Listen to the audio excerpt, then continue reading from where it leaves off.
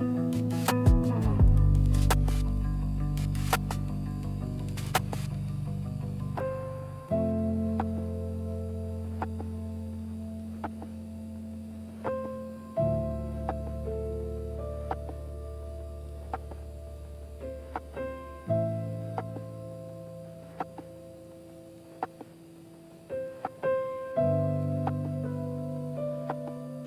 everyone and welcome back.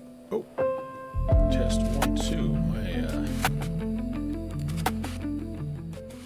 stand by here. It would appear my microphone volume. Oh, I love that. It got turned way down. Thank you, computer. Anyway, hello. Welcome back to the Melvin Leroy channel. Good to have you here. Artie. Good afternoon / evening. Welcome to, where are we? We're over in Varna right now. Stand 1-8 and getting ready to fly the 7-5 down to Amman. We have a little bit of ATC, which is kind of cool. I didn't plan this, but I think we're catching kind of the tail end of the Cross Africa deal. So I'm pretty sure that's why we have some ATC down in this neck of the woods. I think it's pretty late here, right? Yeah, Varna is close to close to you, already said, in a beautiful city in Bulgaria. Nice.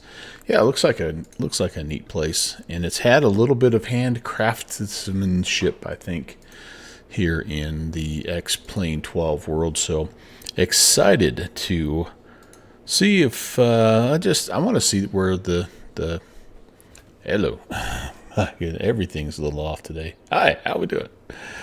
I'm just interested, I guess, maybe more than anything. Maybe not excited, but just interested to see where this aircraft is. Man, I've been getting some mixed reviews on its state, and I don't know if that's just because, you know, some of the other flight factor stuff is just really in a good place, or this has been neglected and I've just kind of been too blind to notice. I don't know. But anyway, we're going to find out today, I guess.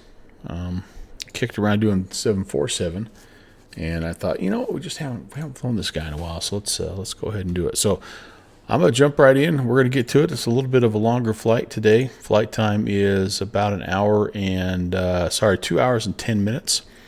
So we're going to be, we're going to need to get right after it here. I have the flight plan filed, and I think we'll go ahead and get the battery going here. Standby power. Can go to auto. And let's see. Should I get out? I think I will get a GPU going, just because you never know. You know, new place, how long it's going to take to get clearance and all that good stuff. So GPU, we might as well get the fuel truck. We're going to need a passenger bus. We're going to need stairs. We're going to need chocks. Cody's upset. We got all kinds of stuff we're going to need here.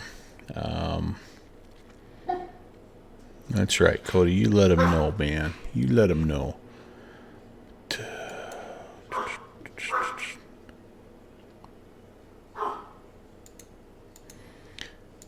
All right.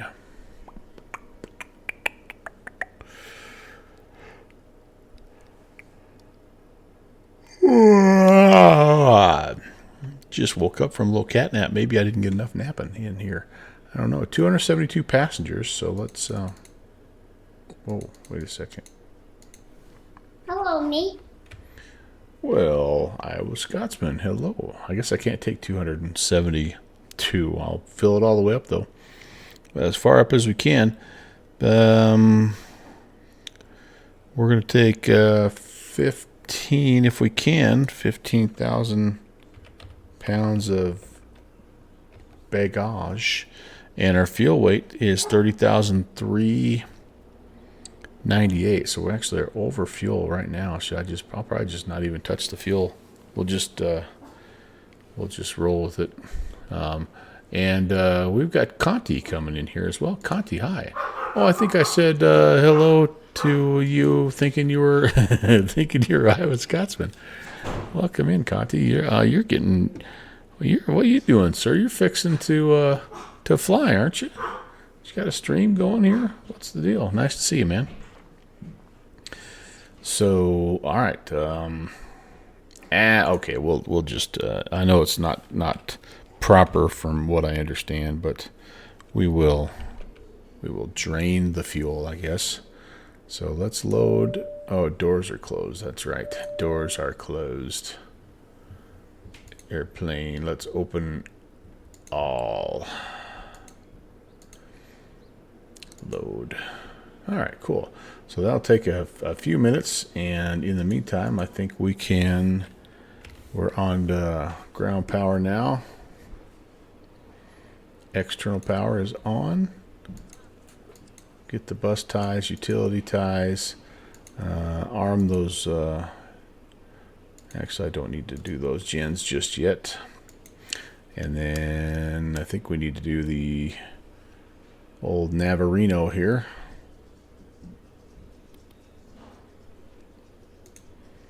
All right, emergency lights can come on, and let's see here. We need some red and some. Yeah, that's all right. I think that'll work for now. All right, let's see if we've got. Do we have comms here? I think we have comms, and let's get an ATIS here. This is kind of cool. First time flying out of Varna ever. So we'll have to see how it goes. Information Gulf. And they are reporting, let's see, runway 9 is in use. Transition level is 120. QNH is 1002. Winds are 100 at 8. A little bit of rain going on. Broken at 600. Okay, yeah, there you go. And we're going to be out of here. We hope the IVGO 3 November off of runway 9er. So let's call approach and see what's shaking. What do they call themselves over here? Varna approach. Varna approach. Good evening. Oh, geez. Hang on here. I got to get this turned up. I got something. All right, there we go. Wasn't receiving. Varna approach. Good evening, Air France. I'm sorry, I've just connected with the wrong call sign. Stand by. I connected myself as Air France 757. Oh boy, this is off to a great start already. Changing time zones tonight, so you go from 2:59 to 4 a.m. Oh my goodness, I'm so sorry about that. All right. Okay. Let's try that again. This guy, he's probably logged. He's probably like, I don't want to deal with this guy. Nope, we still have a Varna ATIS, so we'll try that again. 1, 2, 4. All right. All right, Varna approach. Apologies for that. Air France 816. We have information Gulf IFR request to Amman. Air France 816. Good evening, Varna approach. You're clear to your destination via IVGO 3 November departure runway 09. Climb initially 170, squawk 4767. All right, clear to destination. The IVGO 3 November departure off of runway 9. Climb initially 17,000 and squawk 4767. Air France 816. Air France 816, correct.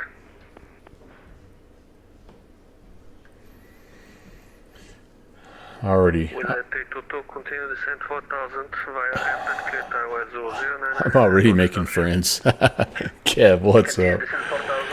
Oh my gosh. I'm already making friends over here. I can tell. I can sense it. I can hear it in his voice.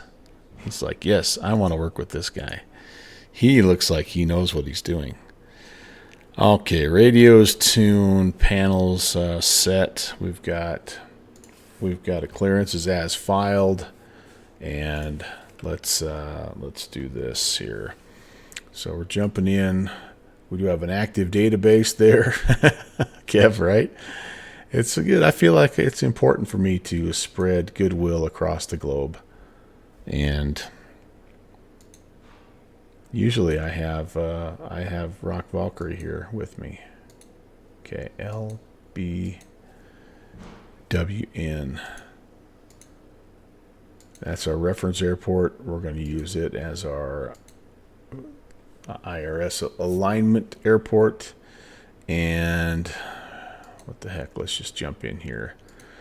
So Varna to Amman, Oscar, Juliet, Alpha, India. I think this is like Prince Alia or something. Kev, I can, yeah. First of all, I don't think Air France flies down here, but it's the most appropriate livery that I have for this bird. And but then secondly, I couldn't. It took me 3 times to even say, "Hey, I'm logged in wrong." Yeah. All right, so we are IVGO 3 November, off of runway 9. Sweet. Let's come down here. Let's put some stuff in here. So we go. This is a little bit of a route here. Tango 68. And then we are going to Rixon.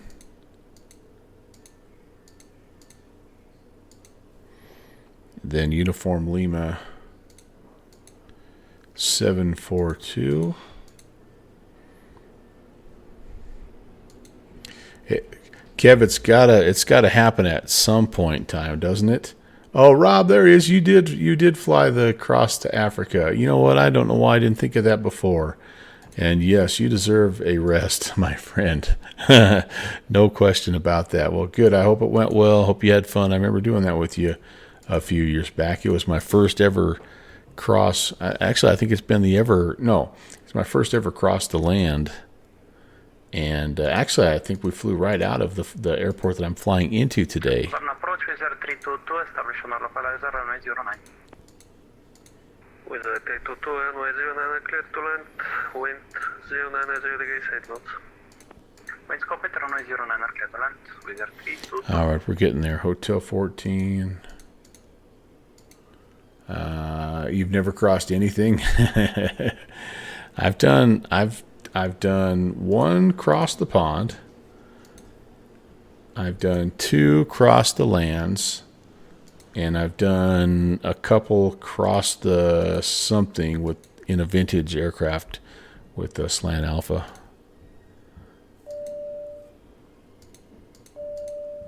It's kind of fun. It is. I'm not putting in for the lottery, though, for cross the pond. I just can't anymore. I just have a hard time committing that much time, to doing it. All right, hey guys, we're almost there, dude. Let's activate what we have right now. And where were we? Yeah, okay, good deal. Good deal. Departures, arrivals. We probably have time to put our arrival in, so we'll go ahead. We'll try to get the party started here since we got a ways. Yeah, I mean, I've done a couple long hauls on stream, and I don't do it very often because I think it's kind of a little bit of a punish to the audience. Although I think what happens more than anything is they just kind of pop in and out as the day progresses, which is also fine. I'm okay with that. All right, so we need to pull stuff up, but I actually really I really enjoy long hauls, but when I really like doing them off stream, also because I like to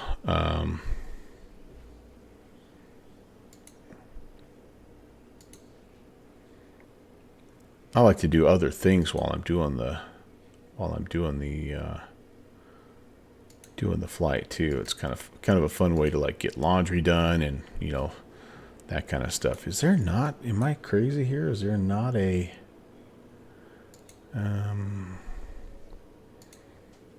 I could have swore. Oh, there we go. All right, sorry. Yeah, we need all this stuff. Zero fuel weight is 204.8. And we are taking on how many reserves? How much? How much? About 4.6 tons. Okay, sweet. Cruising altitude is what dispatch give us here? 330. Love it. And you're gonna love this even more. 119er for the old cost index, man. We're gonna make hay. Kev, you know, I think we're all kind of guilty of being a little too tough on ourselves, right? I mean, and I know I am. I when I see somebody that's doing a stream, no matter what they're doing. I mean, if it's long haul, bush flying, whatever, you know, I think there's not hardly a time that I look at them and go, man, they don't know what they're doing. I just enjoy looking at where they're flying and what they're trying to do, and I just enjoy being around, kind of hanging out with the other people and that kind of stuff. So I don't know, maybe I'm crazy, but as a non-pilot, I don't feel like I really have the right to judge anyone's aeronautical ability or skill level or knowledge level or whatever. I'm just there for the company. Wasn't that what Dane Flats used to say? We do this for the company. It's no different than watching you know, a baseball game with your buddies, right? So yeah, Artie was flying on IVAO. They have a tour system. One tour is long haul, so you've done a few. Oh, okay. Africa, Welcome to Varna. not Nambia to Nigeria and Lagos. Oh, wow, yeah. But so yeah, Kev, I guess what I'm saying is I wouldn't worry too much about that. If you're enjoying it, that's what's important, right? If you're not enjoying it, then yeah, heck yeah, let's freaking stick a fork in it and do something else. But as long as you're having fun, I think that's what's kind of the most important thing here. All right, we're loaded, so I'm going to disconnect the passenger bus, the fuel truck, the stairs, and I think we're going to go ahead and get the APU going here, shall we? Turn you on. Nope, I don't need to turn you on just yet because I need to turn the APU on, and I have temporarily forgotten where that's located. It's right here, isn't it? Yeah, there we go. All right, click and start. Let's look at the glare shield here and see if I can get a system up that shows me what's going on here. I think there's something here that I can do. There we go, APU coming up.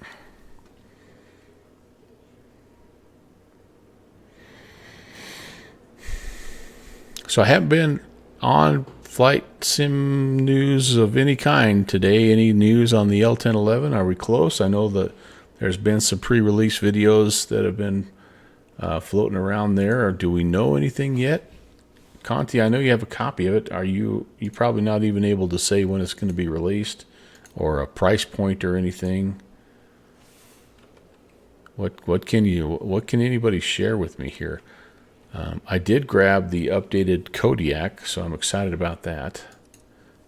We're gonna have some fun with that guy, no doubt about it. But I have not heard about that L1011. I just know we've got to be close. Got to be close.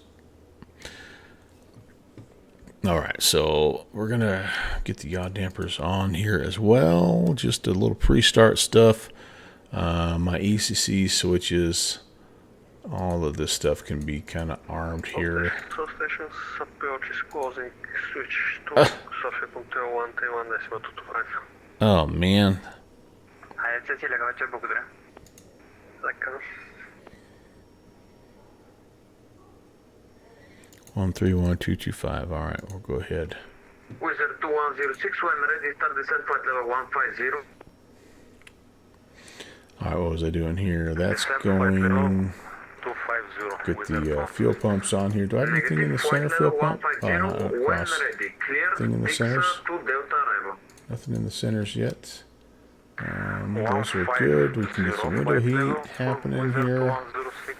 We can let's check our landing altitude. Ръката е за top of descent дойде и тогава започвате снижение, а не веднага след като съм ми дал when ready. Разбрах, благодаря. Wizard 719er, descent to 10,000 feet, QNH Varna 1002, high speed approach number 2, correction, number 1 in sequence. Roger, high speed approach QNH 1002, and can you say again the altitude for Wizard 719er? 10,000, 10,000 feet. Roger, 10,000, Wizard 719er. Elevation here at Queen Aliyah Amman is 2,400 feet, basically. Copy to 6, check information, hotel. Right. Wizard 719er, check information, hotel. Wizard 719er. Okay, trim here. Gotta get all this Wizard stuff 719er, check on here, hotel. don't I? Mavi 631, advisory 128. Have a nice one, bye-bye. Advisory Mavi 631, thank you, bye.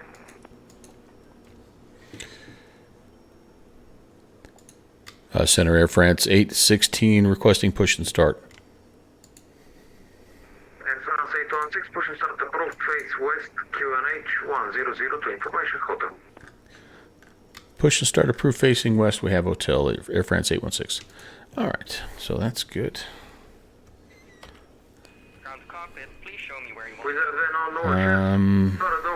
Малко след горно рахвайте по принцип. Би трябвало да може да снижавате вече. Okay, that's west. That's west right there.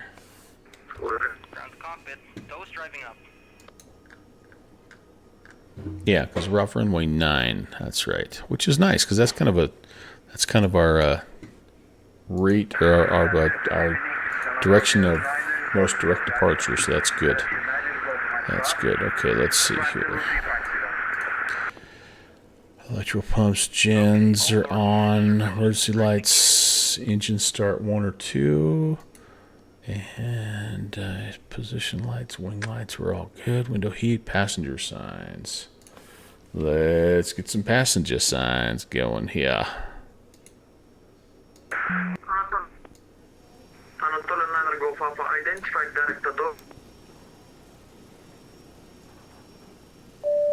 Might need a little bit of...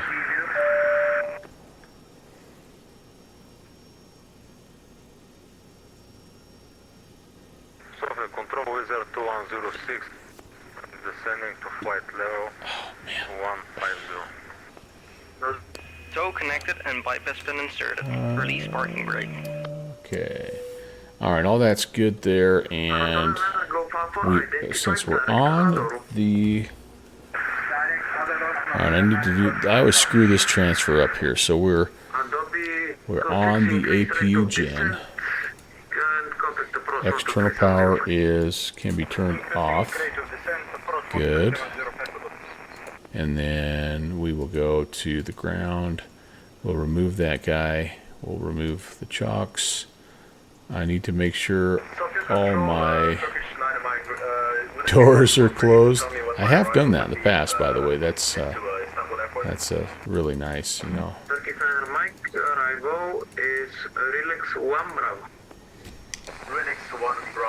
Got the altitude horn hollering at you the whole time. You're like, why can't I pressurize? Oh, all your doors are open. That's why. Starting pushback, you may now start your engines. Oh man. I think we're good to go. So let's get number 2 turning here. Hey, how's it going, Eric? Welcome in, sir. I'm Alligator 973. When ready, descend flight level We're 150. spooling. Yes, we are. 973.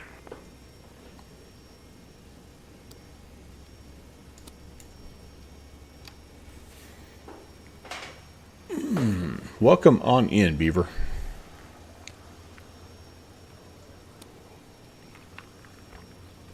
Me too. Me too.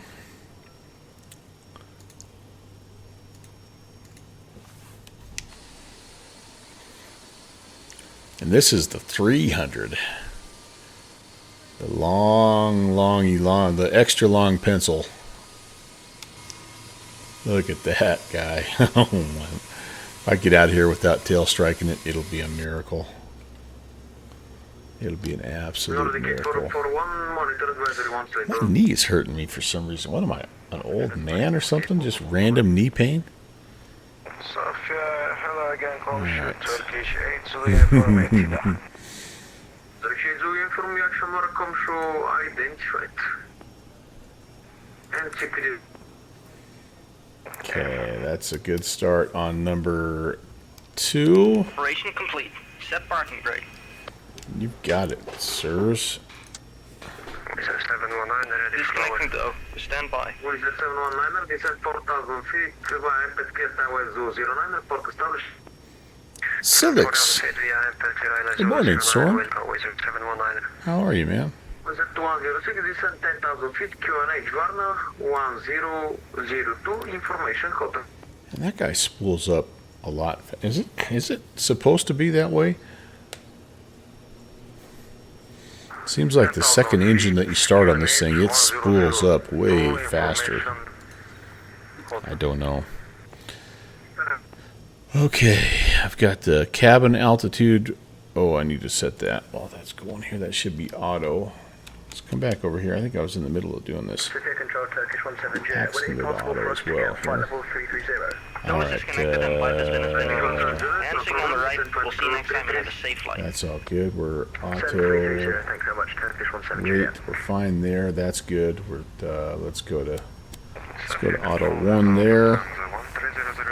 Okay, so we're no longer on the APU. We're going to go engine bleeds and turn that off. And here's where I screw it up every time. The gen transfer from the APU. And I learned a little trick from somebody. They just said, just leave the APU gen on. Just turn the APU power off and you're good to go.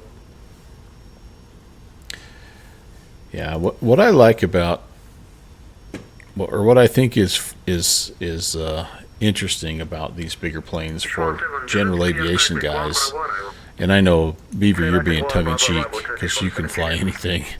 I've seen you.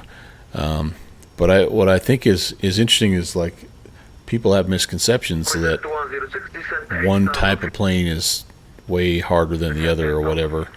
And the truth of the matter is it's just kind of in the setup. You know, some planes you can hop in and get flying a lot sooner, but they're trickier to fly, aka the Beaver.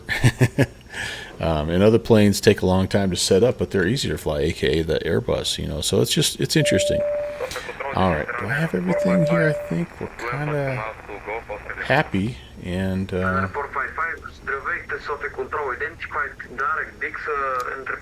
I think everything is good there, but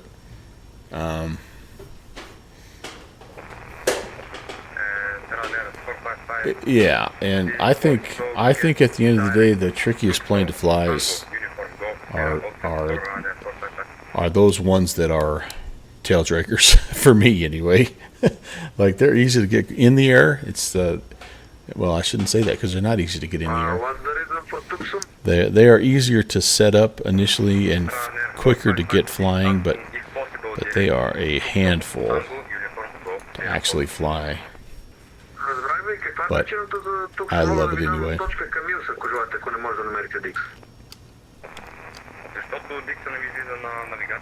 This guy's crushing it on the ATC, man, I'm telling you.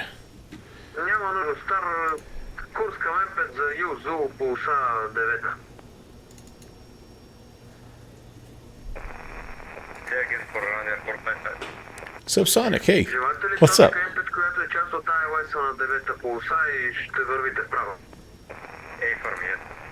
possible, direct Amman at 455. Runner 455, clear direct Amman and report requested final. Come on, baby. Direct Amman, what was the other thing for runner 455? Would you like flight level 27029 and we are good at flight level 230. Runner 455. Wizard 2106, descent 6000.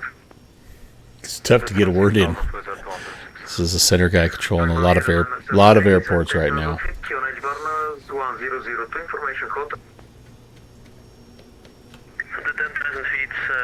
I asked.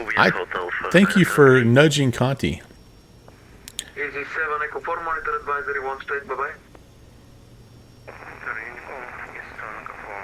Thank you, bye. Sophia, Air France 816, ready for taxi? Air France 816, taxi November Echo, calling point 09. November Echo, holding point 09, Air France 816. Okay, so straight ahead and rocking and rolling.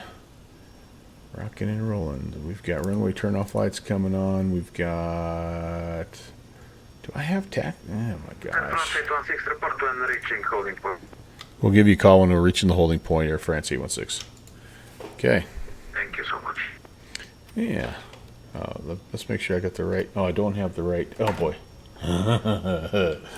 You know that moment of panic when you realize that you don't have the correct throttles bound and one of your two engines is currently in toga? Yeah, I just had that moment. All right, guys. Steering is working and we're ready to go. And how about the freaking cargo jet? I guess maybe I'm not so out of place. If they've got a Canadian cargo plane down here, then Air France isn't so bad. Maybe if I say Air France, oh geez, might have just taken out a. Oh my gosh! Oh, the professionalism and immersion.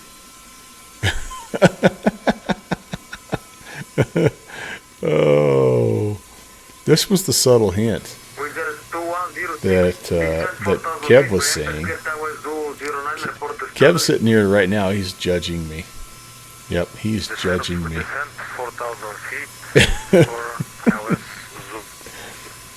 Oh my goodness! Who puts a light post in my way like that, huh? That's on the engineer. Okay, that is not me. I probably pushed right back into that sucker too, so I had a chance to hit it coming and going. That's right, Kev. That's right.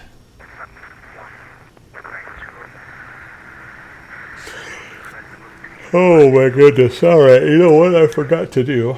I forgot to do some of this setup stuff here. Jeez Louise, I'm a little bit brain dead right now. 170.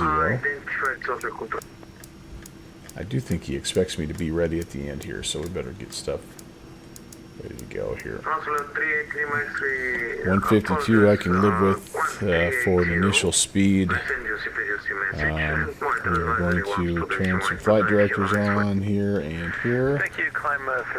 And our heading is going to be somewhere in the neighborhood of 090, so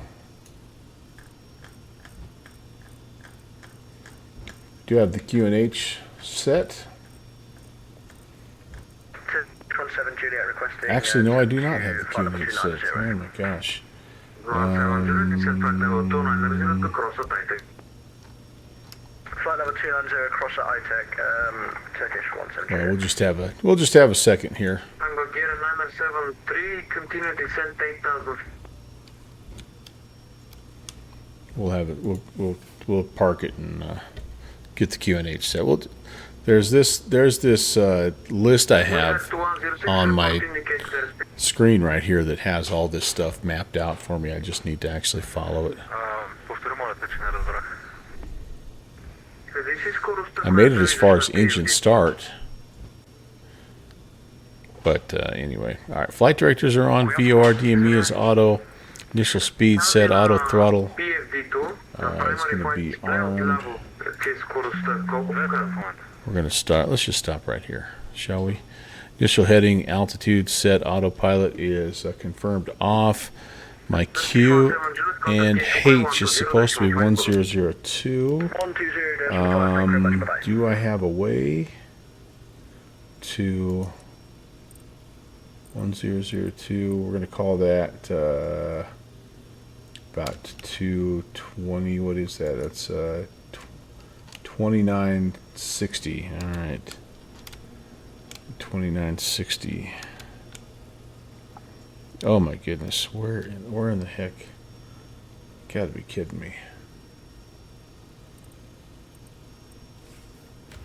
I don't remember where any of this stuff is. It's been so long.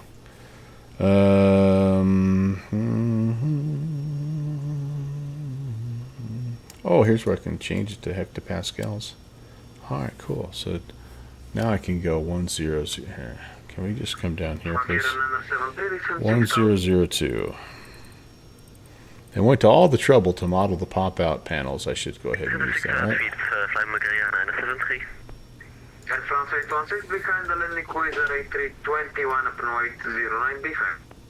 Behind the landing traffic, we'll line up and wait behind Air France 816. Direction of the traffic is 8321. I'll copy that. Man, it's a kind of a hazy, sort of moody day here. Oh, that's a great shot. It's a great shot, isn't it? Wow. I love it. I love it. Okay, we got some landing traffic here. After the landing traffic, line up behind. Yep, a firm.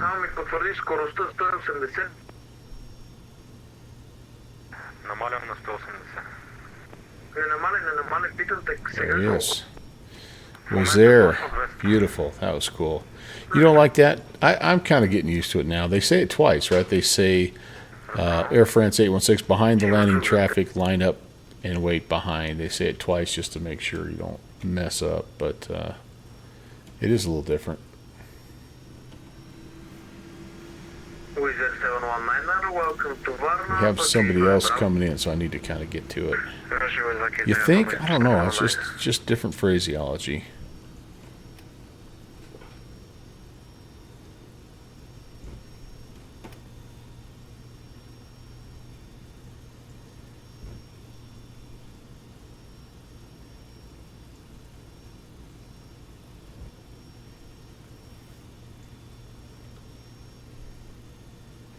All right, don't rotate too quickly here. Let's not tail strike this bad boy. Ooh, we're framey. We are framey right now. Okay, landing traffic. Logo coming on. We need continuous ignitions here. Standby, breaker France 816. Surface wind 100 degrees. With 719 keep problem. Uh-oh. Okay, France 816, clear for takeoff 09, wind 100 degrees, 7 knots, report on air. Clear for takeoff, runway 09, we'll report airborne, Air France 816. Okay, let's go, baby. 719, Bravo, November, stands 20 Alpha. Good night. Bravo, November, stand 20 Alpha, with 719. Alright, takeoff power set. We are derated takeoff 2 today, so it might take a little minute. What do you mean no V-speed? I have the V-speeds in there. 145. I did something wrong, I guess. Alright, there's V1 VR-ish. Positive rate, gear up.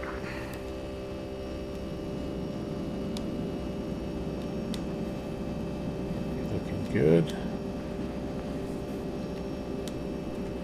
Flaps coming up. 7, direction flight Bulgaria 973, descent 4000 feet, clear tower 009. LNAV armed, VNAV armed, and autopilot 3000 feet and clear. engaged. Zulu 009, report established, flight Bulgaria 973. Wizard 2106, clear to land runway 09, runway 100 degrees, 7 knots, free speed. Clear to land, runway 09. Air France 816 is airborne 2000. Air France 816, identified soon departure, direct Ericsson, report requested final. Direct Rixon and flight level 330, Air France 816. Air France 816, roger, climb flight level 330. Climb 330, Air France 816. Alright, direct Rixon, and I'll get this in. We'll kind of do one thing at a time here, because I can't even do that very well sometimes. But no tail strike warning, so that was kind of cool. Alright, direct Rixon, Executo, and Nate Wolf. Hey man, thanks for the streak. 5 stream streak, baby. This is for you right here, Nate.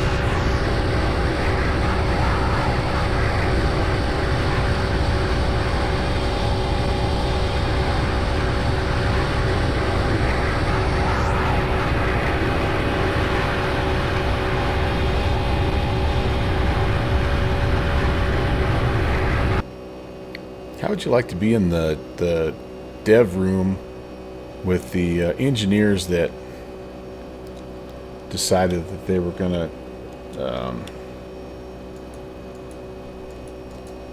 stretch this guy out here? Something's not happening right.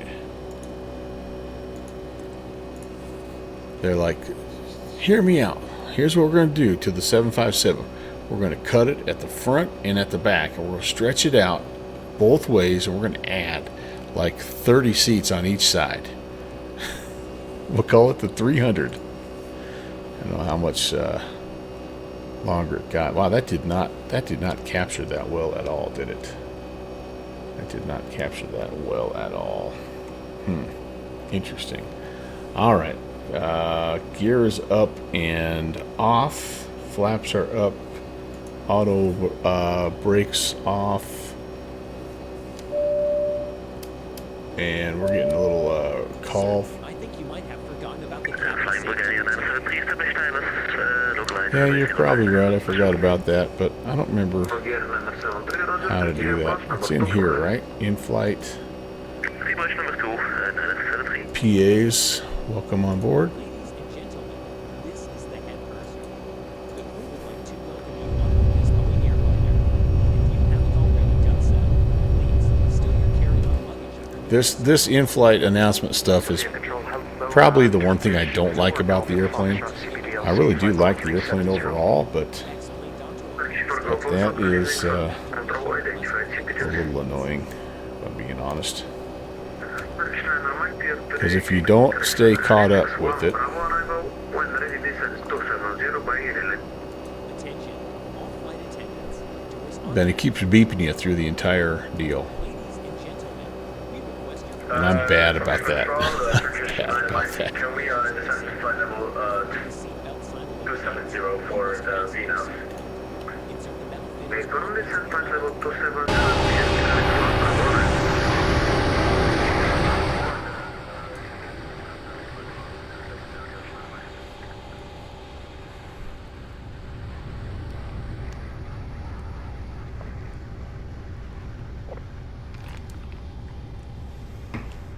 Climby, climby, climby.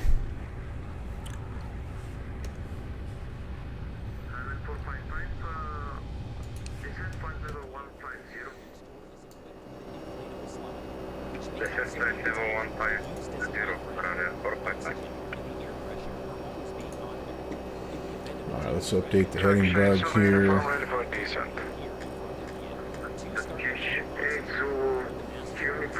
And how about we go, let's increase the range just a bit here as well.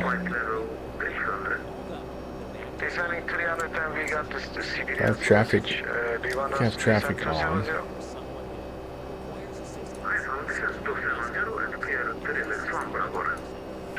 Relax 1 Bravo, arrival descent to 70, cross at relax, Turkish 835. Traffic is on. I don't really think I need anything else down here. This is the weather radar. I don't think works.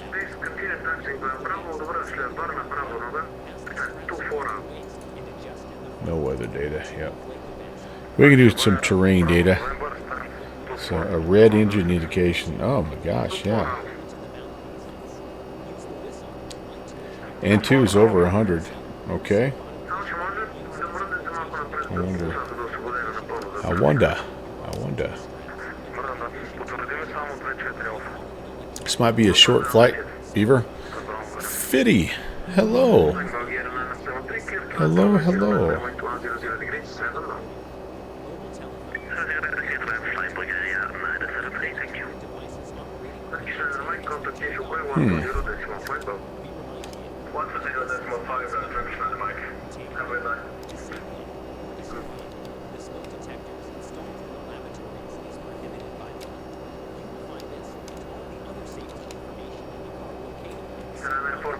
Descent 7,000 feet, QNH Varna 1002, check information India. Check information India, descent to flight level 070, runway 455, QNH 1002. Yeah, I don't know what the deal is, but that's not good. That is not good. We're over 100% into. I mean, everything else is looking okay. I mean, our temperatures are good. N1's 94. Our EPR up here is like, I don't feel like we're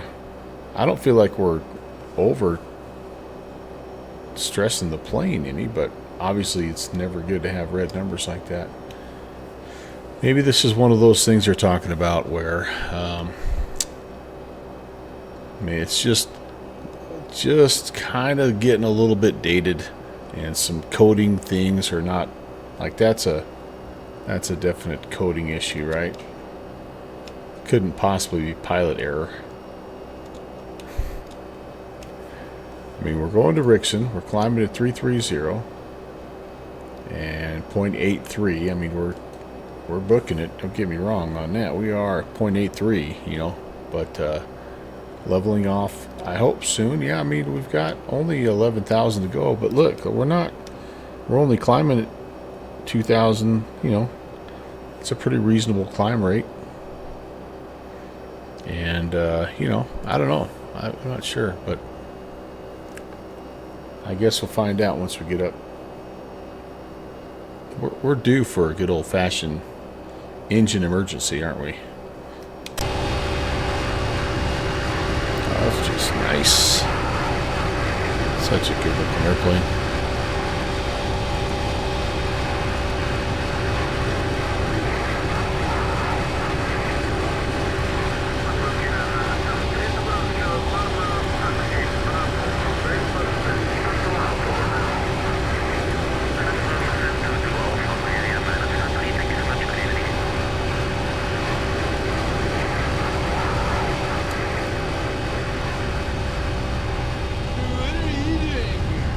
Whip. Welcome. Howdy.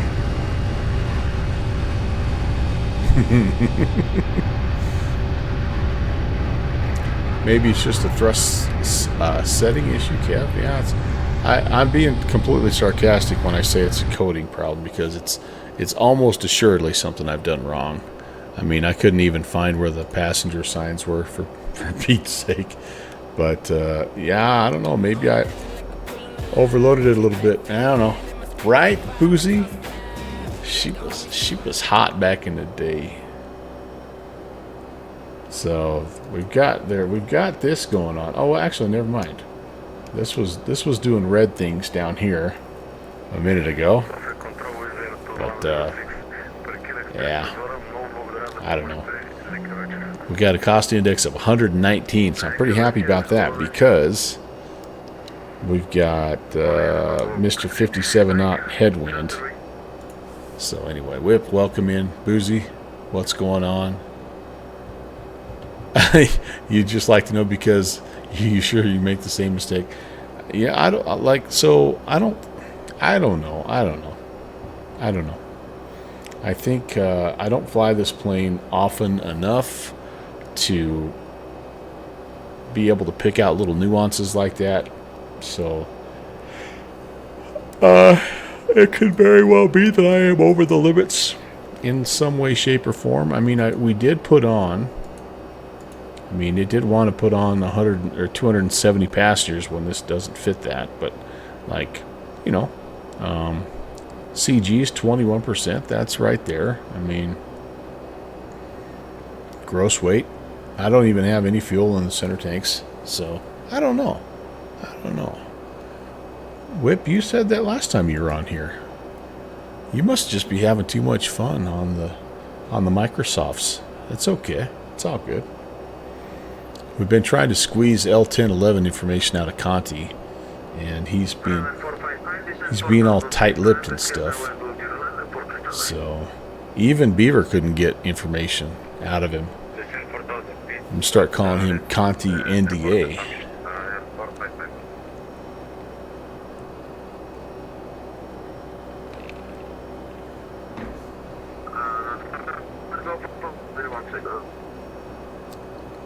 He does.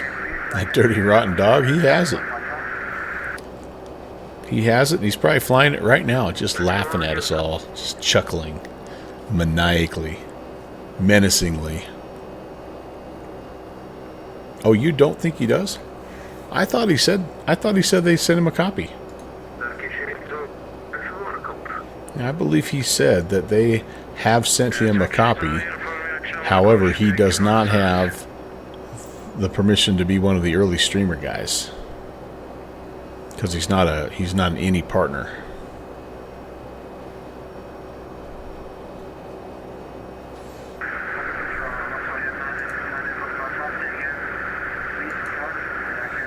So he's just, imagine him just flying and actually enjoying an aircraft without having to put it on stream. That's sacrilege. Can't be doing that. Why am I leveling off? Can I keep climbing, please?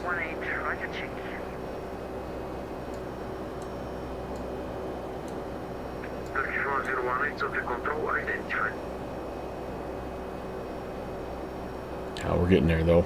We're getting there. Kenko, yeah, 10 minutes. I watched 10 minutes flying it a little bit last night. London controller, yep.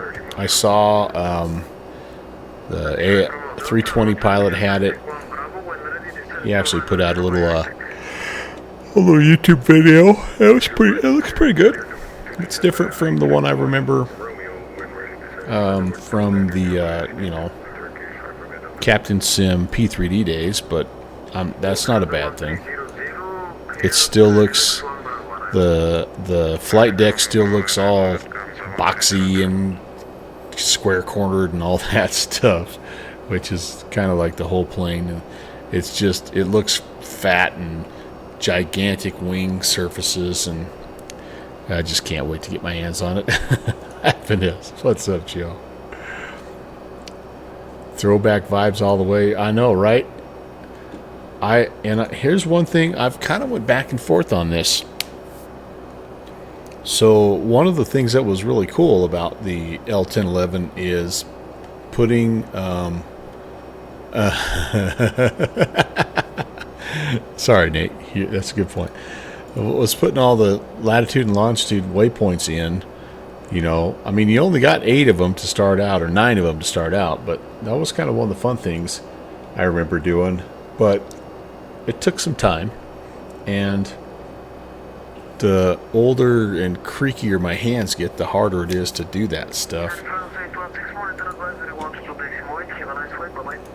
I really appreciate the ATC. Have a great day, Air France 816. Oh, that guy did a great job, by the way. That was Sophia Control,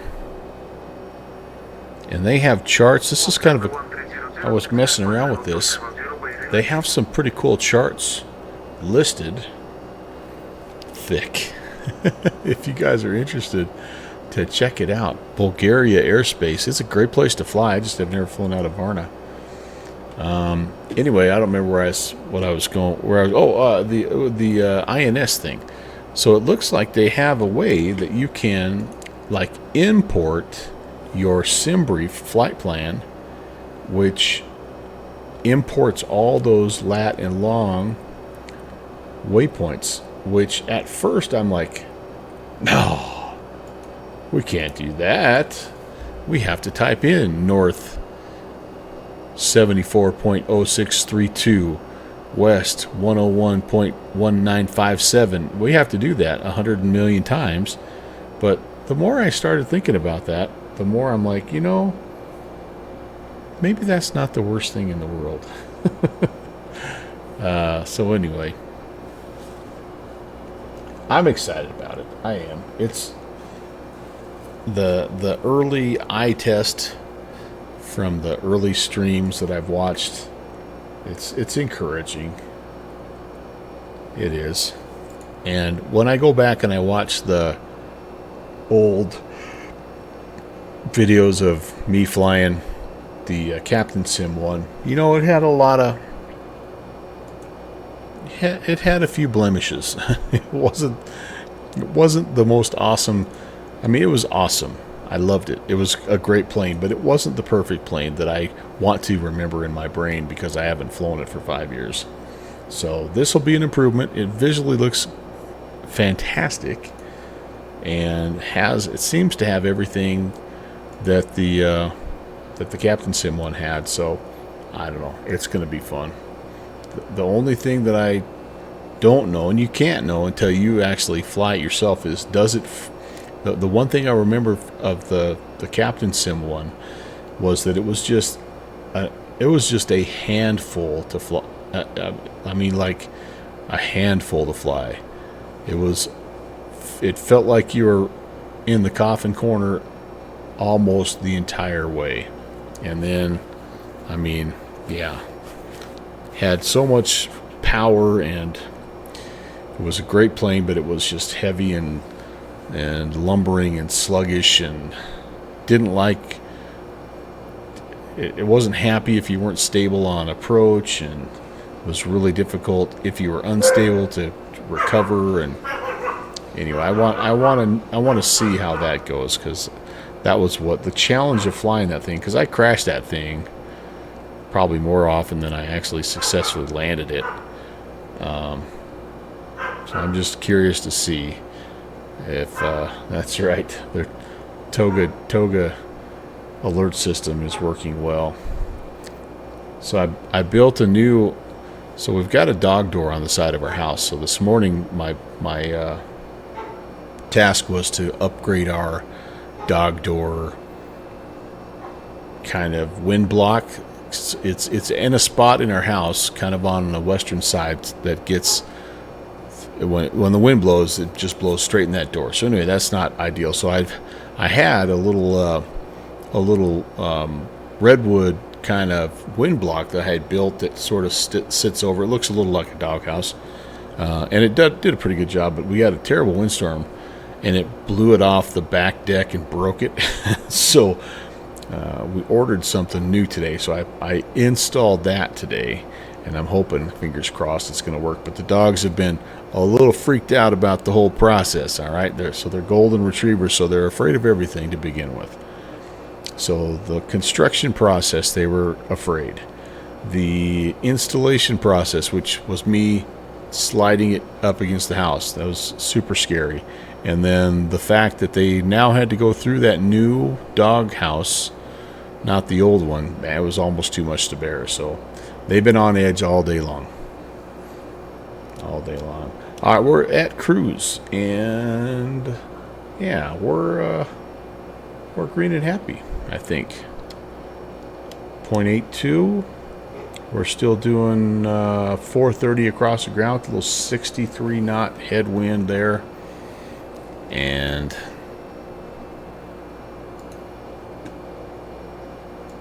yeah, there goes. There's Conti going. I thought he had a stream today. Good for him. Oh, he did. He was, he had talked about flying the Mitsubishi, little moo cow. Very nice. Very nice. Good for him. Good for him. I don't blame you now. We're going to be Unicom. Although, I think I'm going to do this. I'm gonna probably tune in and just listen to some of the ATC, because we have some areas here. Oh, actually, we just flew into an area that has ATC. I wonder why maybe he might be covering both. So we just left his area, but do you suppose he's covering this, or is this just, maybe this is just approach? Actually, now that I look at it, there was a bunch of Africa controllers on earlier, but I'm sure now they're all worn out from their across the land. All right, well, we're gonna have to. I don't know what we're gonna be able to do here, but we'll keep listening to. Yeah, he's too far away now. He'll be GO. He's gone offline. All right, interesting. It's just us. Just the 20 of us. We can make it with try. When you were a kid, your grandparents had a house in Oslo where they had a very primitive cat staircase outside for a cat to climb on second floor. Oh, okay. Oh yeah, heck yeah. Cats love that kind of stuff, man. Subsonic, I'm a golden too. Yeah, I learned just now. I do like my goldens, but they're just, yeah, everything is scary. The world is scary, man. It's a scary place.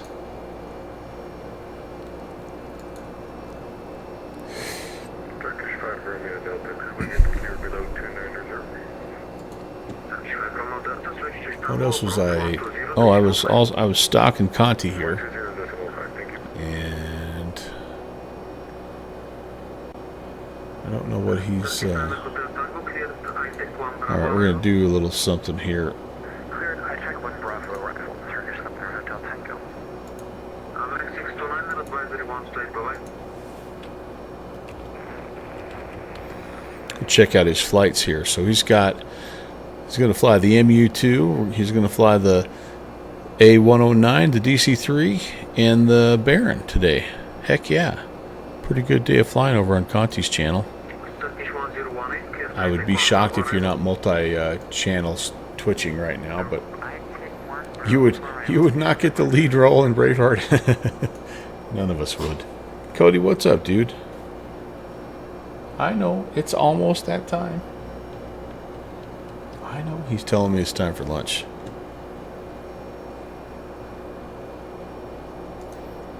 You guys will have to tell me how the MU2 goes, because I do have that plane. I have not reinstalled it though for X-Plane 12 because it was a little funky the last time I flew it before I switched computers. So you'll have to let me know. You're a single channel guy. You can't multitask. All right, Kev, you got it, man. Oh, not me. You meant the golden retrievers. Yeah. Yeah. They would. Yeah. No golden retriever is going to win that role.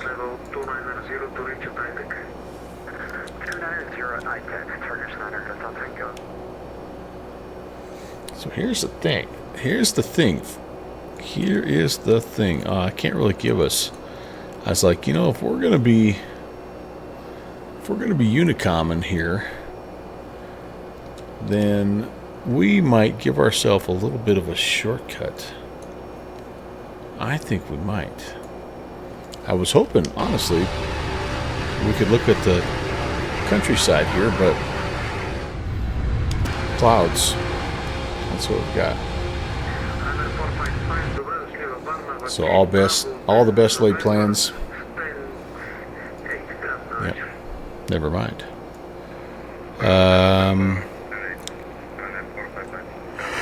How about if we do a clear direct Doran?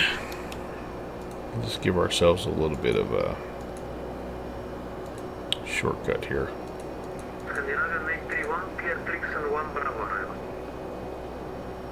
Clear tricks and 1 Bravo arrival. Scandinavian 831, can you just confirm the runway? Oh, it doesn't like that because it's... Confirm the runway.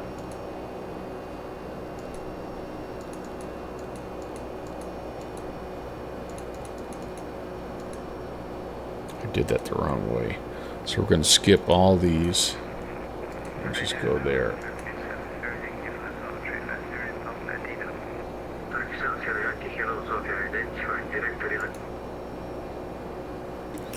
Doran, and then... Yeah, I screwed that up. I did that the wrong way. We need to go... Let's grab you and go up to here. Okay.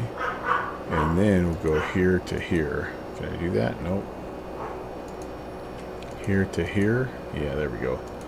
There we go. That's more like it. So, not much of a shortcut here, but a little something.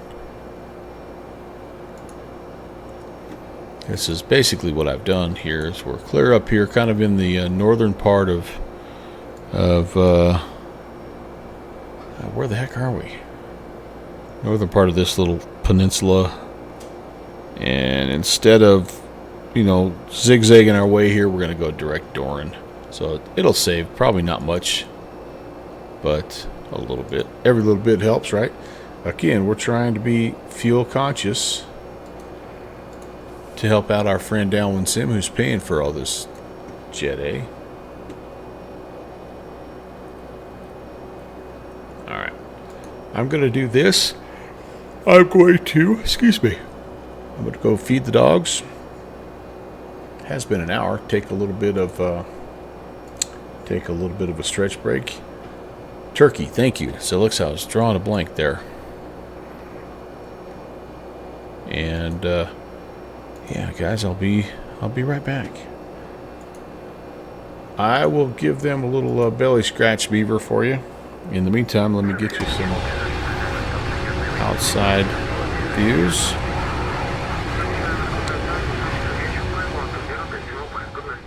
Try to save your eardrums a little bit, and maybe even some tunes here. Let's see, do I have anything? Yeah, let's try this. Be right back.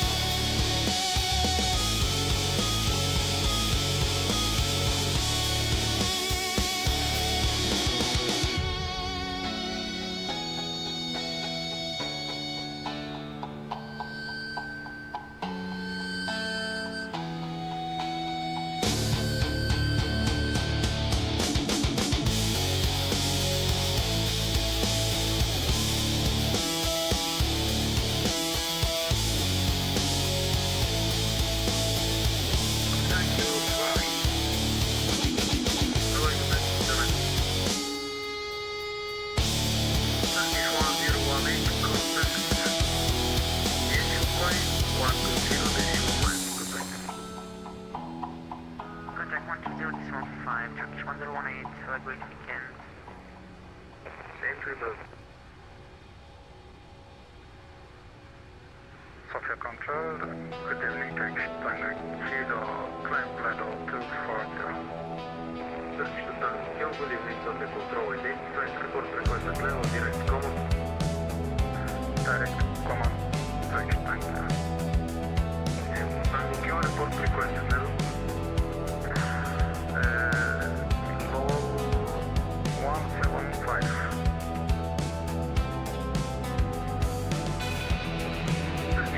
You come from 3405.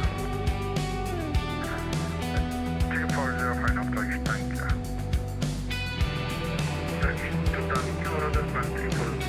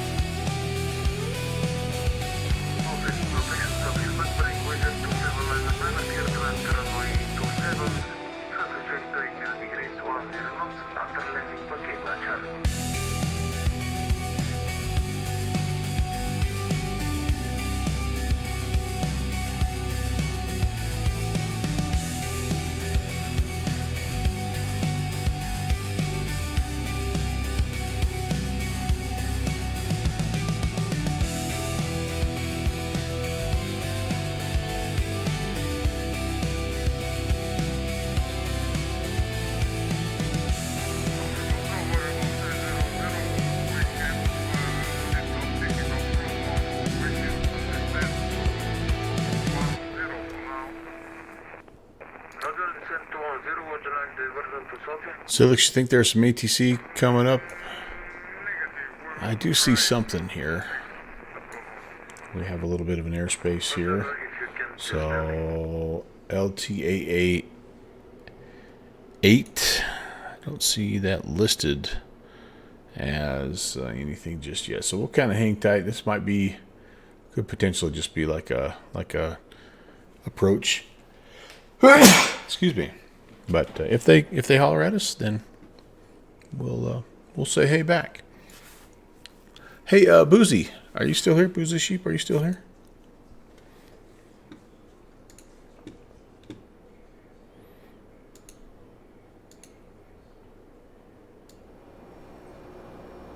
All right, let's get some volume back going here.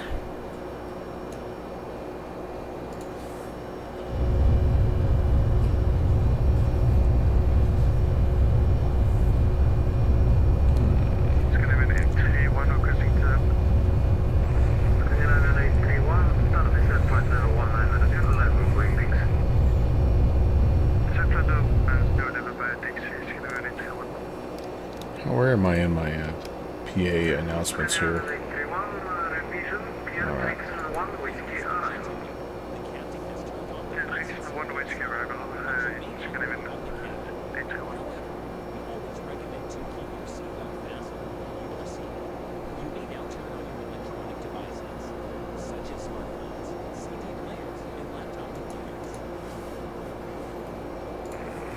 we do need to put in our arrival and approach information. So let's go ahead and do that.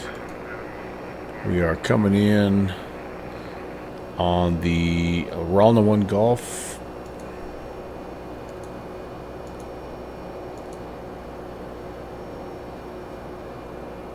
Uh-oh. Oh, that's the wrong one. Let's go to the index here. Approach. Wait a second. LBWN. Trying to take us back to... There we go. There we go. Varna 1 Golf. And... runway 26 right. So let's see, we've got a Zulu, we've got a Yankee. Let's grab the Zulu and see what it looks like.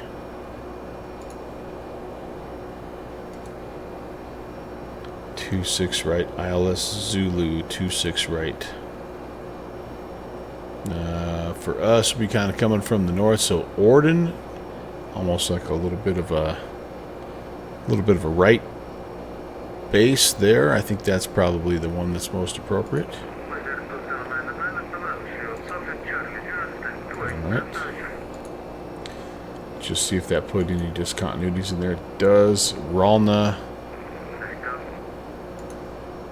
I am sure Varna. Let's add this to the route here. It's probably just a duplicate waypoint on the arrival. Let's see here, yeah. Salam to Varna to Amilo. Yeah, I think we just have a duplicate waypoint here. Salam to Varna and then Varna to Emilo. So yeah, we'll just close that up. That looks fine. Awesome. Okay, that'll work for now.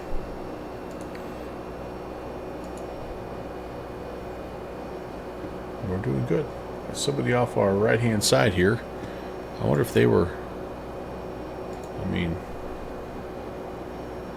they're way off actually. Geez, they're way off. I don't know where they're going. They're going the same general direction, but a couple of 100 miles to our west, so I think we're fine. Okay. Everything else is looking good.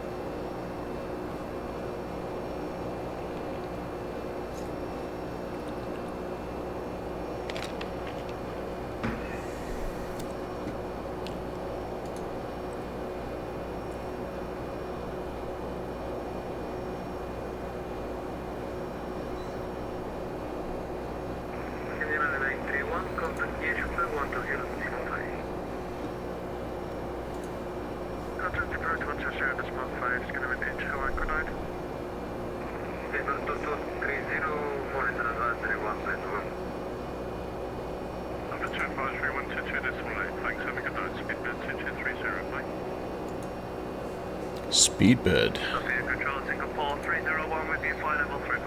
This is one of the cool things about flying over here is you get all kinds of, you know, call signs that you're not used to, and pretty dang cool.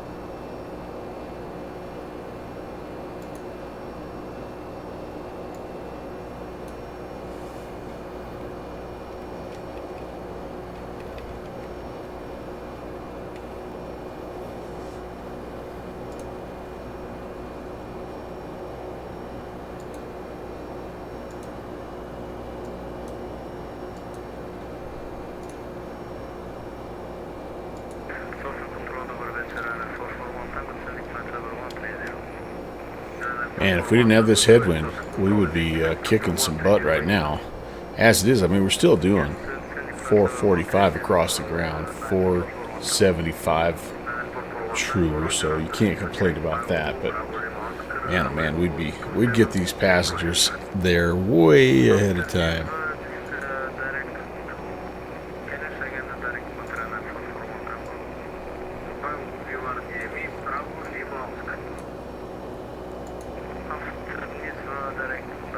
So I have no idea who these guys are because I have, so their center, 1, 2, let's listen to them here. A&K Center. Apparently they're not too worried about talking to us because they know we're just passing through. But we're going down to this part. We're kind of closing in on that halfway point, I think, there. But yeah, Bulgaria through Turkey and kind of, you know, over the top of Israel, West Bank into Jordan. We don't get down here very often. I don't think I've been down here. I have been down here once. Queen, whatever this was. Oh no, that's us. Oh, it's our. Oh, that's right. We flew this. I should say it.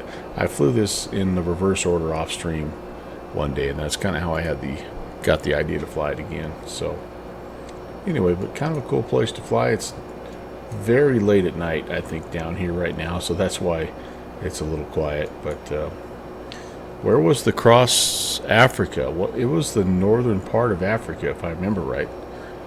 Kind of a wider route there.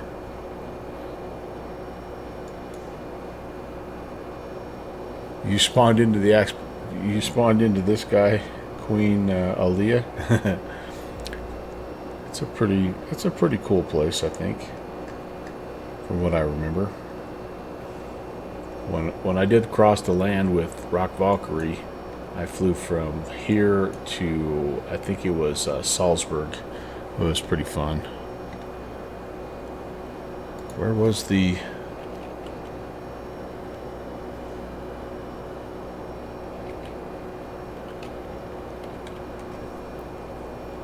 Let's see if we can figure out what...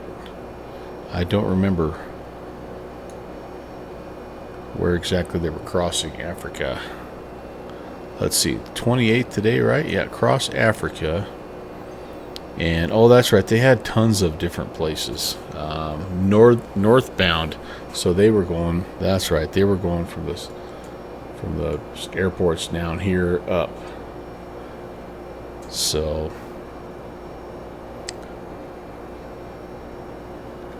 yeah, I don't remember exactly where they were at, but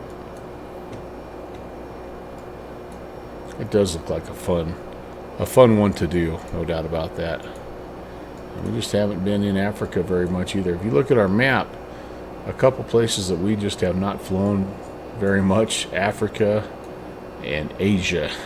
I mean, we just missed big chunks of Asia. We need to get, you know, there's some great places to fly in and out of here. Kind of tough sometimes, you know, to get information plates and scenery and all that stuff.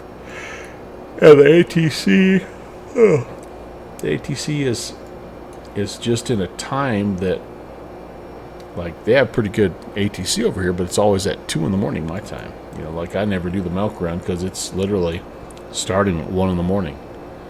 So that's the biggest reason why we just haven't flown, like, from about the edge of Alaska to the edge of Russia. It's just a tough time zone for us. But no excuse not to fly Africa more. So it's such a big place with so many fantastic airports, man.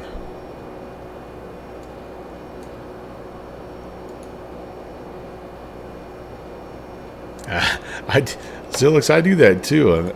I have gotten more flight ideas from just looking at my friends on Elevate X. It's just crazy.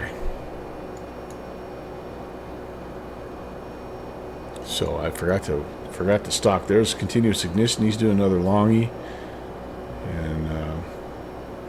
and the MD-11 for his cows.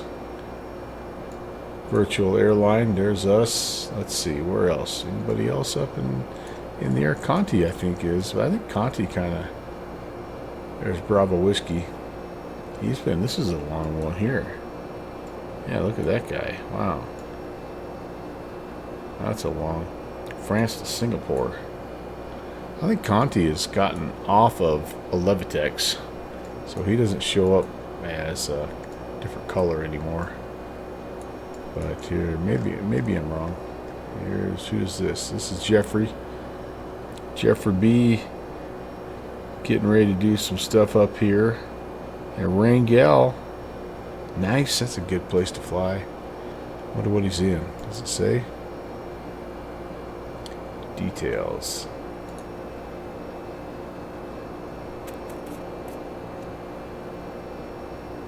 Oh, he still has an old flight plan, and he must just be loading in. I know he did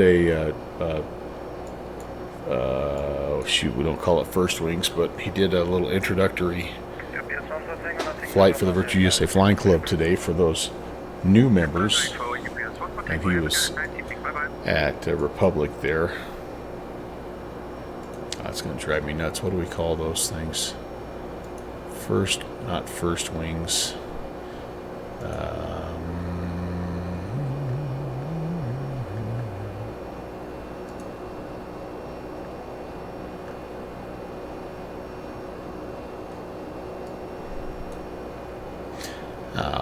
Crikey's sake. It's going to bother me.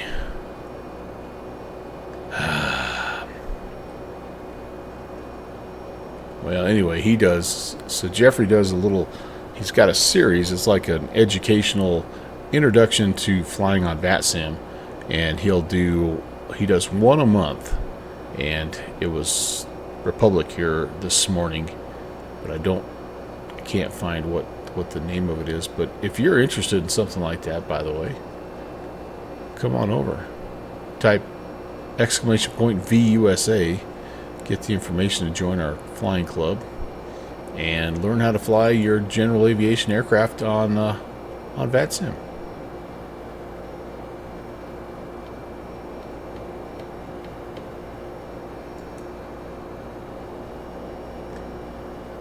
Oh, rascals. Why can't I? Why can't I find that? Shoot.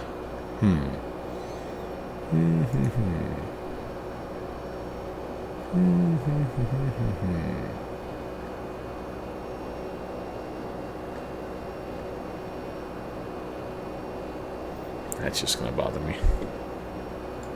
Flat out bother me.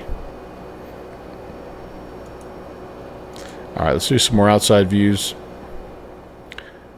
Maybe listen to another tune or something here. Been working on a couple new things in the Suno world.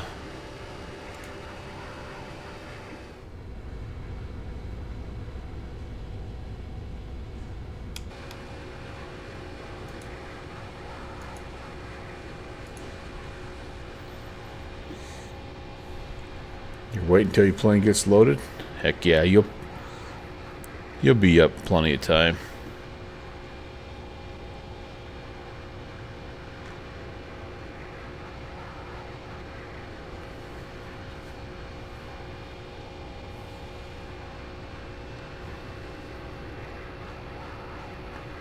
All right, let's get some non-published tunes going here.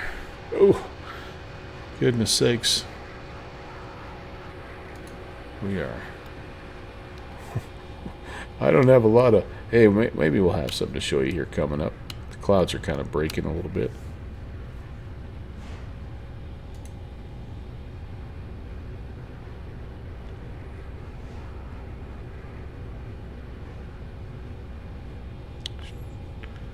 Let's see here. This is one I haven't published yet.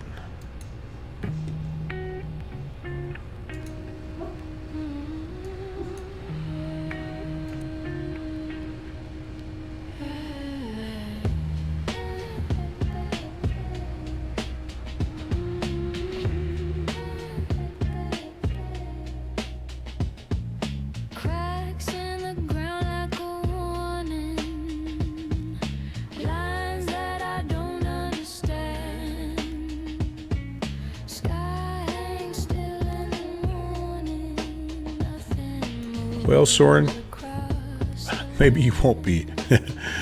Maybe you won't be in the air in time. So I think I only have about 50 some minutes left. Yeah, 56.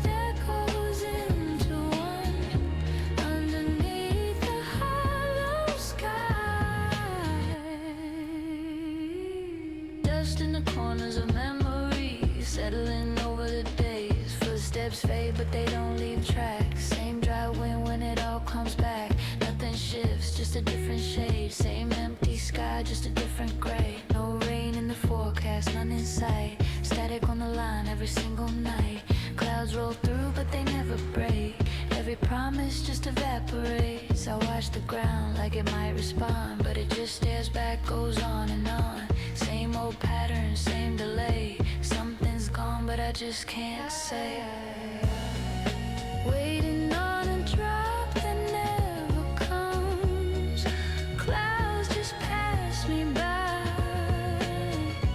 Every day just echoes into one underneath the hollow sky.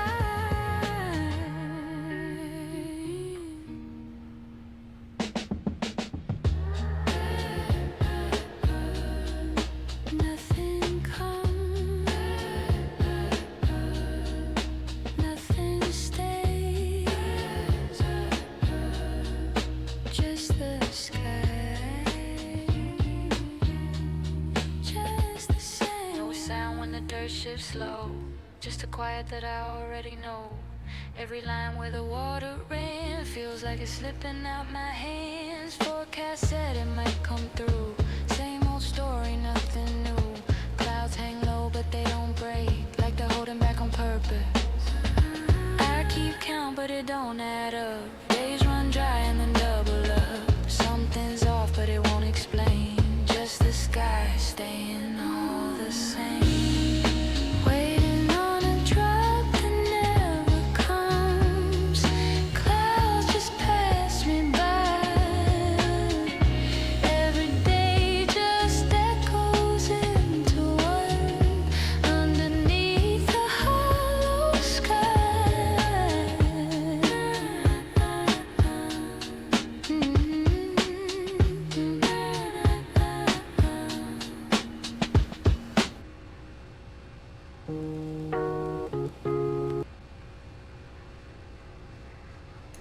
So Suno has put out a new feature, and it will allow you to record your voice, and that it'll make the song kind of emulate your vocal stylings.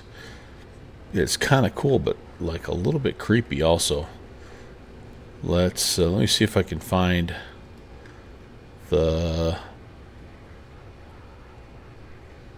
Let me see if I can find an early attempt at this here.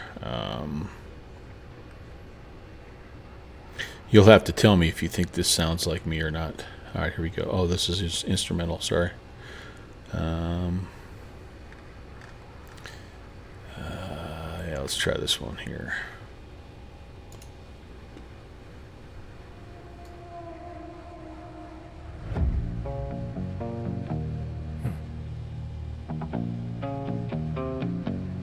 I was reading all the lines.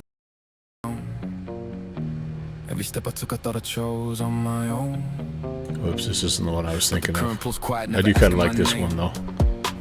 Just a weight in the chest and a shift in the frame.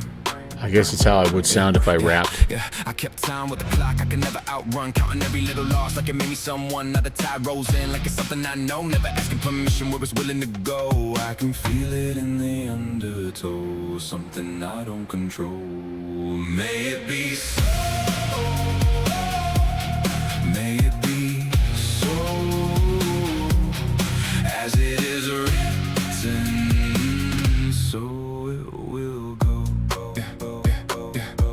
Let it rise, let it fall, let it break, let it bend. I was chasing every answer to the edge of the end. Every word, every breath, every line that I drew was a map to a place that I never got to. Now I'm done with the weight of I need to decide. There's a rhythm in the chaos, there's a pull in the tide. If it takes what it takes, I don't need to oppose. There's a peace in admitting that I don't have to know. So I loosen my hold on the rope. Let it drift, let it go. May it be so. May it be so, as it is written, so it will go. If the wind never turns my way, if the night doesn't break today, I don't need to make it right. I don't need to win the fight. Let it come like a rising sea. Take what's left to control from me. Yeah, the horizon bends where the water meets sky. Every fear I carry just drifts quietly by. I've been rowing hard thinking I steer the flow, but the tide reminds me there's a hand I don't know. The storm whispers truths I've been too blind to see. Every loss, every game, part of what's meant to be. I release the fight, I let the current show. It's not mine to command, God is in control. May it be so. May it be.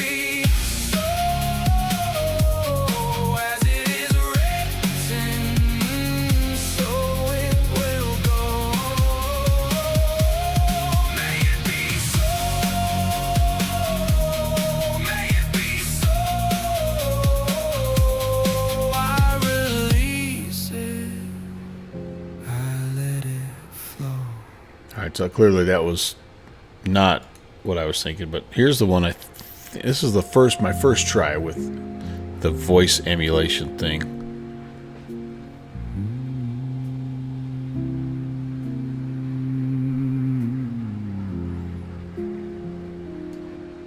I was tracing lines in the sand again, trying hard to understand the end. Every road I took just circled back to the things I thought I lacked. I was holding tight to shifting ground, counting every time it all fell down, like I ever had to say it all. In the rise and in the fall, now I feel it slipping from my hands, like a truth I'll never command. May it be so.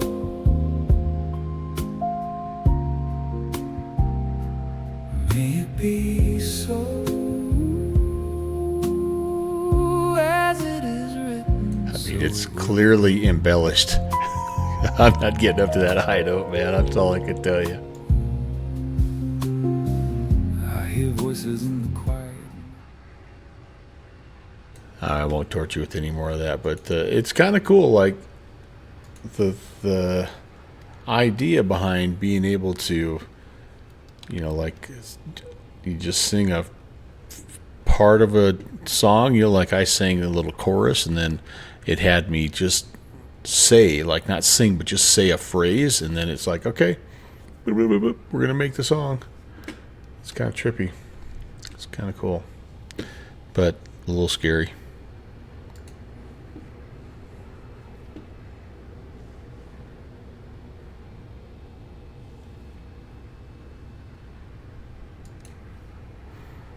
Alright, let's hop back in here and get the sim sounds turned back up. Might have to start doing some descent planning here pretty soon. I think we're, like I said, we're within about 47 minutes, I think is what it's saying here. We better give our dude another thing here to talk about.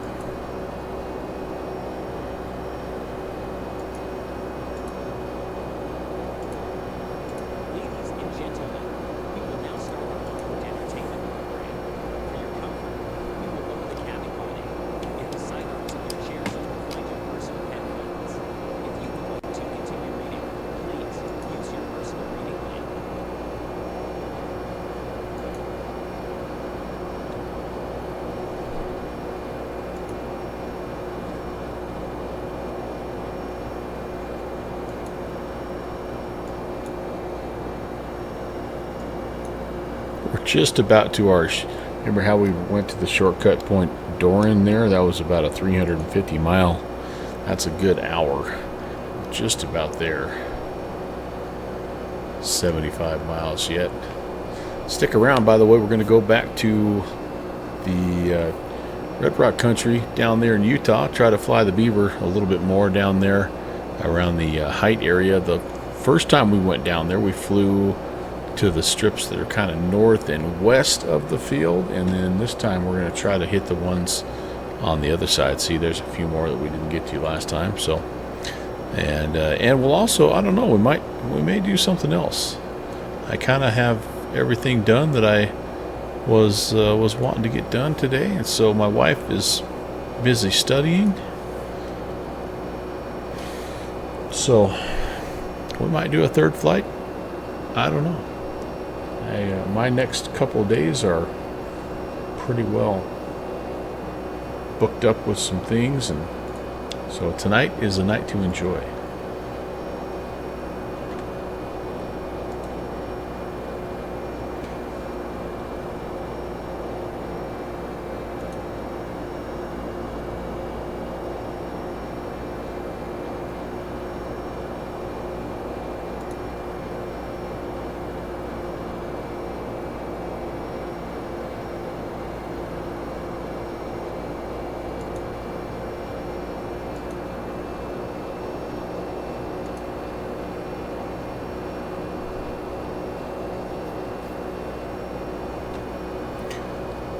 Winds when we get to, or sorry, the weather when we get down to Queen Aaliyah, actually marginal VFR. So we're going to have to kind of be ready for that. Nothing crazy, calm winds, just some haze. And QNH is 1012. So, you know, we'll deal with a little bit of lower visibility. But I am currently planning runway 26 right. In fact, you know what? As long as I'm looking at it, I might as well look at it with you guys. So, Ralna 1 Golf arrival. And again, we're a little ways away yet, but we need to be down to 9,000 at Ralna. And then, as you can see, it's a little bit of a right-hand downwind to Orden, 5,300 and a max at 230. Make this turn here to VDOD, and again we just stay at 230 and 5,300. We make our way inbound to the airfield.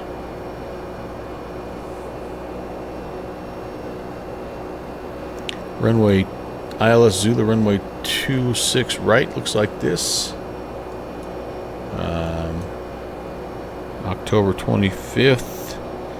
We've got. We'll be on 2280 for our frequency, 111.1 for the localizer, 256 is the approach course. Looks like we have an airport elevation of 2369, so Barrow is 5,300. Wow, that's a high Barrow, isn't it? Wow. 2901. That seems crazy high. Why would it be that high?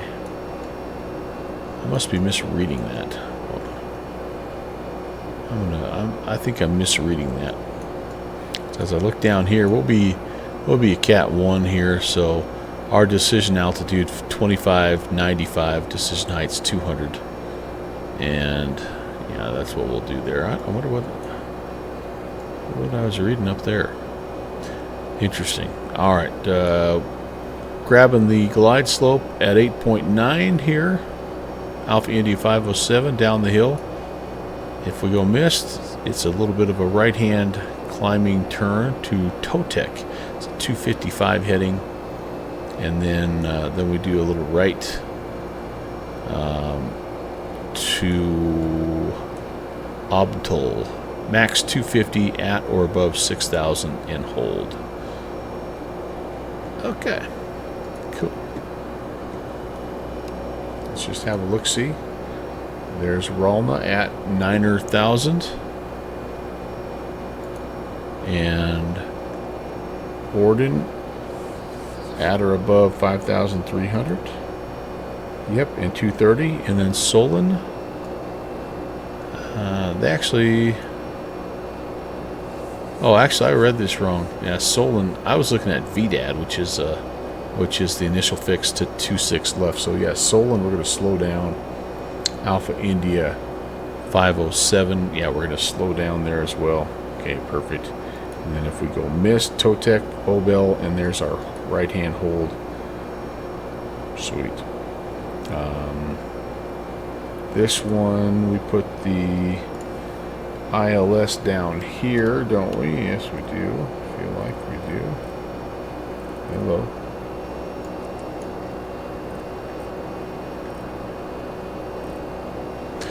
All right, 111.1.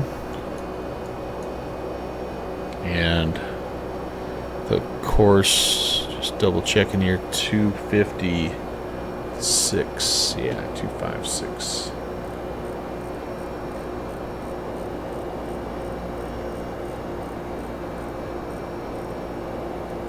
Good. And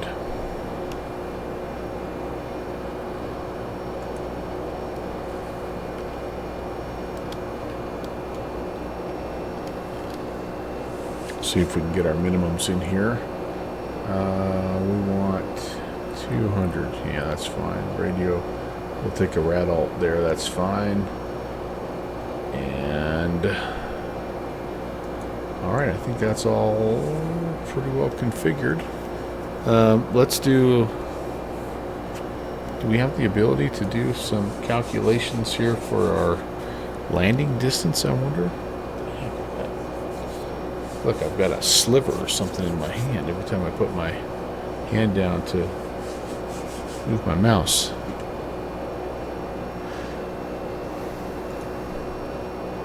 What would we want here? We're going to shoot for the north apron, so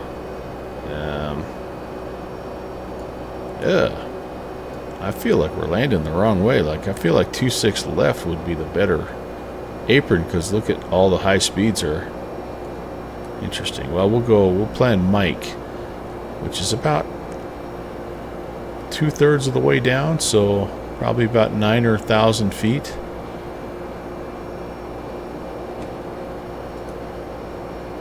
If we have the ability to calculate that in this, do we?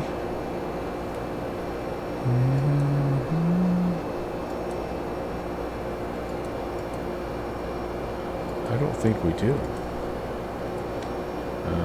In flight. Yeah, nah.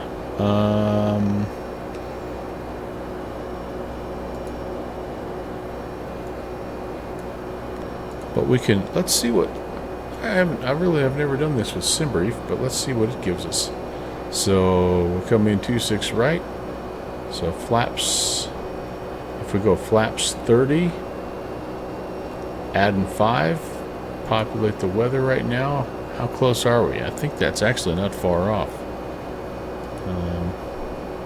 QNH might be the one thing that's different. 1012, no, that's pretty close. 1012 is almost 2992, so that's, I'll leave that.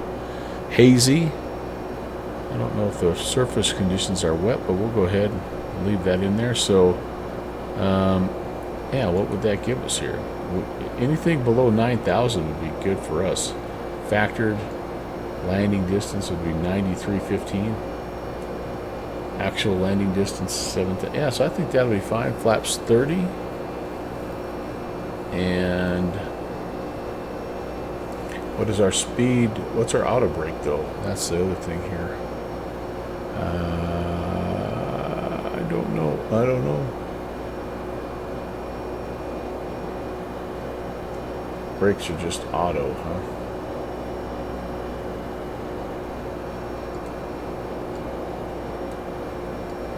Well, almost all of my flights end up being pretty much the same, which is a medium auto brake and flaps 30, full flaps, medium auto brake. Maybe we'll go flaps, we'll go auto brake 2 here and just see what happens. If we don't get that turn off, we'll go down to the end of the middle. That's just fine. I'm fine with that.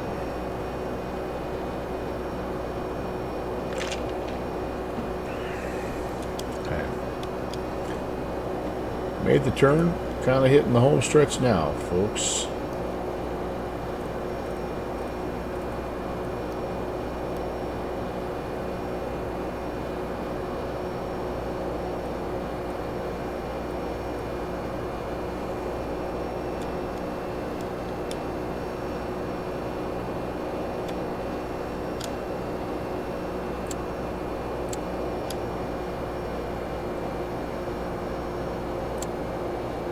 Yep, there's our top of descent. And I think I'm going to go ahead and just dial it all the way down, unless we end up getting some ATC here.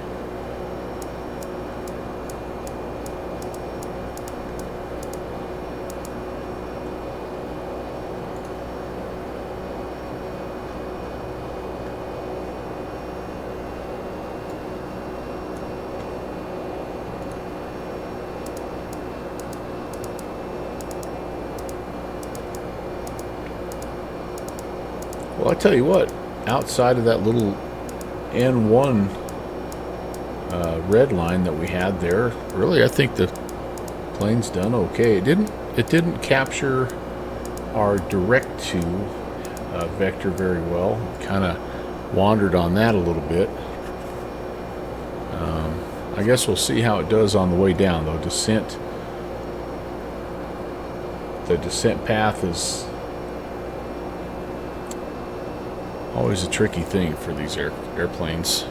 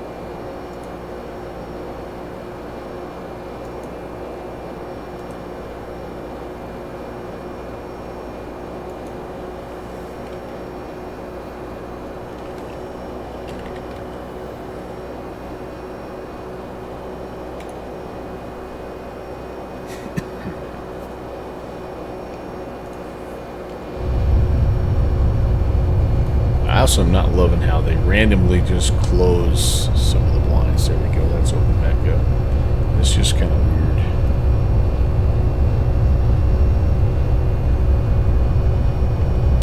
This is a little bit where this aircraft shows its age, though, right? I mean, just that modeling, that texturing, not great. And I get it there.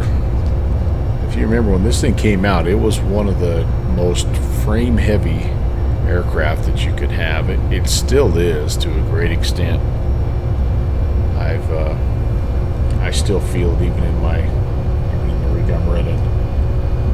It chugs along a little bit, so you can save wherever you can go low poly. That's what you're going to do. Yeah, see right there, a little stutter.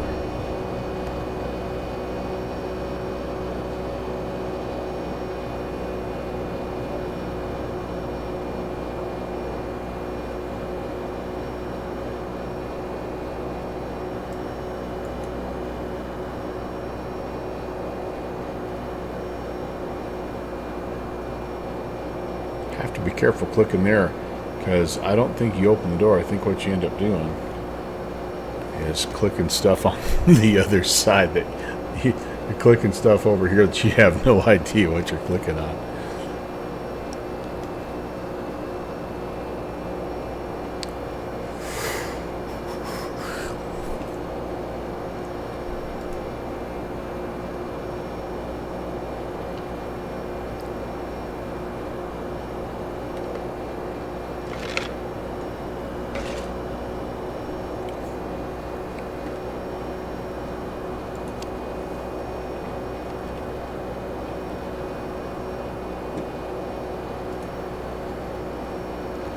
By the way, if you want to fly along in the next flight.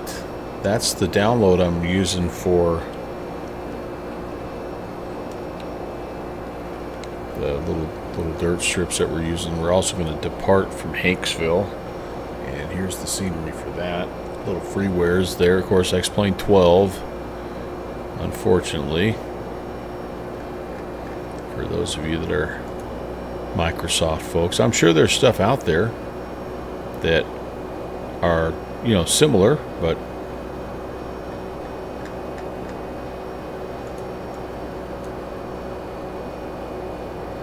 that's what I've made for you X-Planers.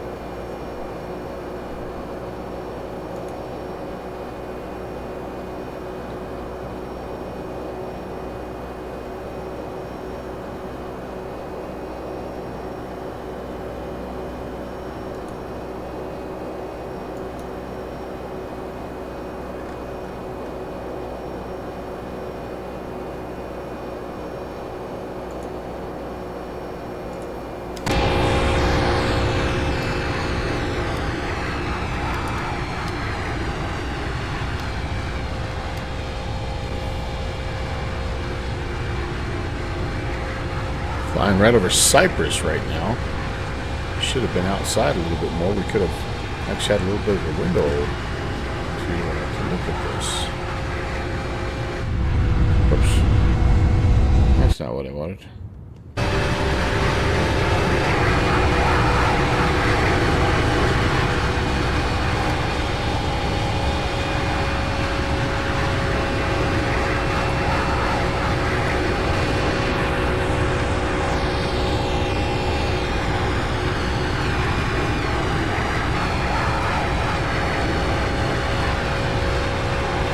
Next stop will be Israel.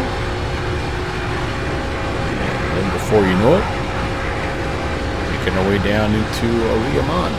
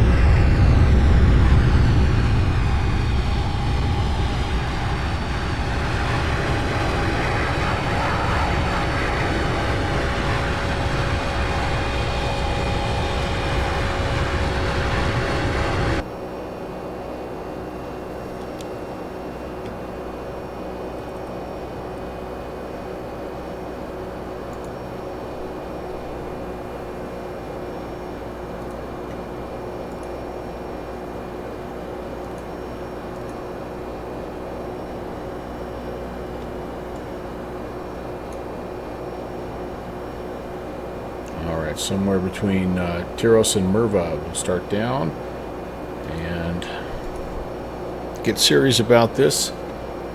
I'm showing arrival time here in about 26 minutes or so. Top of descent is on the screen. 1012. I suppose we could arm that, couldn't we? Let's see if we can get that pre-armed here. 1012. Have that ready for when it's time. This one will go ahead and just set for now. I don't know, does this one also set? I didn't check. Oh, we're still over here on freaking standard. Alright, let's, can we get you? 1012. Might as well just give him a little extra. There we go. That'll be ready for us.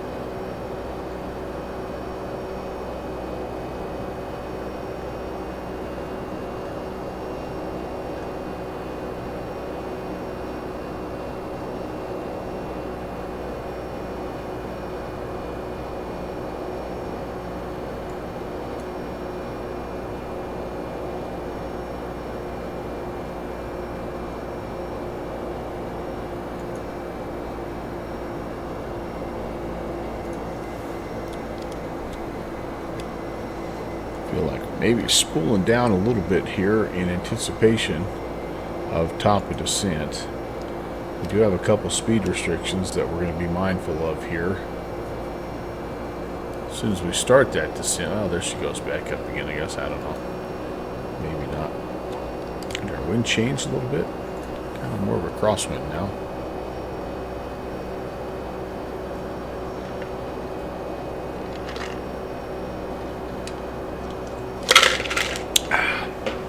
Pretty good lemonade. I'd have to have some more of that. I'm also on Snickerdoodle cookie number 3 already, so may have to have a couple more of those. You don't want your blood Snickerdoodle level to get too low when you're simming.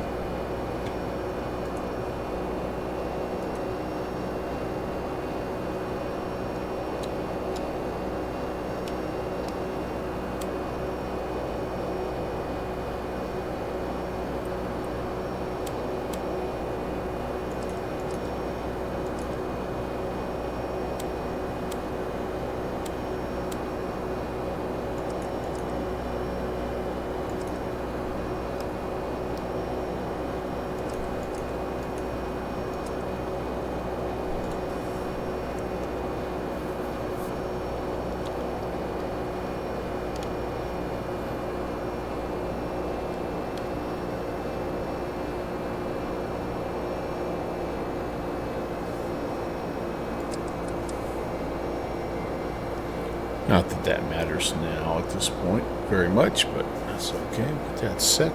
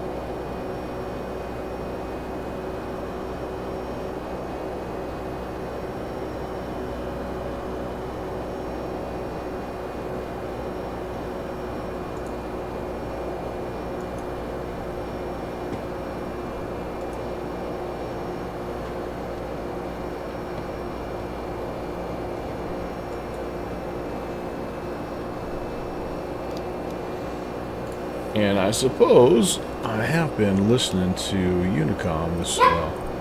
I've been monitoring different center frequencies that are now no longer broadcasting. So we'll go to Unicom. CTAF over here is just the 2280.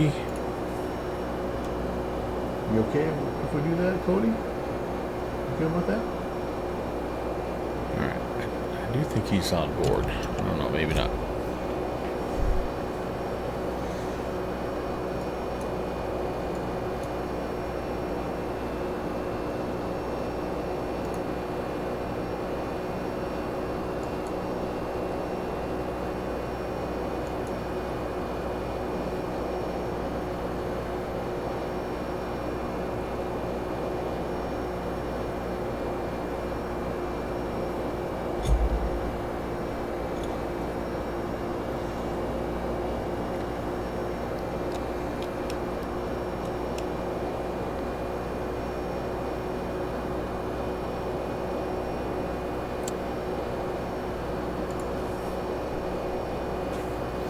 Nate, I'm telling you, man, you are right on the money with that.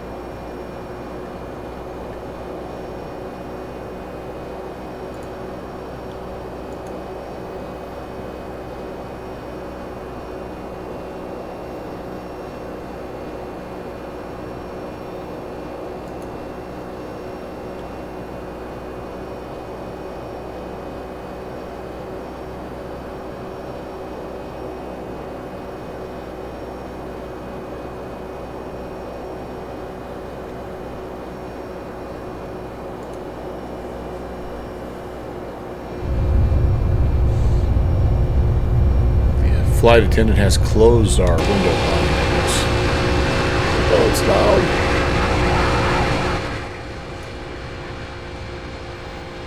I wonder if it, should I be concerned about the nose-up attitude? No, I shouldn't, but someone left the landing lights on.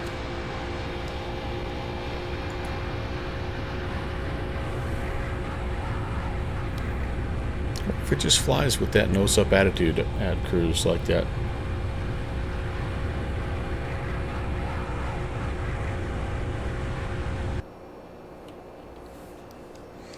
Let's see.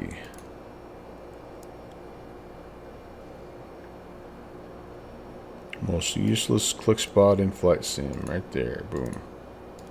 Alright.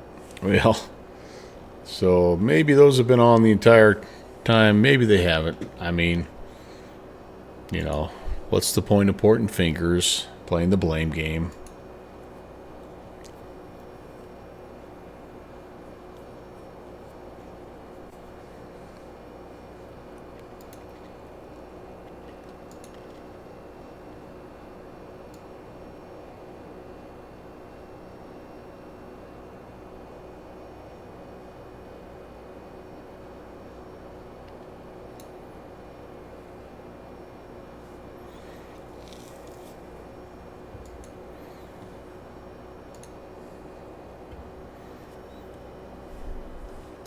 Probably have a cabin announcement we could make here too. Actually stay ahead of the game here before descent.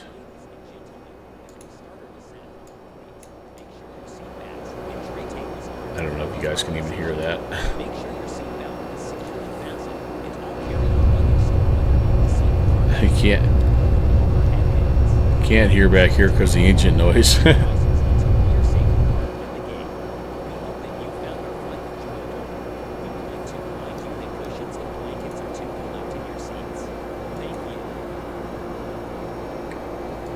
Sound. Maybe I can turn the PA volume up a little bit. Then we can actually hear those guys.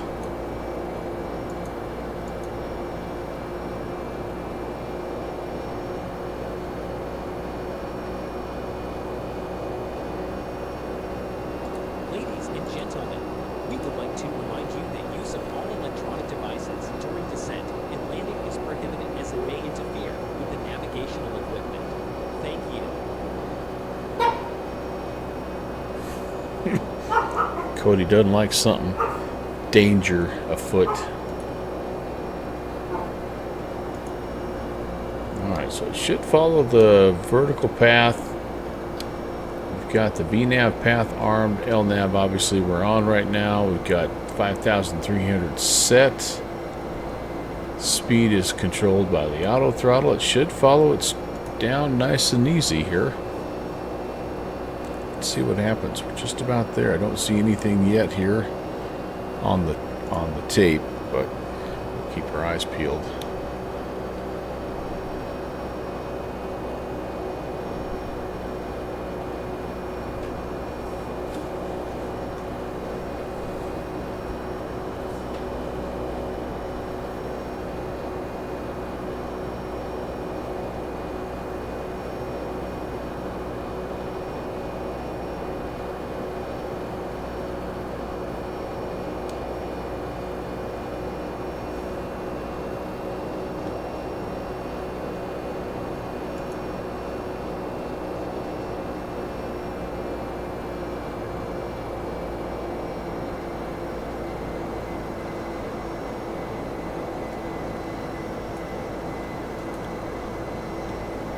Well, we're spooled down, and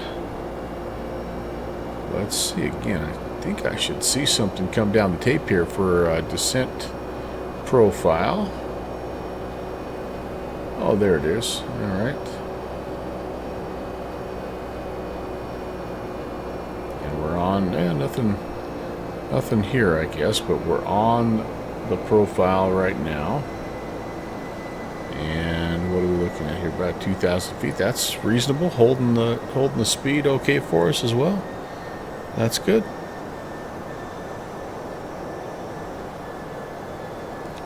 That's our FMS.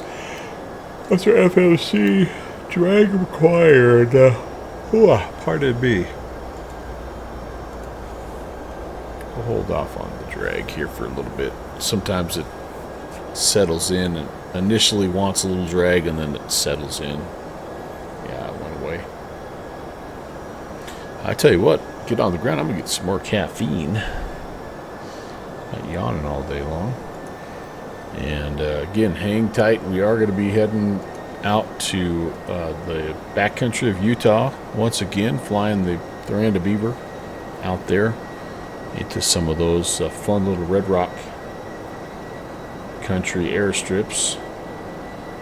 Kind of see what we can find on this next go around. We did, let's see, we did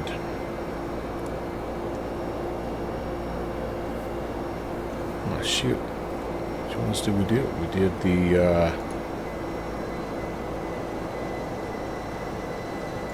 well, I don't want to say because I'll have to look at the map. I believe we did Hidden Splendor, and I believe we did the oh shoot, the one by the little mountain there, Temple Mountain, and out ahead, by the way, ATC. Oh, ATC, really? Oh, indeed, very nice. Thank you very much. So this is center. We're gonna put those guys on. Heck yeah, that's nice. This is I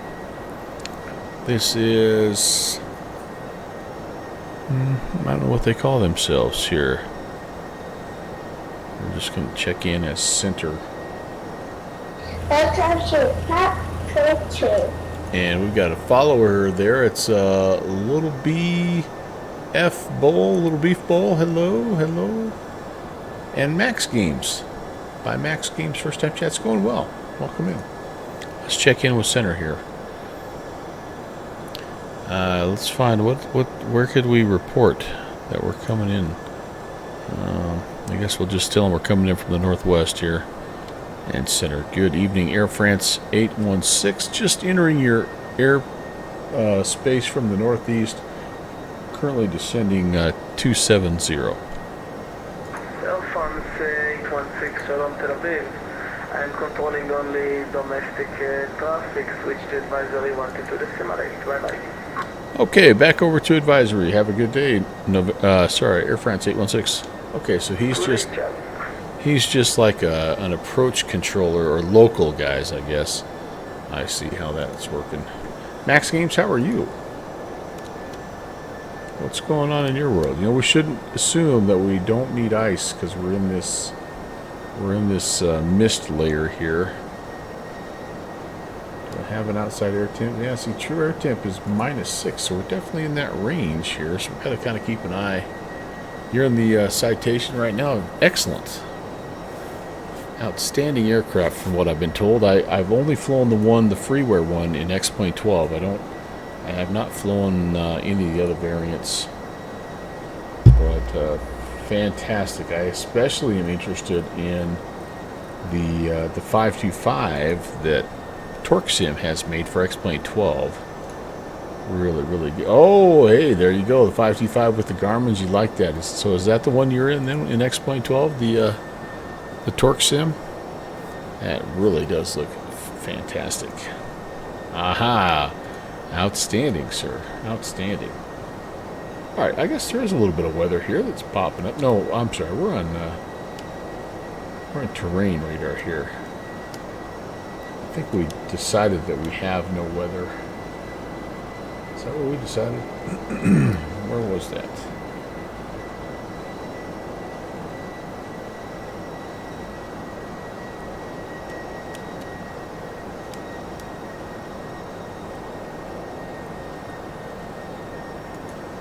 We decided that the weather radar is not working in this guy just yet. Hey, look at that though. We're starting to break through. Look at these little hills and small mountains that we're coming up on.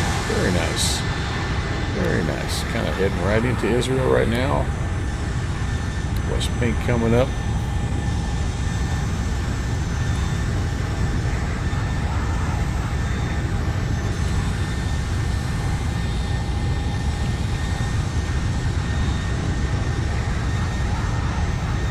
Got a little center, a little tower over here for, what would this place be?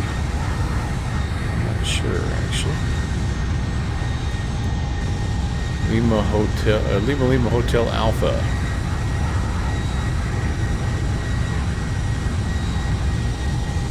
Haifa Airport. Yeah, Max, I've got a friend, I don't know if you know who Ibanez Player 200 is, but the stream friend that flies it quite a bit. Fly Conti is another X-Plane streamer that I see in it. Man, oh man, it looks really, really versatile, like you say, and just, overall, just fun aircraft. All right, let's zoom in a bit here. There we go. There we go. At the -9, I should turn on the anti-ice, you're saying? Alright, now I'm +3. I should have probably had it on there, Soren. You're right. Outside air 10. We're -3 here still, so let's... Not going to hurt us any. Let's put the anti-ice on.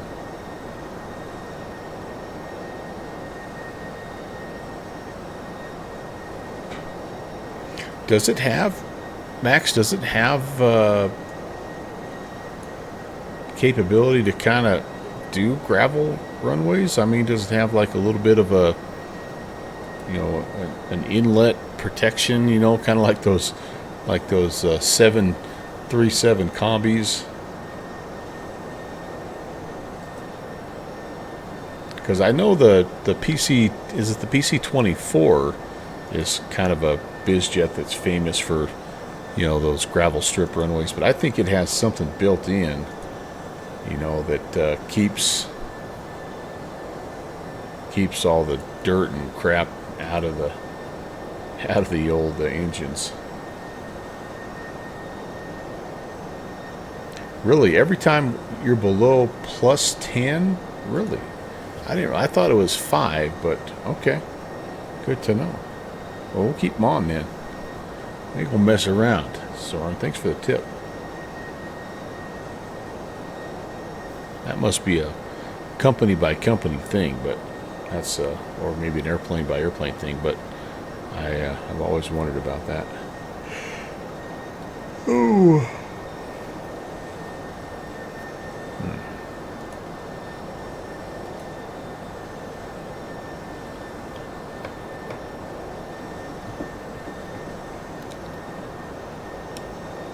Okay, we're going to make this a little bit of a left-hand turn and kind of get ourselves down. We need to probably be getting a little bit of a message to slow down. If you remember, we have a speed restriction at Orden, 5,300 was supposed to be 230 knots. So we'll see kind of how it settles in here. It's a little bit of a slippery plane, so it doesn't like to slow down. How does our map enhancement look? Pretty good, I think. I noticed we just had an update, and so I've got new scenery packs for all over the place, but that looks pretty good.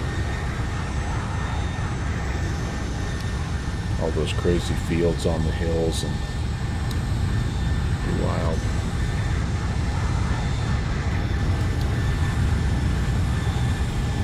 Coming up on the Dead Sea, baby. Friendly player, hello.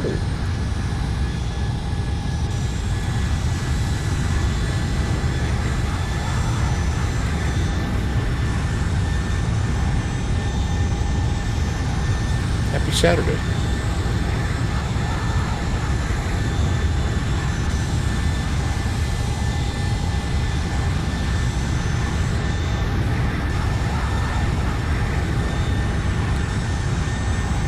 Well, we're just kind of seeing where it's at.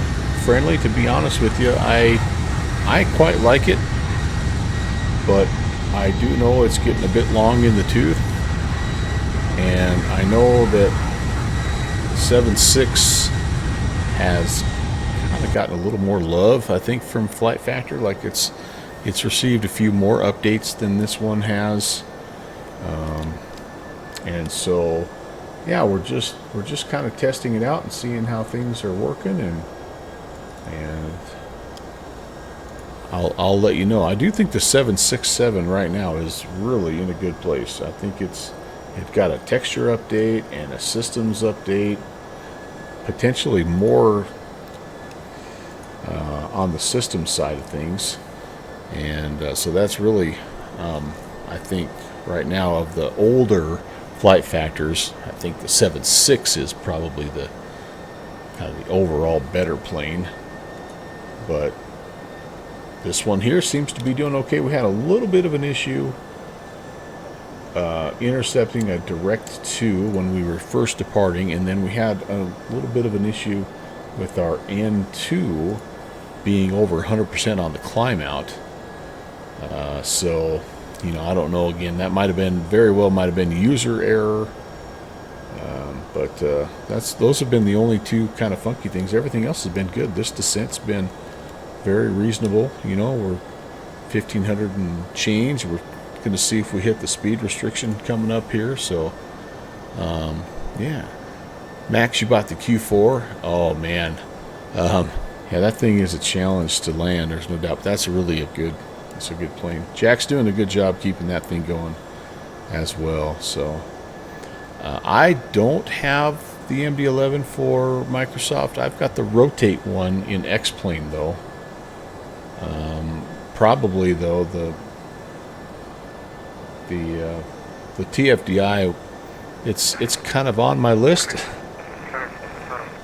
But I think there's another 3-hole punch coming out that I'm going to get before that. I'm going to get that L1011 whenever it comes out. Alright, we're coming down. We could probably make a radio call here. Queen Alia traffic, Air France 816 out of 10,000. We're about 30 miles to the northwest of the field. And we're inbound 26 left. Excuse me, 26 left, Queen Alia. Am I right? 26 left. 26 right. Yes. And correction, Air France 816. We'll be inbound 26 right. Queen Leah traffic. Yeah, friendly. I mean, lots of people have a copy of it right now, and they had said they had made that statement that they were going to release it by the end of the month. So you know, it's just a couple more days. So I am holding out hope. We are, stuttery all of a sudden. Whoa, whoa, whoa! Wow, wow, wow, wow. But we are slowing down. It does want some drag, so I think I'll put the boards out here. We got to get ourselves down to 230 knots. So I guess that's probably the. Traffic, FedEx 2655, taxing via Alpha Foxtrot Hotel to Holding Point Hotel at T6 Red. Just so it just changed my. It just reset my overhead view. What the heck?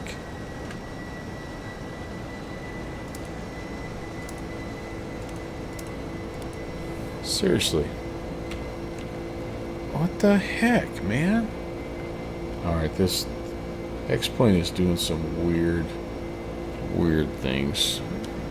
Oh, jeez. Now I just hit the wrong button. I don't want to do that. Let's stay coupled to the LNAV VNAV. What do you say? Alright. Speed's looking good. I'm going to go ahead and put some flaps out, though. Okay, now it's back. That's really weird. That's really weird.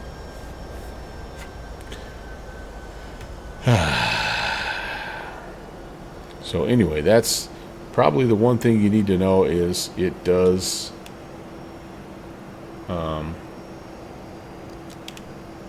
it is pretty frame heavy. Pretty frame heavy. 230. So I think this is a mess up here. I should have caught this earlier. Let's change that. Oh, it's not going to let me. Alright. Oh, there we go. 230. Let's get that speed in, and that'll help. There we go, because we're good now. We're on track. Okay. Queen Leah traffic, Air France 816 is on the outbound leg for the ILS runway 26 right. Queen Leah traffic. I could manually take control of the now we've got to get down to. Alright, I'll let it go I'll let it go two more. I'll let it go to ordinate, and I'll kind of take control of the speed and the altitude. I have the first one that they did, the one that kind of comes with the game, the Any Builds one. Yeah, I do have that one. I was a big fan of the Any Builds A300 in X-Plane. It was a really wonderful aircraft. The one in Microsoft, the first one that they did was it was kind of a shadow of what that X-Plane 12 one was. Now, I understand that the premium, whatever, the payware one that they've made, I understand that is a bit better, but I don't have that one yet. Okay, so we should be, now we're going past, yeah, so we should be resuming our descent with the ultimate goal is 230 and 5,300. I could even let it come all the way around. Why not? Let's just see how it does. Let's see how it does.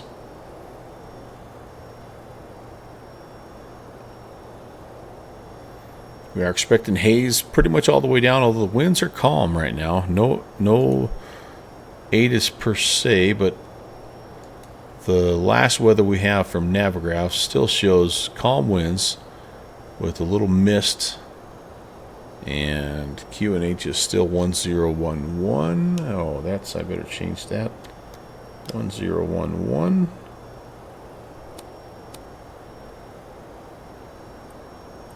Oops. go. 1011.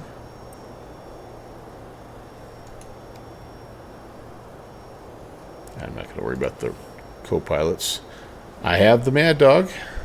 I do have the Mad Dog, the new Leonardo, and I will say, we didn't grab that, guys. We didn't grab that. Yeah, we did not grab that. Why not? Why not? Well, I guess we slowed down first, maybe. And I would say the Leonardo it's good. It's solid. I have the rotate one in X-plane, and I think that the Leonardo is probably a little bit better. I do enjoy that.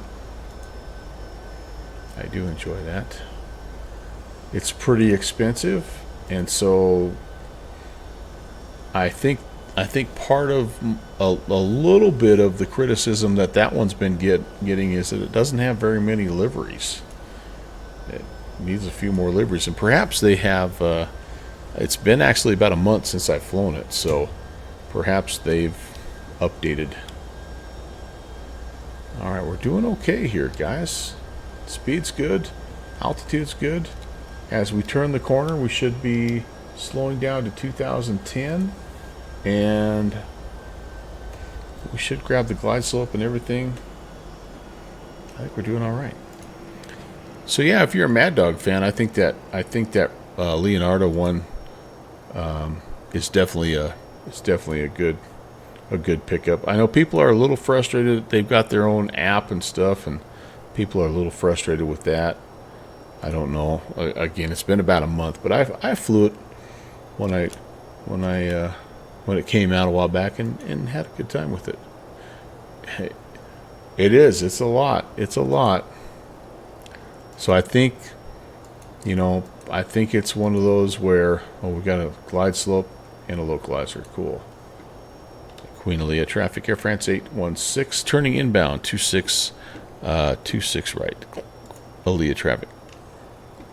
I think it's one of those where you are really going to have to be a fan, right? Like, Queen Alia traffic, FedEx 2655, we holding short hotel, we have the traffic confirmed on site.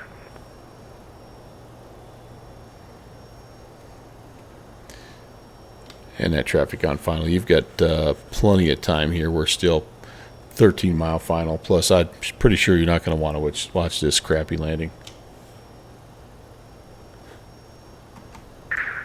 All good. We need a bit of engine warm-up on the runway, so we will watch out. Better for you. All right, sounds good. All right, friendly. I'm gonna say, how do you like these graphics, man? I mean, what do you think? How's this look? Does this look all right? This is X-Plane 12.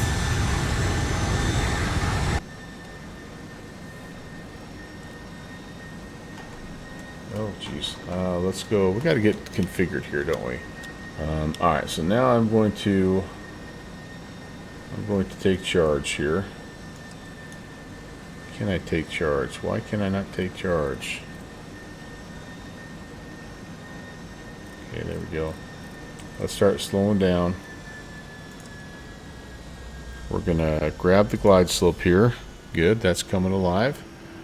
And well, this for sure I don't disagree with. This is a very old texturing, and yes, no doubt about that. No doubt about that. So we said flaps 30. We're going to do auto brake of 2. And what did we have for our approach numbers here? 138. All right, sounds good. Sounds good. So let's go flaps. Now we're right here. We're a little slow probably right now, but that's okay. Yeah, it's flashing at us, so we're a little slow. I go gear down. We're about 9 miles out. I want to be fully configured at 4, so I think we're okay here. Yeah, friendly. The rotate stuff is very much... That's the one thing that you'll notice about the Majestic is the texturing is quite a bit better. Laps 25.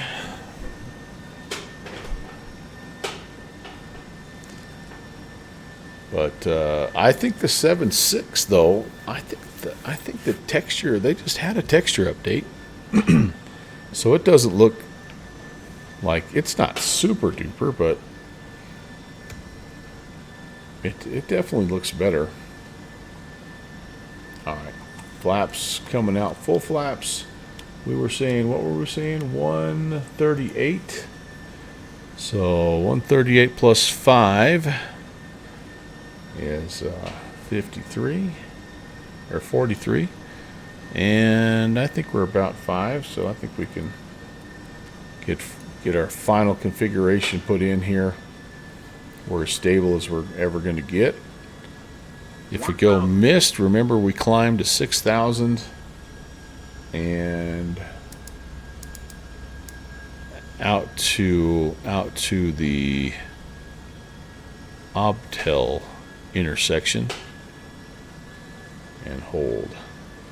We're hopefully not going to do that. Ah, really? So that's pretty cool. The Phoenix have that built in now. I thought was really neat. That you have to have a little time to warm up when the weather's cold.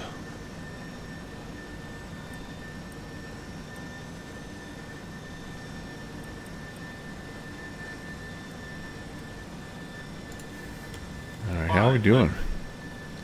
I do have the runway. Okay, here we go, guys.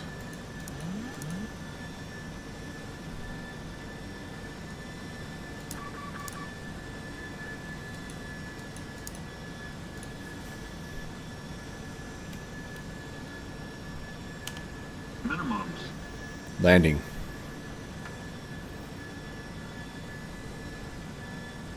$100. 50, 40, 30, 20, 10.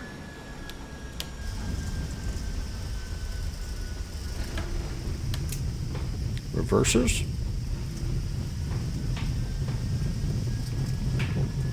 Yeah, that wasn't too bad. That wasn't too bad. Yeah, we get lucky every once in a while. Traffic, FedEx 2625 is lining up to 6 right. All right, our next exit's coming up here. We are very frame heavy right now. I don't know if it's the aircraft, the scenery, the weather, maybe the combination of the two, but we're definitely choppy here. But let's grab, what is this, kilo? Can't read that. What is it? Kilo, I think. Yep. And this is an X-Plane. I think this is an X-Plane 11 scenery. So yeah, look at all that's. Look at all the grass and stuff. It's definitely not optimized for 12, but it looks nice. And Aliyah traffic. Air France 816 is clear of 26 right. Have a safe trip, Captain. Thank you much. All right, so we're going to hang a left. We're going to the North Apron. And we'll just find a spot. I don't have any idea if or where Air France would park, but yeah, Max, you're probably right. You are probably right. The default, especially the bigger airports, they look pretty doggone good anyway. Ooh, top 3 planes that you need for X-Plane 12. All right, so number 1 is the Challenger, the hot start. Sorry, the hot start Challenger. That is number 1 on the list. I would think that if you're looking for like the best, I would say the Flight Factor 777 right now is probably the best airliner. Although the Zebo is still good. Still good. 2655 taking off 26 right. I really enjoy for general aviation. I really enjoy the Captain Iceman Sim Seneca as a twin, and I also like the SR22, the Torque Sim SR22. It's still pretty good. That one's also kind of showing its age a little bit, but still pretty good. Anytime your sim add-on is so good that the actual company, oh, there it goes.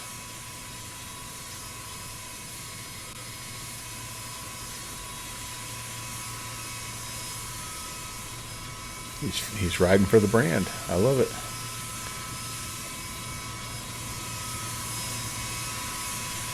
Oh, I still have my taxi lights on. I think he said something about that. All right, awesome. Hey, that looked pretty good there, Captain.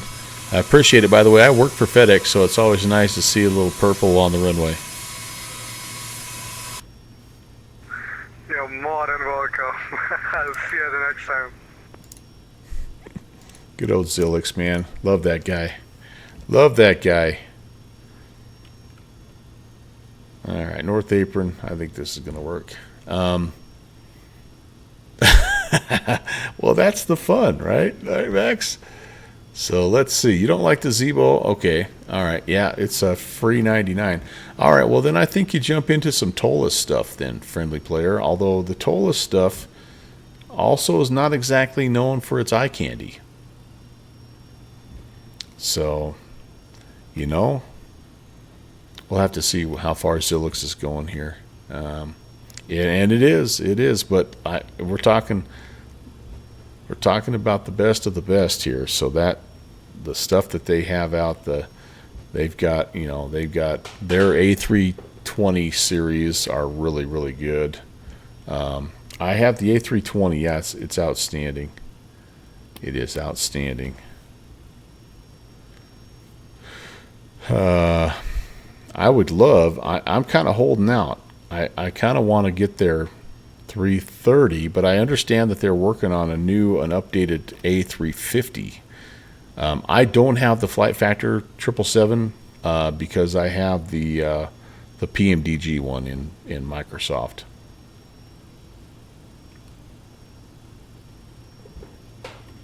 This way a little bit. Okay, a little bit more. Really? All right, there we go. Oh yeah, now you're just messing with me now, dude, aren't you?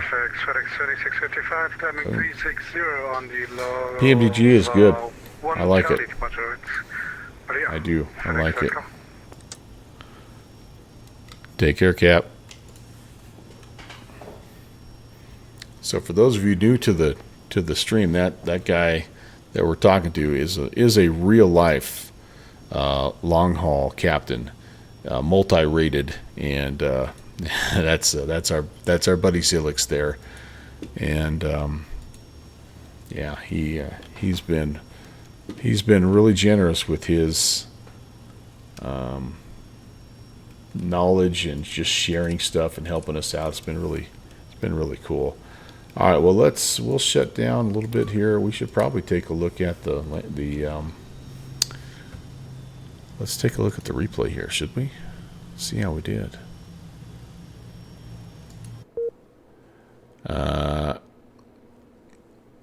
You just think it looks kind of plastic? So do you think, does the FS Labs one interest you more? There's like a bunch of, well, actually, no, the FS Labs is an A320, isn't it? So, yeah, I don't know.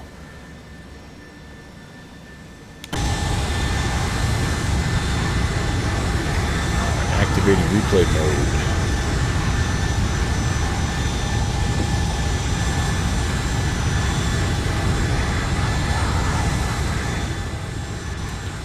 But I do like it. If I didn't have it, I probably would be buying that Flight Factor version, though, because that looks really good. 747. You know what? That's honestly, maybe that is another must-have. The Fearless 747. was a little firm. I didn't exactly flare and glide, did I? What's up, Beethoven? Good to see you, man. But yeah, I forgot about this 747-200. That's a good one. I'll give you. As soon as I'm down here, I'll give you my official list here. What is that? Puffiness. Oh, that was a little bit of a bruiser, actually. Now that I look at it from that angle. Oh man.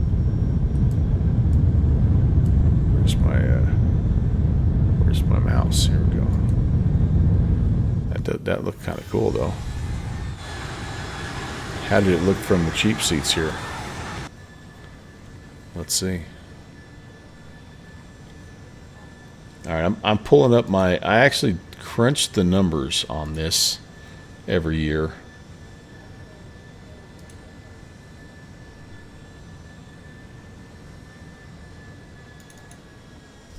Ooh, yeah, no, that was a bruiser. All right, one more look here and we'll call it good. Everybody clap though.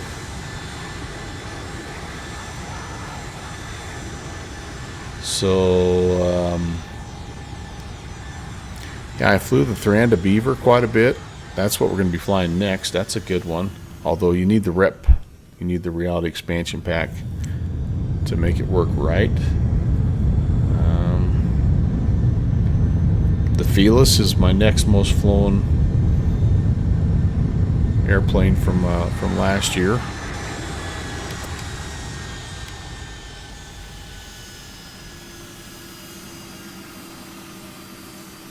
Yeah, SR-22. All the ones, I guess, haven't really missed any. Other than that, the Chally right now is probably winning for this year. But so yeah, I would say they're not cheap, but worth saving up for, and you'll enjoy even if you can't get all three of them right away or even this year. I mean, just the Challenger itself will be enough to keep you entertained. Chally Felis in the 525. You know, that's flotation. It does keep coming up, doesn't it, guys? It does keep coming up. All right, I am going to take a little short break here, guys. So we're going to hop into the standby screen. I'm going to switch up. We're heading to Hanksville, Utah. We're going to jump in the Thranda DHC-2 Beaver and do a little bit of backcountry flying. So I'll talk to you guys here in just a few minutes.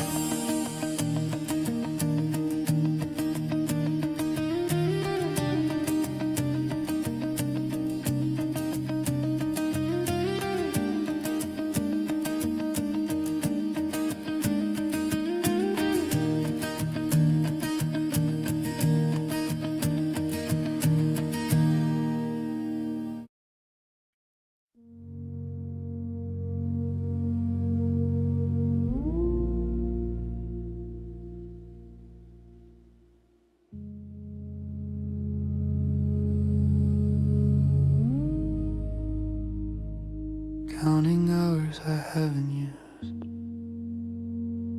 chasing light that isn't due,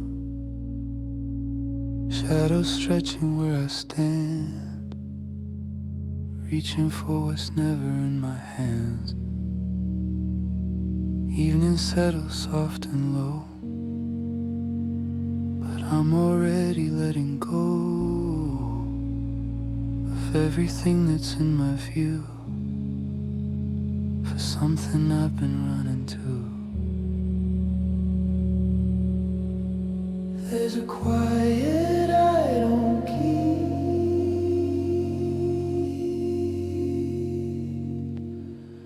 slips away before it speaks. I'm waiting on the next thing coming, miss the moment while it's humming, always leaning out ahead of where I am and what was said. Colors fading into gray while I'm staring past the frame, every second passing through never stays the way it should. Minimal, almost spoken. If I stop, would it stay? If I look, would it change? I'm waiting on the next thing coming, miss the moment while it's humming, always leaning out ahead of where I am and what was said. Half light hanging in the air, soft enough to make you stare, but I'm looking past the glow for something I don't even know. Waiting for the morning call, while the evening has it all. Let it pass me every time, chasing what I'll never find.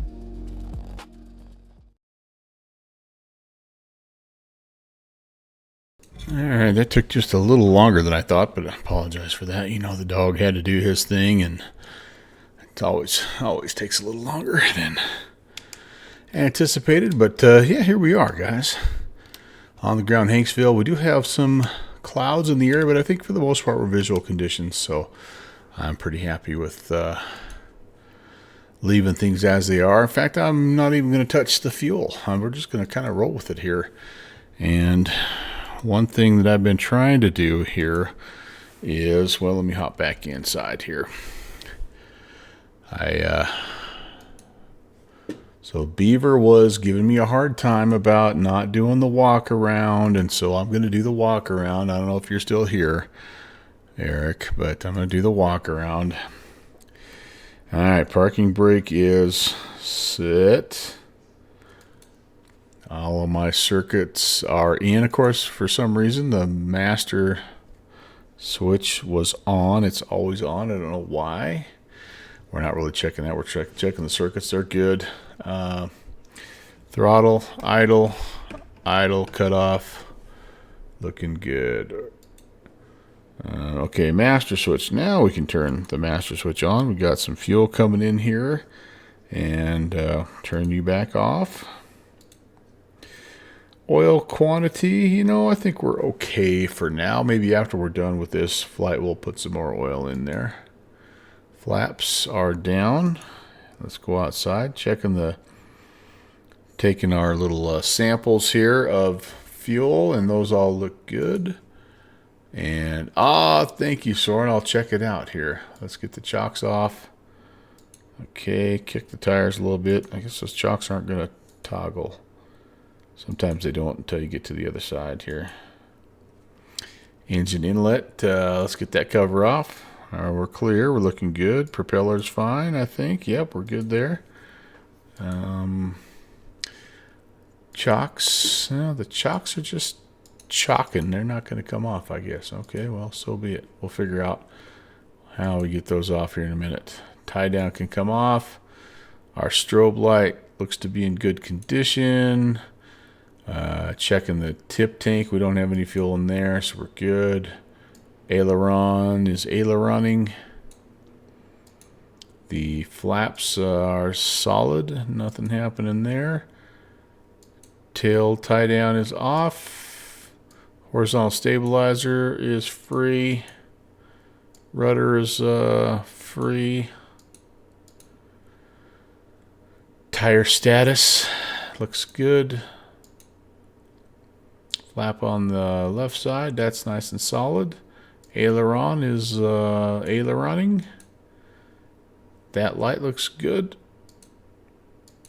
And fuel quantity there looks good as well.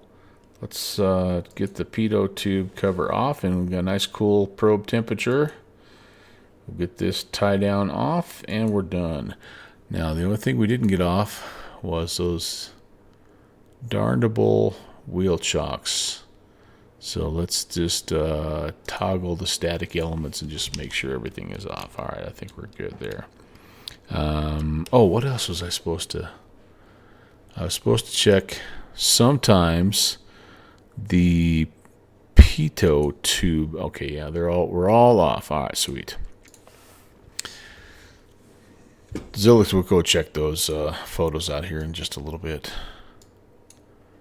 All right, so last time we were here, you guys, this is what we did. We flew from Hanksville and we went to Hidden Splendor.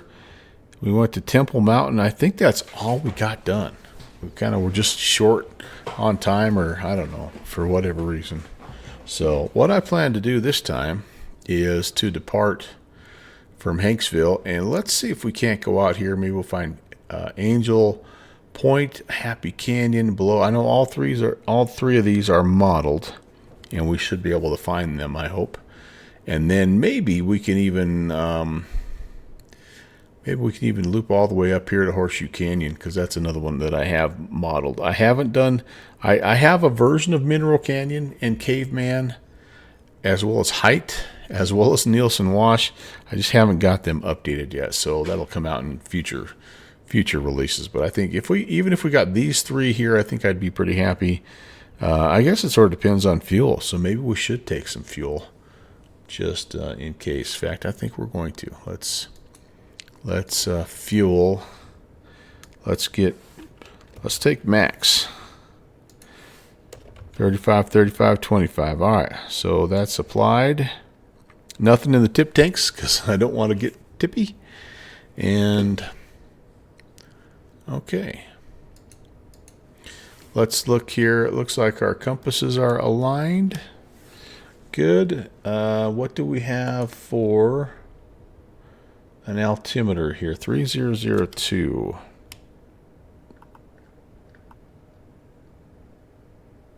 So a little over 4,400 feet. That's good.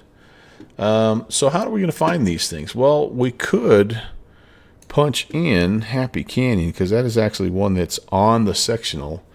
But the other ones, we kind of added them. They're private strips and kind of backcountry strips, and they're really, you can find them on the Utah Backcountry Pilots Association website, and they actually have the latitude and longitude. When we did this as an event, we did a little something called the Bush League Backcountry Fly-In, and we've actually visited this area several times. We went ahead and just made a sectional that had those on so that we could get a rough idea of how we're going to find these things. So like, for example, with Angel Point, we're going to work off the Hanksville VOR 115.9, and it looks to me like it's about, like, not quite, like in between 0.905 and 0.10. And so that's what we're going to do. And I'm going to actually do this on Sky Vector. Let's set, maybe we'll set Height as our other waypoint here. Yeah, and then we're going to just take this guy out here to Happy Canyon. It is UT 97. We'll plan it. And that's a 119 degree heading off of the Hanksville VOR for 25 miles. So that'll at least give us some rough, a rough idea of where we're at. And the other ones, I'll be honest with you, we may just count like little canyons and see how close we can get with those. But anyway, all right, normal ops, ignition, I'm gonna hide you. Everything's off, fuel tanks are off, all that stuff is good. Okay, we're going to come down here, battery master switch is coming on. We could use a nav light and a beacon light. Again, we have fuel and everything is full. That's good. And altimeter is set. All right, let's go on the front tank here. We will go full mixture. We will go actually just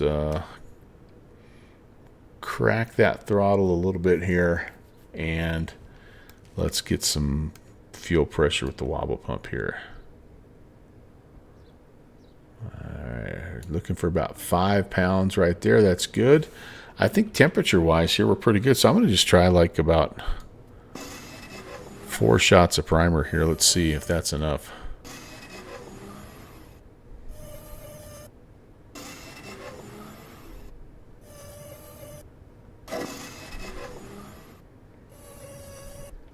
It's anywhere from 3 to 8 shots of primer, depending on the temperature outside. All right, cool. So we're good. We're gonna go mags to both, and let's see if this baby will start for us here.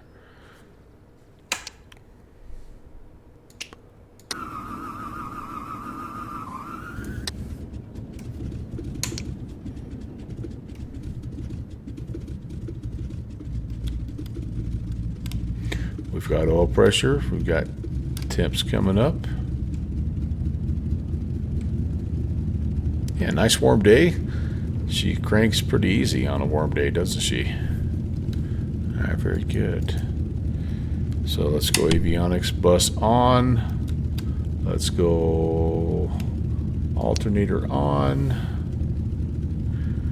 And we'll just let things warm up a little bit. So we have all this fancy Garmin stuff over here, but really all I'm going to use is 22. I'm going to be talking on CTAF 22.9er here at Hanksville. Nope, I stand corrected. 1228 is the CTAF, and then we will also set our nav for the Hanksville VOR 115.9. Oh, it's there, it's in. Oh, because that's the last time we used it, was that Hanksville VOR. Okay, cool. I love when a plan comes together. Let's try to keep the RPMs around 1,000 if we can, my good man, as we're warming up.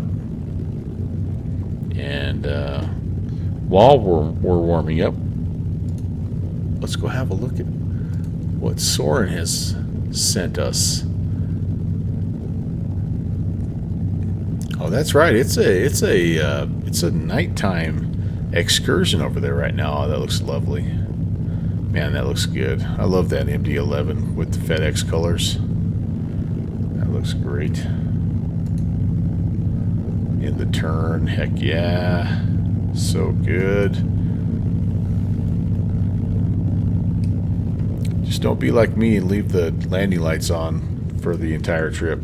Company doesn't like that very well. Those are really good, Soren. Thank you for sharing that. And I hope you have a great flight. Thanks for hanging out and being there on the ground for me.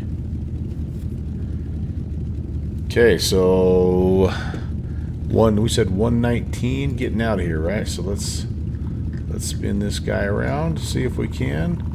119 outbound is what we're looking for to go to that first place. Something like that. And 25 nautical miles. So what we don't have is we don't have a DME. I've yet to install the DME. I got to figure out where I'm going to put it. I don't know where I'm going to put it, but we have there's a DME that we can put in here. I just don't have it. So anyway, it is what it is. Oh, let me connect to VATSIM in case somebody else is flying with us. There we go. A little de Havilland Canadian Beaver. Oops, it doesn't like my old flight plan, which is fine. We'll get rid of that. And since I'm VFR, I'm not worried about filing anything flight plan wise.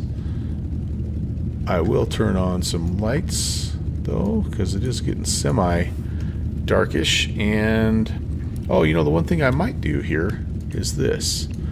I might go to the flight plan and get our information here and just double check things like our frequency 22.8. Excuse me, the weather 150. Oh goodness, at 16, gusting 27. Wow. 3002, that is correct.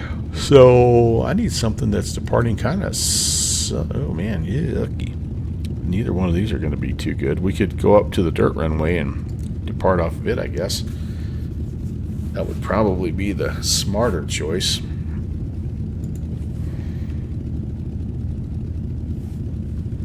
That's a pretty good taxi. Okay, well, we'll kind of see what we think here. Let's do some control checks. That's good. Flaps.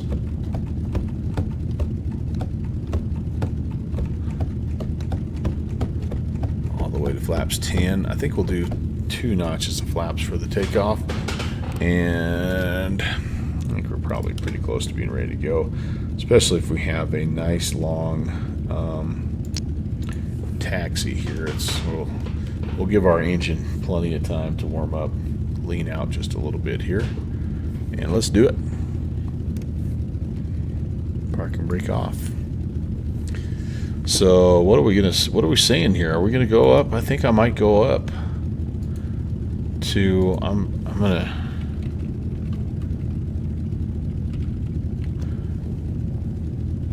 think I might go all the way up to that dirt runway to depart.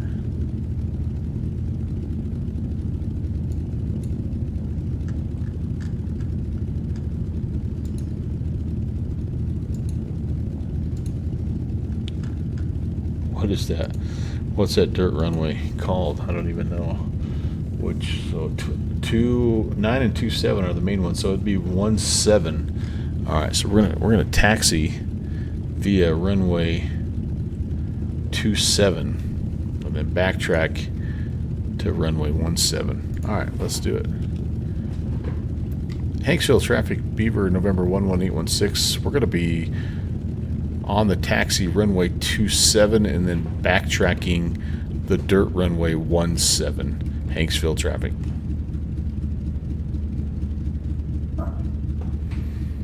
Cody is barking at me because he's saying you should have waited a minute in case there's somebody on final for 27. He's not wrong. Yeah, a little too much crosswind, I think, right now to do that. So, you know, the other thing we could do, if we have the map on, is we do know what the wind is doing. Right now, the wind is saying nothing, but that's not the information I'm getting. So I can feel it too. It's trying to tip us over. I mean, we got all kinds of stuff going on right now. So I think we're smart to get up here to the dirt runway.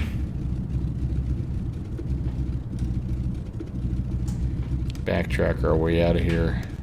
Whoops. Kind of hard to see with this old girl sometimes. All right, where are we at here? Dirt. Oh, hey. That is gusty. All right, where? I know you're here somewhere, dirt runway.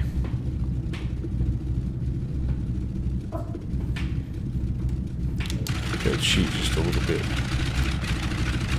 Oh, there we go. Oh boy.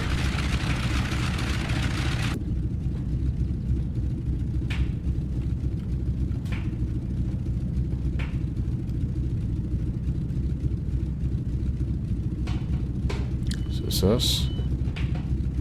Having a hard time seeing it, if I'm being honest.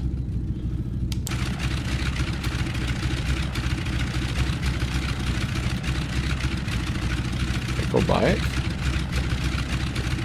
No, I went past it. Dang, it's all the way back there. Shoot. Alright, well we're gonna use the bush tires here.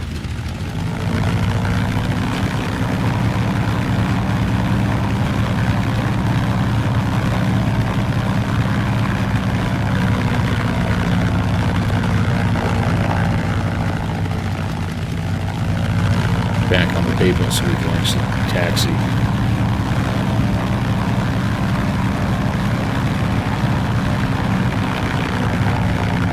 Alright, I totally missed that one, guys. Sorry about that.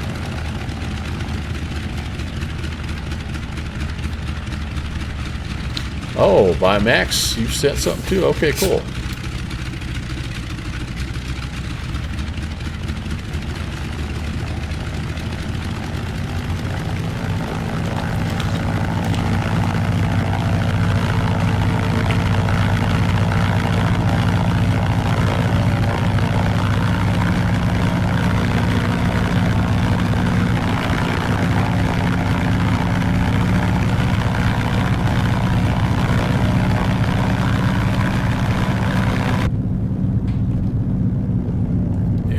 Flat missed that, didn't I? Oh man, I am all over the place here.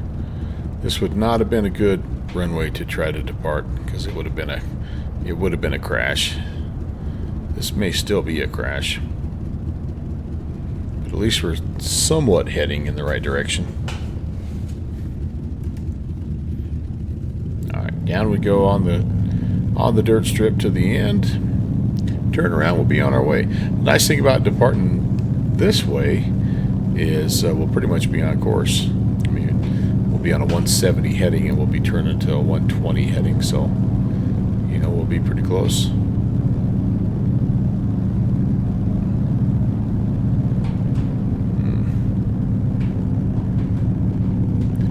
Oh gosh, and there we go. See, I'm getting a little too fast, a little too crazy. That is a ground loop. That's what happens when you don't manage your torque properly. Is you the best case scenario is you go into the sagebrush and you make a fool of yourself. The worst case is you freaking do a little wingtip strike and you wreck your airplane. So let's slow down. We're not in a hurry. Let's see if we can't. Let's see if we can't do a little better job. First flight was really good, Beethoven. We flew the 7.5 into Queen Aliyah in Amman. It was really good. The airplane handled itself super well.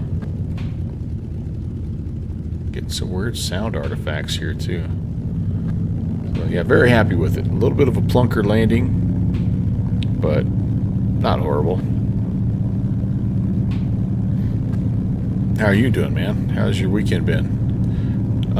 You know, Chris, there might have been. I wasn't honestly paying that much of attention. I don't think we actually did lose anything, so yeah, I don't think there was any. If there was, it was for such a short period of time that I didn't notice. We did step away for a couple in-flight breaks, but I guess I didn't notice. Did you guys, anybody in chat, notice? Yeah, you know, you're right, Max. It's or any of the little bit more modern add-ons. You're probably right. That whole area is probably being jammed, isn't it? All right, well, we finally have made it, you guys. And oh gosh, man, I'm just turning circles here like a ballerina. It's the second loop we've done. We're not even off the ground yet. It's a harbinger of things to come. Maybe not. All right, let me get my bearings here. And all right, we're lined up. All right, so we are aiming for about a 120 departure. I know it's not exactly 120, but we're going to track that radial outbound approximately 25 miles. We have the Hanksville VOR set. We have the right altimeter set. And yeah, we will see. We'll see what this picks up here. It's not really currently showing much of anything, but we'll kind of get going and see what happens. All right. Be prepared for ground loop number 3, you guys. It's a possibility. Here comes the delicate dance.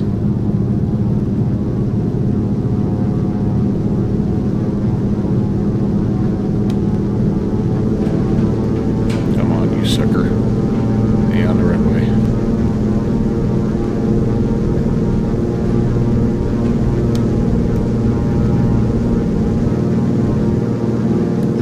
Every bit of right rudder I could possibly keep in.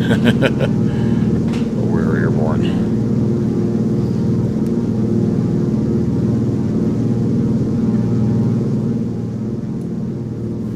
Okay, looking good, looking good. Start to make that turn. We're going to be kind of going down the, I think it's called the Dirty Devil River here. More or less. That's also a kind of a nice little path to follow, and that'll take you down to a lot of these places. And there's 120,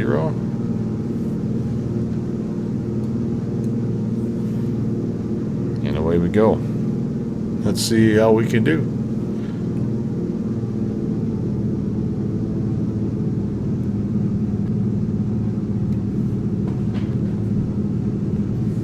Here's some strange audio artifacts. I don't know if you guys can hear that, but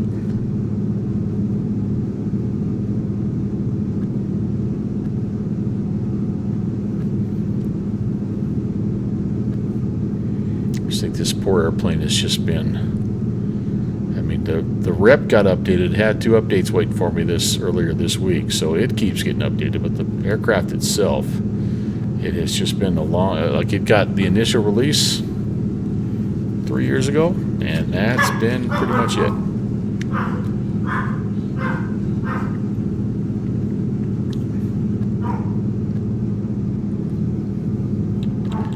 You probably could use a little restroom break, Mom, if you don't mind.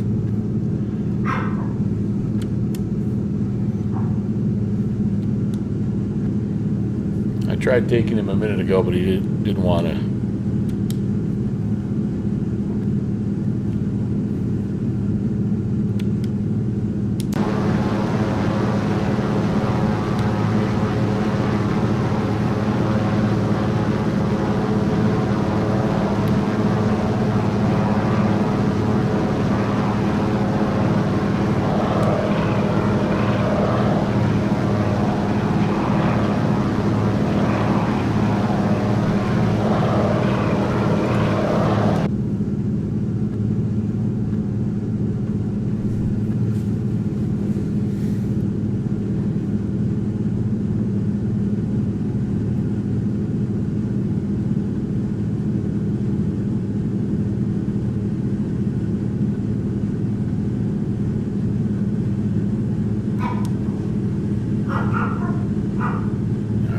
Doing picking anything up over here? Yeah, I think we're more or less on track. So I'm going to count as we go here, by the way, because I think we're going to be turning, or we should see 2 really good canyons that we're crossing on the way down here, and then Happy Canyon will be sitting in there. Well, actually, I think we'll actually. No, I'm sorry. We're going Angel Point, aren't we? Angel Point. No, what are we going to? Happy Canyon. Sorry, Happy Canyon. So we're actually going to be flying by a couple of strips here, aren't we? Yeah. Well, one anyway. Angel Point.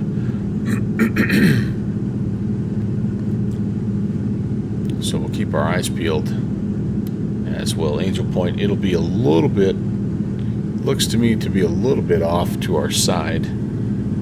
If we see it though, we might land there first because that's on the way to Happy Canyon. So we'll just kind of keep our eyes peeled. Angel Point's a pretty nice little, pretty cool spot, honestly. Oh, hey, hello. Don't do that. Don't do that.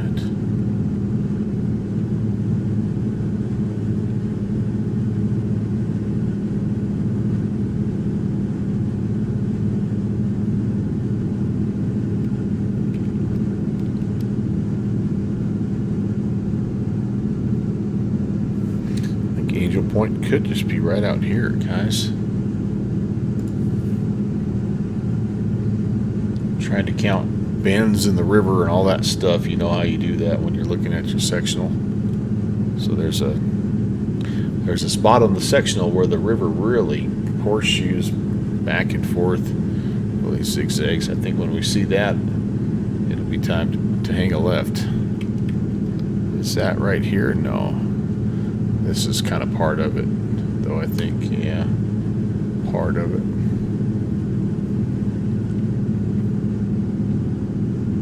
Yeah, I think we might just wander a little bit off to our kind of to the east here, kind of the northeast. It'll be up. If it's not on this sort of plateau here, it'll probably be on the next one. Or, I mean, that's kind of where these are found, is on these little flat plateaus. So when you find those, you got a pretty good chance of finding an airstrip. What do the downwind sim binoculars tell me here? I don't know about that.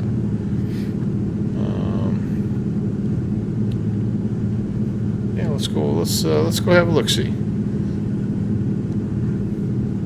We've probably got 10 miles, don't you think?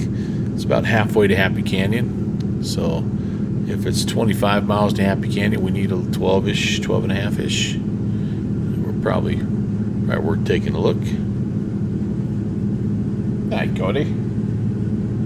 Bossy pants. And this one's not actually looking too promising.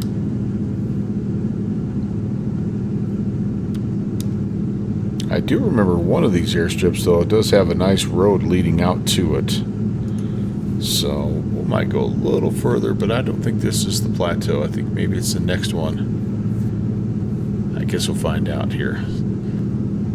I love the radial engine noise, by the way, but if it's too much, let me know, please. And I can adjust it a little bit.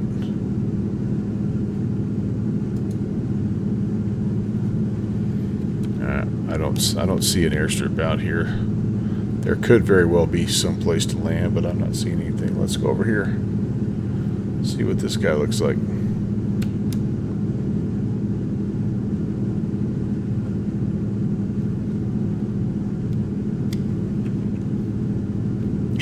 And there's a very good possibility we don't find any of them, you know. That's kind of what happens. Alright, nothing back over there, right? I do feel like Angel Point is kind of aptly... Oh, I see. It's right out in front of us. Right out in front of us. Okay, cool. What's the wind doing here? Yeah, this is the way to approach. Alright, good deal. Angel Point traffic, Beaver 11816 is on the approach. Runway 9. We're about 3 miles out. Angel Point. Alright, well that was kind of a nice find. Let's get it slowed down here, shall we? 19 knot wind. It's going to make it a bit spicy.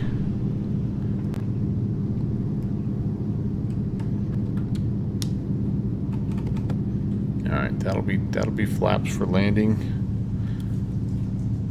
And we're at 70-ish. We're going to just try to bleed it off to the bottom of the green here. And that's hopefully where we'll find terra firma. Terrain ahead. Terrain ahead. Oh, Terrain ahead. hush your mouth. It's going to be that way all day, lady. Okay. 500. It's a little bit of a... Oh, hey. Get some downdrafting going on here. Wait a second. Man, it's quite a crosswind. Do I have a crosswind runway up here? Maybe I do. If I do, I might shoot it. We're in a little bit of trouble here, you guys. Alright, there we go. We're climbing out. Let's overfly. Angel point traffic, Beaver 816, can overfly the field from west to east. So I don't see a crosswind runway, so it looks like this is our best bet here. Well, or do I? No. Well, yeah, I actually do. So let's turn crosswind. Will land to the south here. Angel point traffic, Beaver 816 is going to join a left downwind for the south-facing runway. Angel point traffic. Alright, cool, yeah. So that'll help us out a little bit. That'll get us into the breeze somewhat here. Let's get some altitude. That's our friend. Airspeed is low right now because we got all kinds of flaps hanging out. Let's just take a nice easy turn here, and nice long downwind, and we'll see if we can't come in here and at least make a touch and go.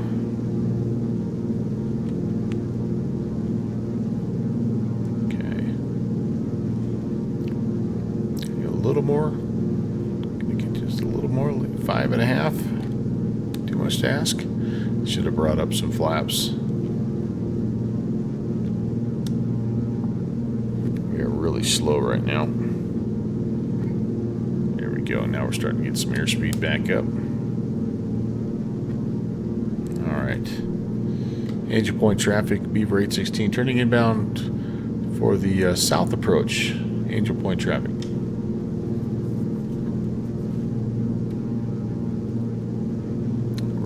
Pretty much on a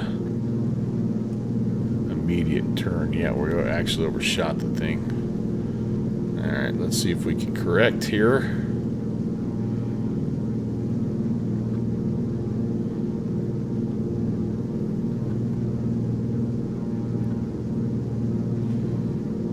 And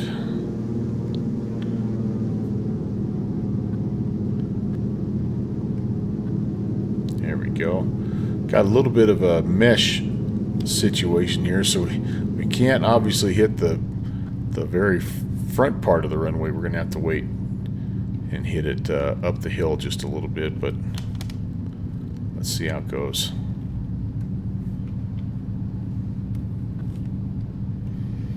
Almost up there where the other runway crosses would be a pretty good landing point. Pretty good aiming point, I should say. 500. Okay.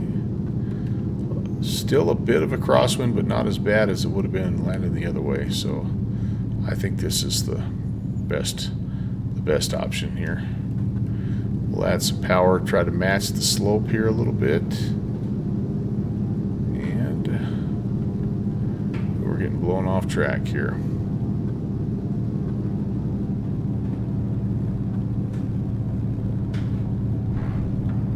Oh boy, a bouncer. Yeah, we're just bouncing.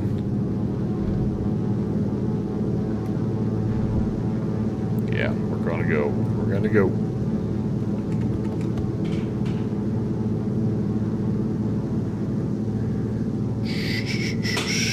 That wasn't very good. That was not very good at all. Okay.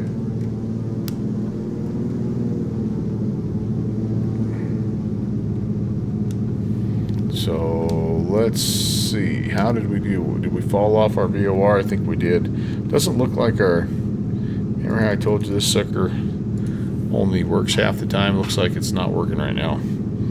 So let's get back on kind of our 120 heading here and see if we can Make our way down to Happy Canyon. Below Buckaker is a little bit easy to find just because it's right along the river.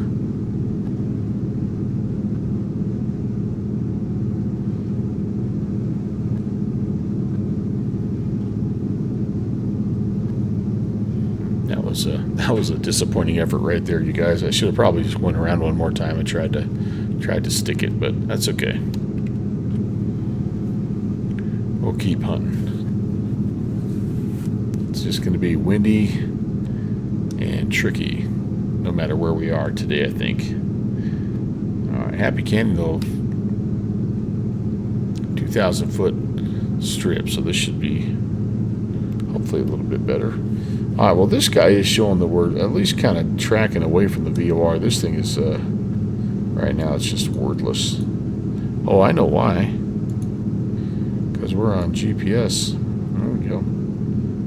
That's more like it. We want 120. What do I say? 121? So, all right. We're a little off. So I'm going to vector back more southbound here and just make sure we don't miss it.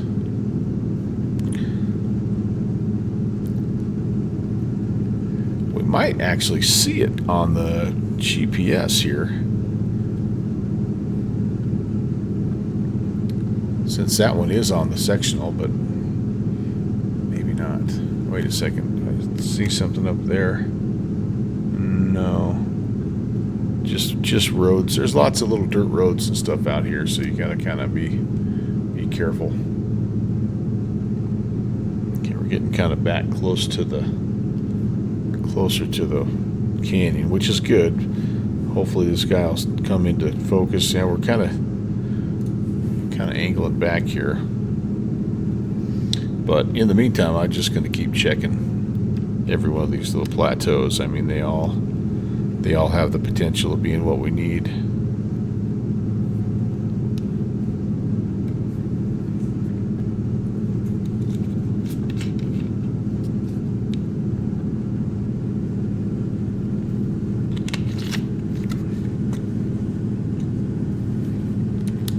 Okay, we're going a little quick here. Pull back on the power some. Don't need to be getting crazy here. This has some potential here. I think I'm going to turn inbound. We're not really back on the radial just yet, are we? And I think I might know why. We're outbound, so I think we're reverse sensing. So we actually are probably more south of or west of our course than we are supposed to be. So let's just go up here and have a look-see. You know, it's going to be up on top of one of these little spots.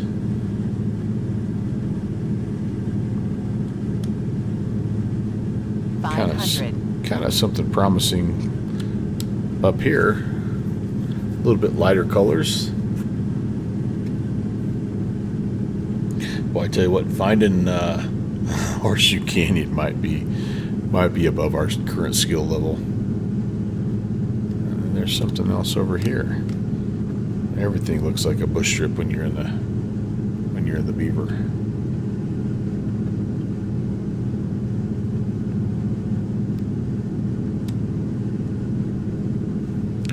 All right, nothing. I guess that's not going to be it.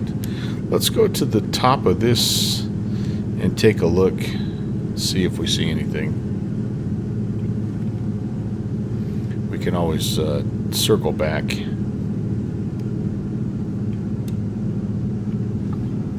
These suckers are pretty well camouflaged. I mean, they blend in. It's just where bush planes have been landing, right? So it's just these little. Some of them are just like extensions of the road, even. So I think this one has a nice long road that leads up to it, which is helpful. So maybe we need a little more altitude. Get kind of a bird's eye view.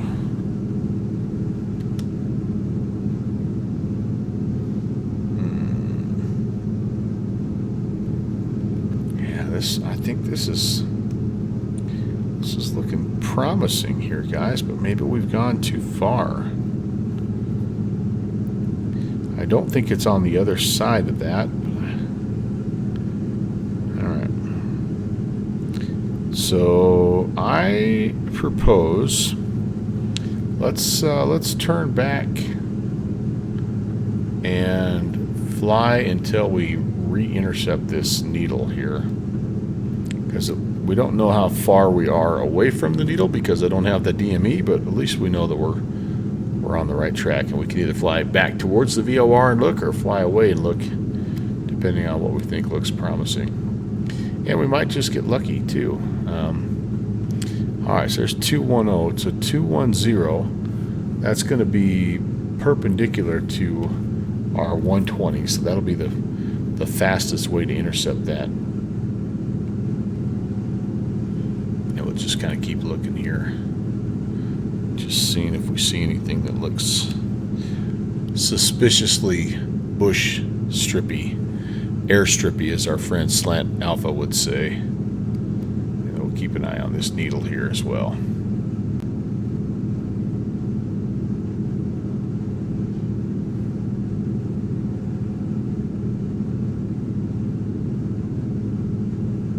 I actually think we're kind of getting into the Orange Cliffs area here. I think we're maybe a little farther south than we think we are. Southeast. I think we're just maybe too far in general. So we might, if this is the case, we might actually happen accidentally upon below Buckacre first.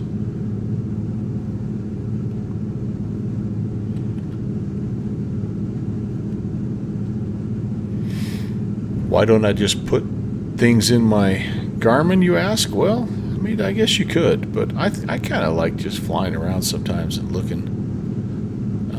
It is kind of a nice skill, though, to be able to put in your coordinates right directly in to your navigational unit. There's no doubt about that.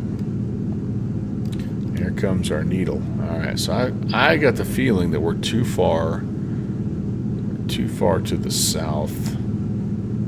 We're currently tracking southwest, so I think what I plan to do is make a right-hand turn and basically track back toward the VOR on a 030, and we'll see. In the meantime, though, we'll look at places like this and see if anything looks promising. You know, all of these places up in here could potentially hold our airstrip as well, so we'll just keep our eyes peeled.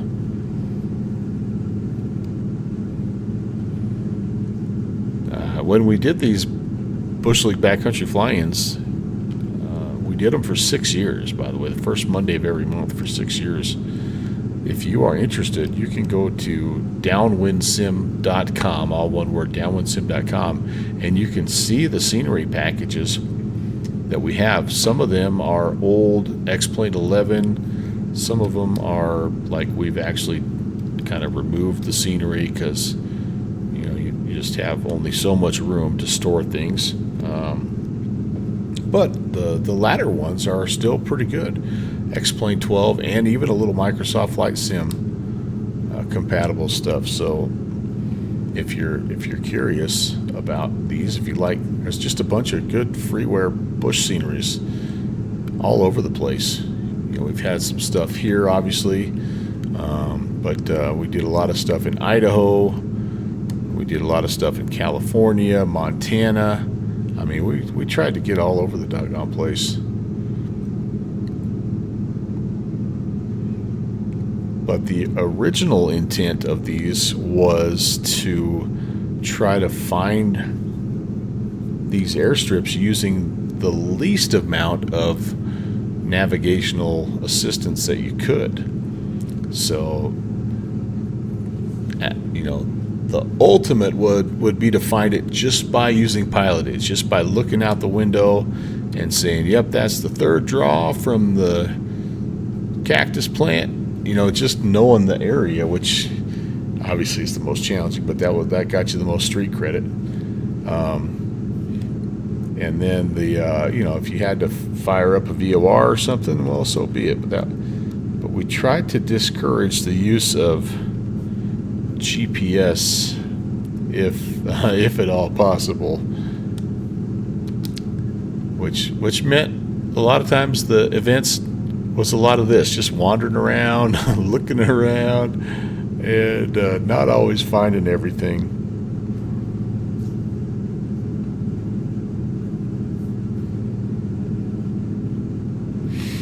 We took on extra fuel, so we're good though. All right, well, we're tracking back toward it, so hopefully, we're either going to see the airfield, or we're going to run back into Hanksville. You make some as well, Max? Oh, Max, you know what I forgot to do? I forgot to look at your stuff here. Let me see. Oh, there we go. Look, Max has got a nice inside shot here. Look at this sucker. Oh, that's nice, man. Lined up, rock solid, ready to go. How good are these 750s, man? They're so nice. That's that citation. That's 525 we're talking about, guys. Wow, what a beautiful flight deck. Thanks for sharing that, man. What have you worked on for scenery wise? Maybe we were okay. Maybe we weren't far enough. So I think we're going right back to the airport here, and we're flying back over the canyon. So all right, well. There's a little strip down there. Not one we've modeled, but there's all kinds of these little places. Some of them don't even have names. Okay, let's turn back. So that means we didn't go far enough. Oh, heck yeah. That's awesome, man. That area definitely can use some love. Well, very cool. So if you have any information that you want to share, or links or anything like that, feel free. We're very much I try to be anyway, a channel that supports all these little efforts. And I mean, you might be a big major scenery developer, you might be an any-build sized person, I don't know, but I like supporting everybody that puts work into making our flight sims, even a little bit better. So, Captain Yash, hello, welcome. All right, well, we're heading back outbound now, guys, and so we didn't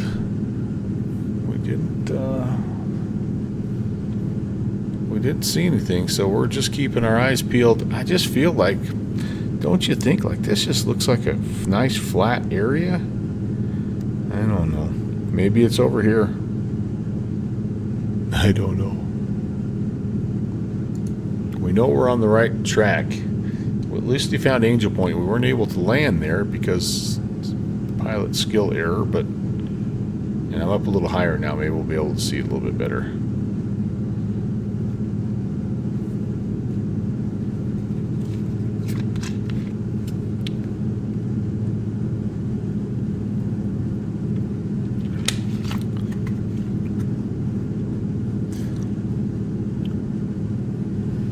I don't know. Maybe it's over there. How am I doing? I'm pretty much on track here, guys. Let's look over here. Let's start in this area here, and we'll just work our way. Kind of do like a little search pattern. As you can see, I'm kind of getting away from tracking my DME, so doesn't take much to wander. I mean, all of this looks, everything looks possible. Okay, now we're back. Well, that's cool, man. Yeah, and what a great cause, especially for World Flight. That's pretty amazing. So, But yeah. Yosh, how's your Saturday going, man?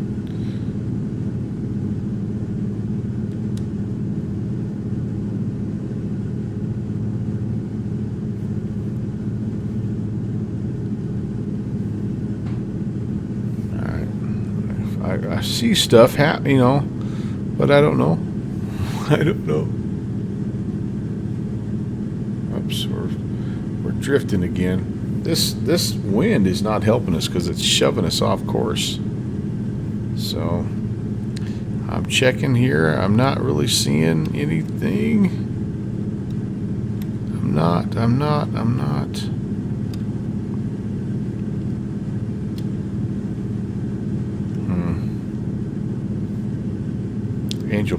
Angel Point's a really cool airport too. It's just very beautiful.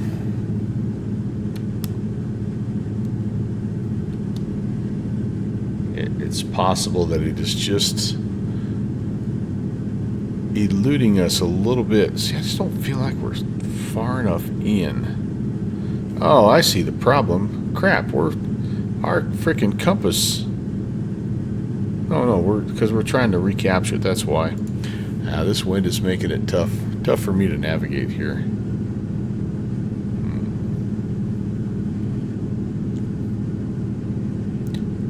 Yeah, if you could do the custom ortho stuff, that is really helpful. No doubt about it.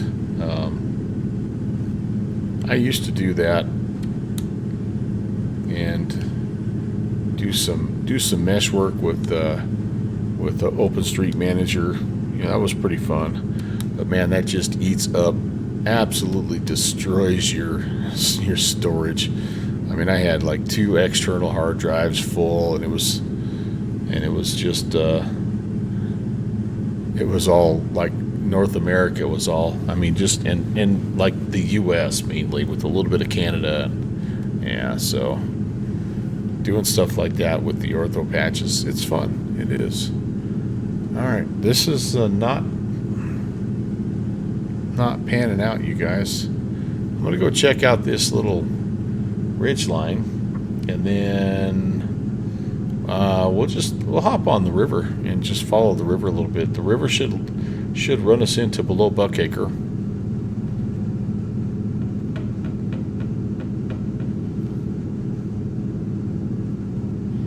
This is kind of the last little ridge line we haven't checked in the area here. And again, we can't, like, I don't, maybe that's not going to show. I thought it might show. It's okay. Well, and that, you're right, Max, and that's what we found when we were messing around. So Downwind Sim is the guy that really got me going on X-Plane and the scenery creation and things like that.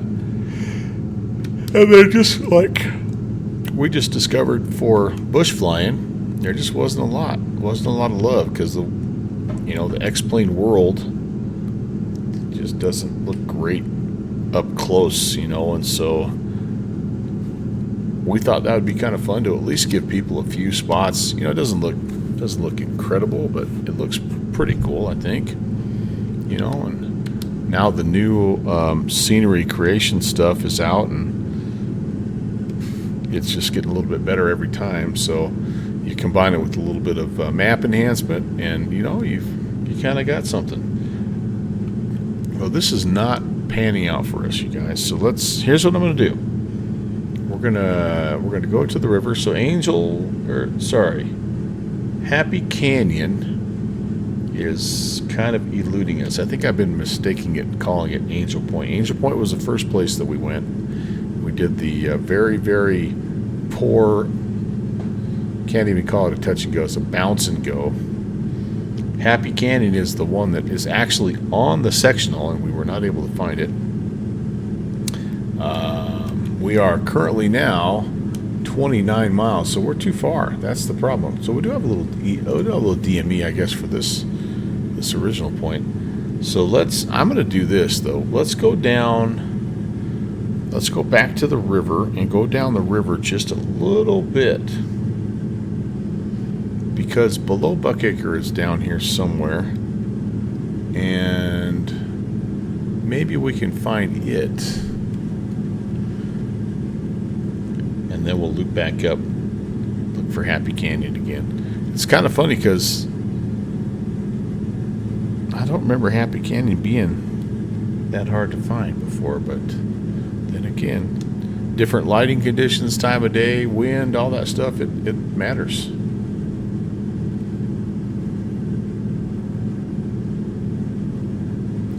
Yeah, you know, here's the, I don't know like what your focus is, Max, but I do know this. There's a need for people to work on the smaller airfields, and I feel like that's an area, even if you just go in and clean things up. So I do a series called Scenery Savers, and I just started a couple of months ago, where we basically go in and we take X-Plane 11, like sceneries that are in X-Plane 12, but they were not updated since X-Plane 11, and we go in there, all we do is clean them up.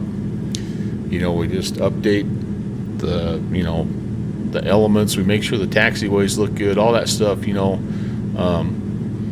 and then, you know, like you have the choice to resubmit to the gateway or you know, put it out there on the org forums or whatever, but I do know that there is a big time need for people to just keep chipping away at these small airfields and updating the gateway sceneries.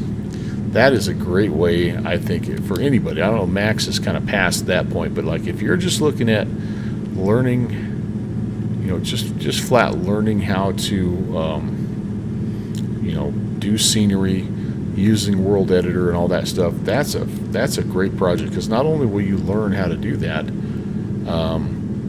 but you might upload a couple of sceneries to the gateway, and again, it just makes the world that much better. And the small sceneries are the ones that, like, they look okay, but a lot of times they have, you know, auto gen houses in the way, and you know, maybe they need some more vegetation, and I mean, they just need some love. So I would say that would be a very worthy cause.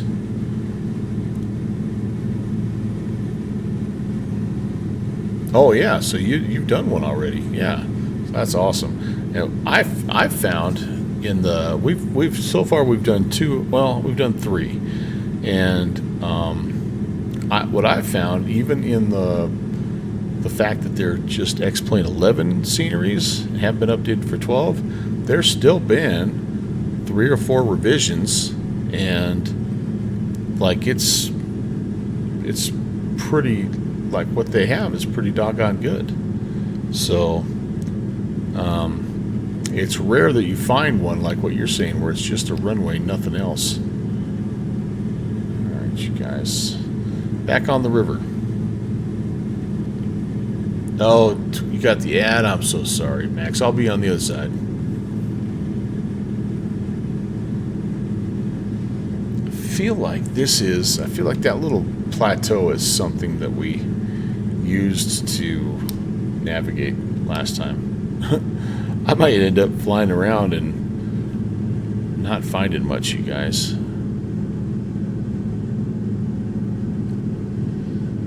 Let's go up here and just take a look.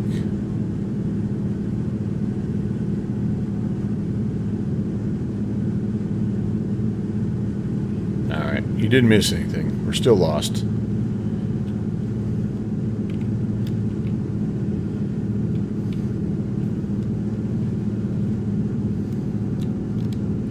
Alright, so now we're 26.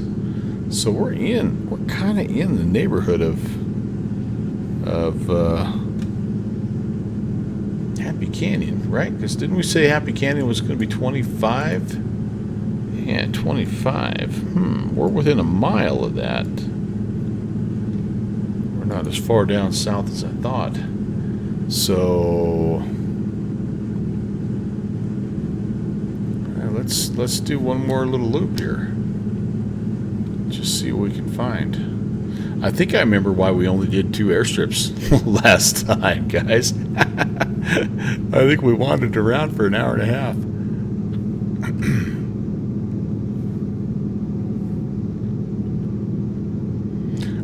Oh, yeah, I gotcha. Yeah, that's definitely a no-no. I mean, you can, like, I remember getting permission from some payware devs, and they're like, yeah, you can use my whatever hanger if you want or whatever, but they're like, let's make sure we're not putting anything out that we would be considered payware. So I've tried to do more of just the default laminar assets anyway, because I have a little bit of a theory about people having X-plane issues, and I think it's related to, in some small way, it's related to the amount of libraries that they have. And I think keeping those libraries up to date is very time consuming and hard to do. And I think sometimes when you have out of date scenery elements, I think it sometimes makes X-plane unstable. So I've just been trying to get away from that. I have a few, like I have the Mr. X and I have the $0 payware, and so I'm not 100% laminar, but when I do the scenery creations, I just try to go completely default, so that one, if I wanted to submit it to the gateway, I could, but two, people don't have to have additional libraries and worry about all that junk. All right, here's what I'm gonna do. We're gonna fly this back to 25. I mean, we're within a mile of this airport, guys. We are. It's, where the heck is it? Where in the world is Happy Canyon?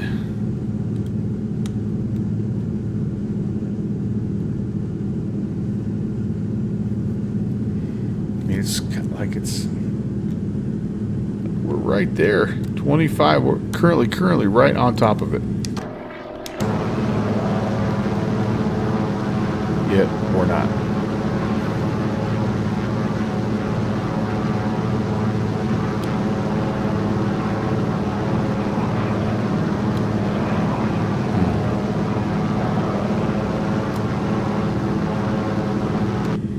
It will be really interesting to go back and look at the flight track on this. Artie, have I thought about a name? Wait, have I thought about what the name of this? What the name? Are you talking about? Like if I was to put out payware stuff? Oh yeah, I got a long way to go before I even think about that.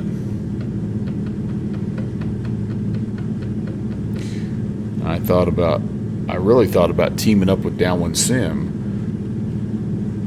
because the things he can do. Now I'm kind of working a little bit with Jeffrey B a little bit, but between those two guys, man, they put out payware quality stuff. Have I thought about a name for my studio? No, I haven't. It would be something like Uncle Melvin. Like that's just kind of what I've done. All right, here. Okay, so let's do this. We have struck out. So I want to see. This is driving me nuts. Happy Canyon is UT97. Let's just see if it's in the database. UT97. It is not. All right, so it is not. So here's what I'm going to try to do. I'm going to get straight and level here.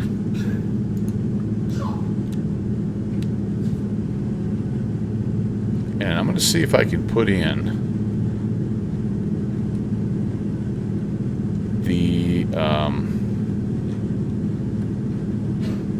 the coordinates here.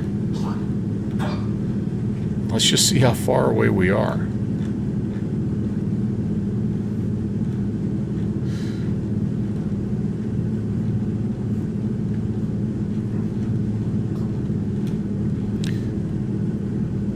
Max, I would think so. I mean, like, Okay, we're gonna hold that. We're gonna hold the altitude. Okay, we're just gonna be right here for a minute. Maybe. Let's see if we are. Okay, cool. So let's see if we can find what's a lat along for this guy here. 38.9.43. Let's see if we can just put this in. I've only done this in the past a couple times, and never while I was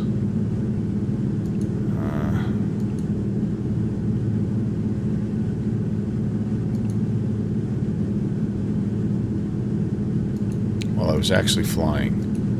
See if I remember how to do this. Where's them's my shoes when I need him? He's the one that taught me how to do this. How am I doing? Am I okay? I'm clear for quite a while here, so let's see. It is waypoint info. There we go. Let's create a waypoint. It's going to be an airport. We're going to call it UT Uniform Tango 97. Enter. It is going to be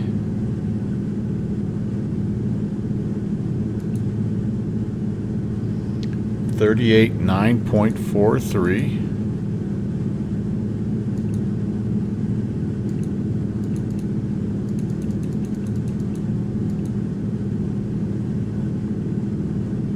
Can I backspace this? How do I do this? 9. Oh, how do I do this? Cancel.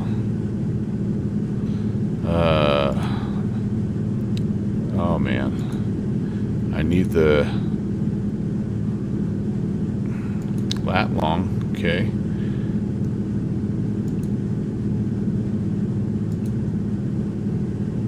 That's the, okay. 38.9.0943, and then west 110 17.53. And yes, I am getting nervous that we haven't all right, we're still clear. All right, cool. So now it's in. All right, sweet. So let's see here if we can just do this. Add waypoint UT. There we go. All right, sweet. So we're 11.5 miles away from it right now. Oh my goodness. All right. Well, it's just because I put it on the screen now, it does not mean I'm going to be able to find it. But at least we got a fighting shot. So Max, here is one. I know that there is one particular group that's very interested in mesh data, and that is our good friends at Map Enhancement. They are obviously, they want to create their world as accurately as possible as well, but they've been a little stingy with sharing that mesh data. And so if you try to edit mesh data in Map Enhancement, you're not going to get very far, because it's not, at least that I've found, it's not publicly accessible. However, they do say on their website that if you have mesh data that you're willing to share, they would love to have it. So that is a group that would be interested. Now, I don't know, I wouldn't give it away for free, because it takes, as you've mentioned, a lot of time and effort to do.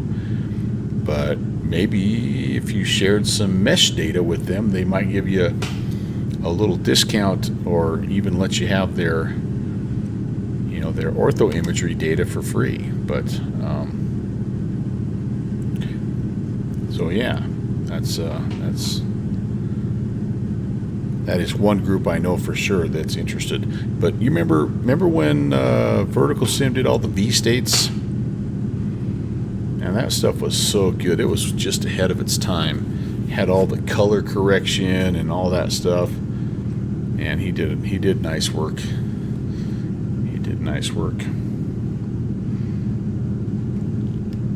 I think some people I know still have that data. I mean, they still have those V states and they still use them.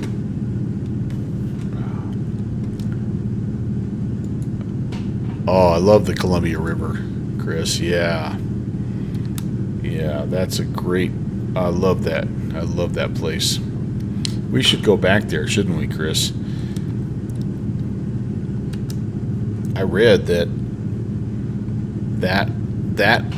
little Columbia River Gorge, a lot of times the local pilots they'll take that route when the weather's too bad to actually fly. They'll still be able to kind of get through out to the coast and back inland by going through that Columbia River Gorge.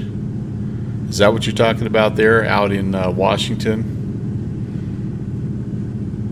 Oregon? Kind of goes Troutdale and on in. Is that what you're talking about? If so, yes, and I do like it.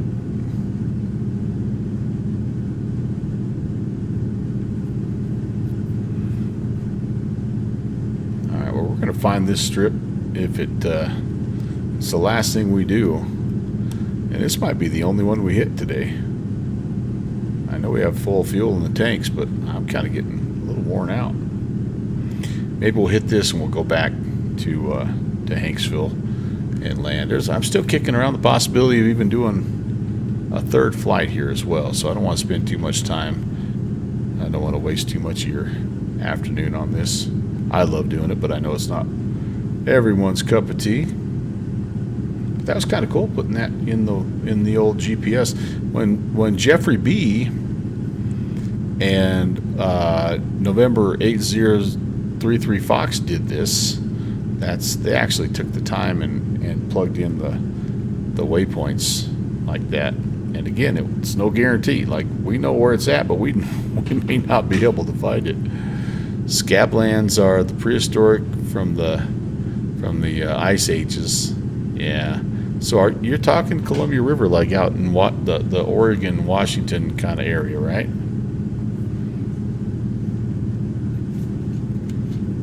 Because maybe I haven't.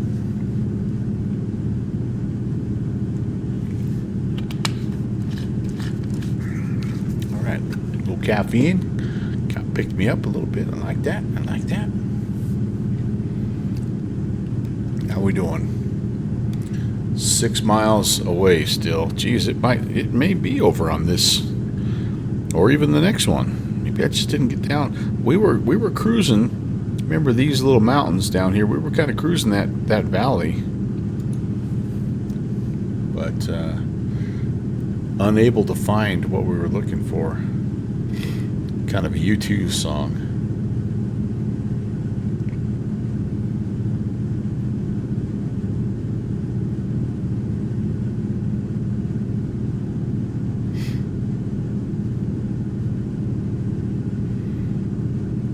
Is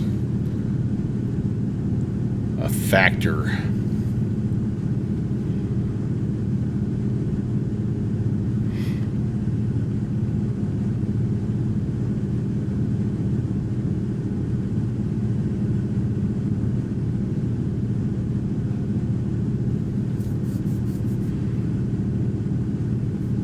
Every place that you go out here, you're like, okay, this looks like it's it.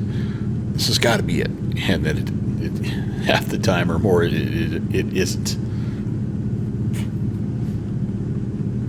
We got a little magenta help here this time. So, Downwind Sim, I hope you don't watch this later and think of me poorly.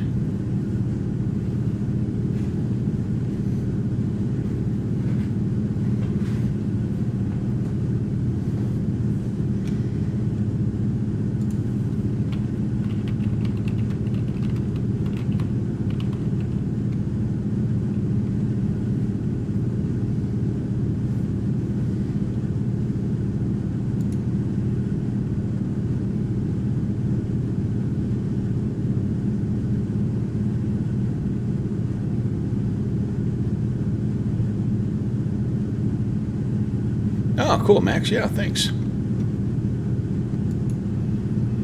Share away. And if you're curious, I mean, or you're interested at all, I have we're going to do a scenery saver on Thursday coming up next week. We're we're starting a new scenery project up in McGrath, Alaska. So if you're not busy Thursday evening, maybe swing on by. I think we're gonna do a little tollless flight to start, and then we'll hop on the scenery after that.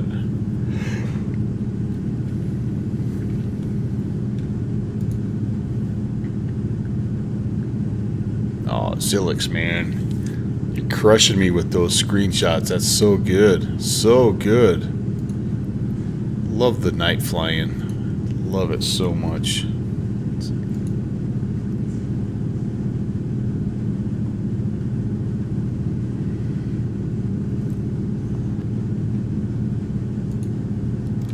Alright, how are we doing? Oh, we just flew right over top of it. See, there you go.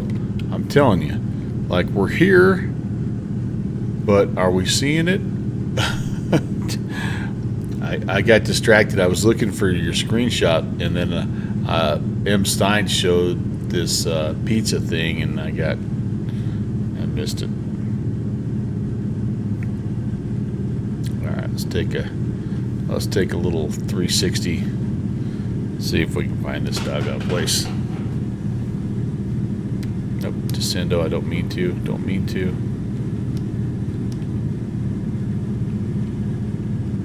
Where are you? Where are you? We shall find you. I will find you. Stay alive.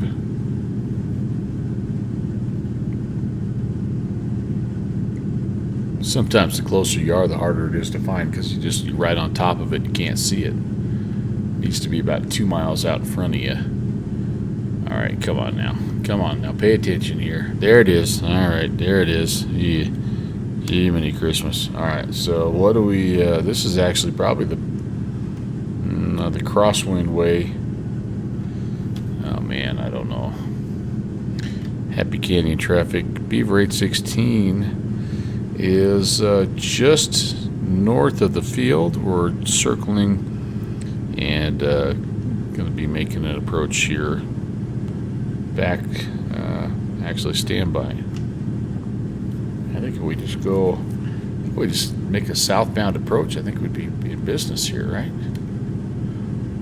The problem is this is the shortest runway, so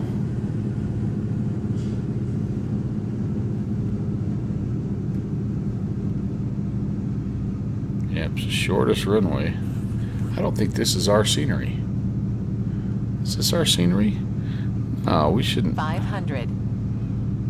I don't think this is ours. I think this might be like an LP Nils or something.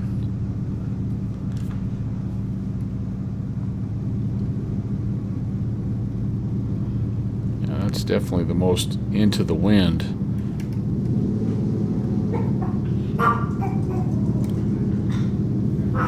All right. Yeah, that's not our scenery there. I think that's an LP Nils. Alright,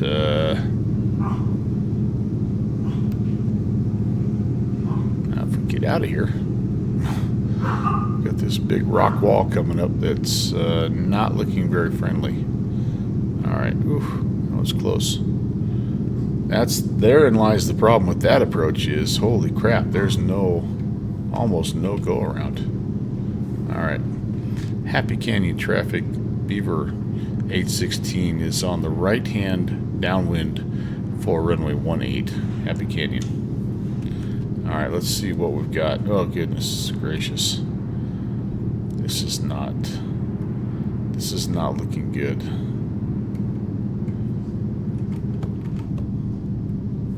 I think we're super tight right now. Way too tight, aren't we? Way too tight. I don't think this is going to work. Happy Canyon traffic, Beaver 816, turning final 18, Happy Canyon. Okay, let's find out.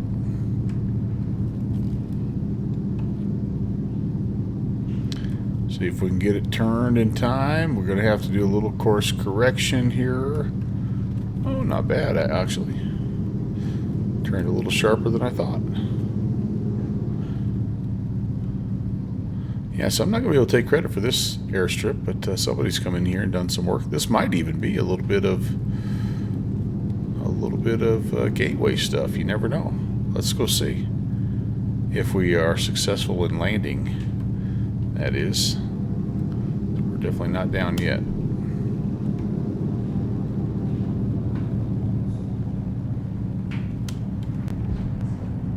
Another bouncer. Get it stopped in time. Oh, I don't know. It's not looking good. We're gonna have to turn. Oh boy. Oh boy. Oh boy. I'm just trying to get back up on the hill, guys. Ooh. Oh my goodness. Whoa. Pretty much nailed it. Alright, let's go see what the heck is going on.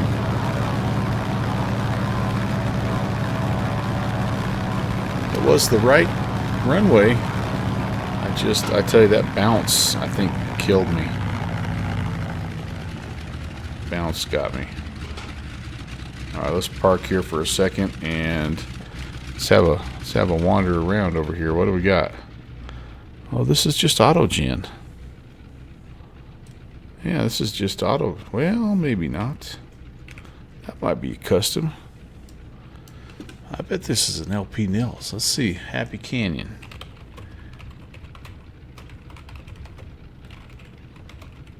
Let's see. Who makes Happy Canyon here?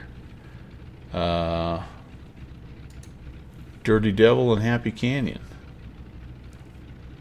Who made this? LP Nils. Yeah, sure enough. Ha! I bet it is. LP Nils does really good work as well, so let me send this to you. Digi, what's up?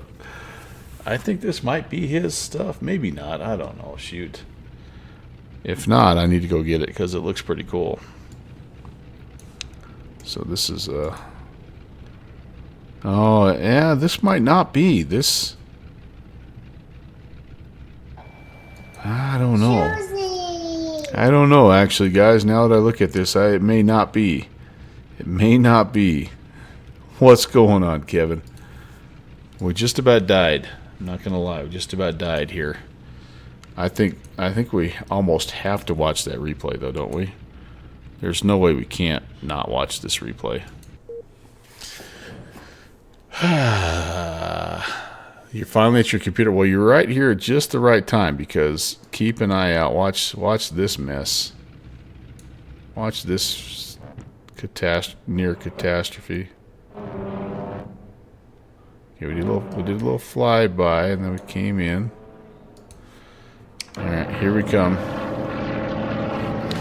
I'll even give you the fancy replay overlay here.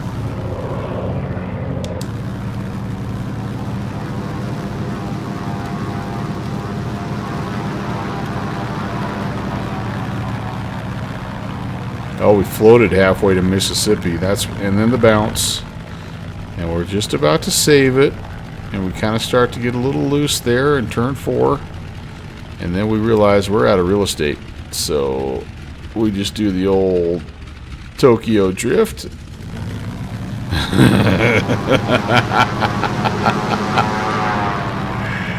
Get our butts out of trouble. And that is how you do that.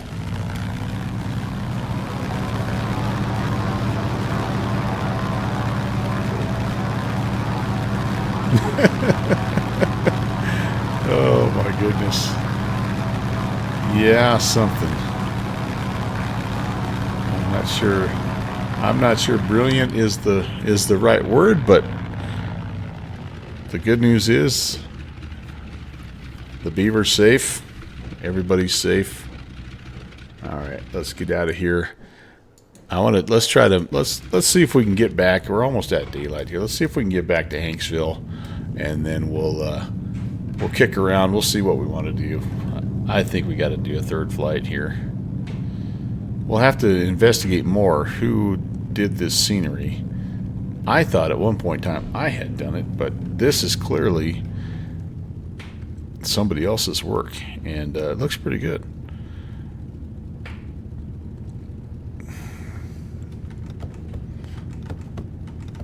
And we're definitely going short field takeoff here because, as you may have noticed, there's not, you've got to kind of get turning right away. Now, the last time when we did the, oh, come on. When we did the flyby, we were able to make a right-hand turn and get out of Dodge. Susie, you'll be proud of me too, by the way. I made a custom waypoint in the TDS on the fly to get Uniform Tango 9 or 7. I did that. I mean, I created one. I used what you learned me all those years ago. Okay. So the goal, I still think that right-hand turnout is the way to go. But what I'm going to do, you're going to think I'm crazy, but I'm going to turn a little bit left to get along that canyon wall. We're going to try to ride this sucker out of here. With any luck, we can get above that little hump. And if I feel good about life, I might even try to turn ahead of that. So, all right, let's do it. Let's, in fact, let's go to center tank here. Prop and mixture forward. It's a short field takeoff, so we've got to be a little more aggressive with the power up, which increases the ground looping chances, obviously.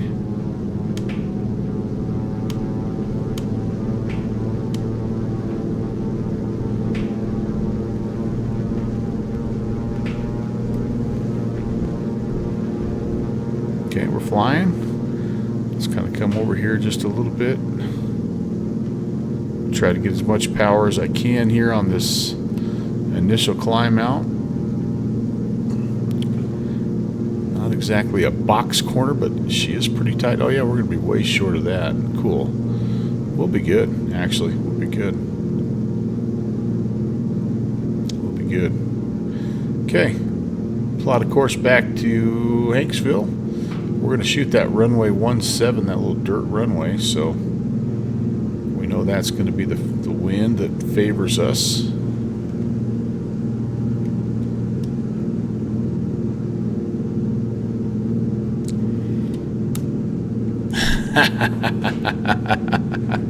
That's right. That is what I'm talking about, Susie.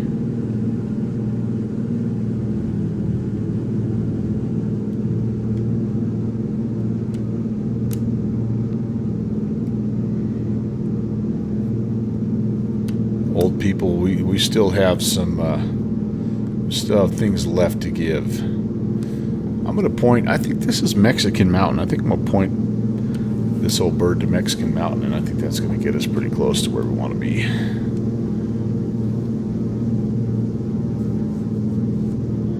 Max got some more stuff shared in the channel. Okay, cool. It almost meant I died, Max, but I'm down. I'm down with looking at your stuff, man.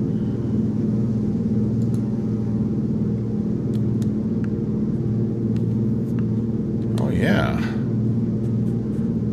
That's a great project, man. That's a gorgeous, gorgeous area. Wow, that's really nice. That'll be really cool when you're done.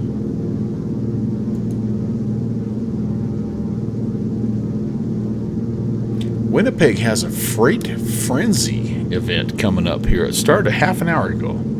That might be a perfect final flight for us today. Freight Frenzy. Oops. See, Max? I'm looking at your pictures. I'm off course. Trying to die. Let's not die. Winnipeg. Nice. They're staffed for 3 hours. Alright, cool. Uh-oh, it's not wanting to connect me to my back to X-Pilot. Alright, nope. Yep, now we're back. Sorry. apparently we're going to scud run also. You guys good with that? All right, let's flight plan a little bit here while I'm heading back. If we go to or from Winnipeg, what are you guys thinking? Where do we head from? What's the route going to be? What's the aircraft going to be? And what freighter aircraft are you wanting to see? You know, Cody is doing really good, Beethoven. He's had a good week. We went for a walk today, and he led the pack, man. He's living his best life right now. So thanks for asking. He's doing well. I do have the freighter 757. I do. I also have the freighter 747 Max that we haven't flown in a while. But yeah, 500.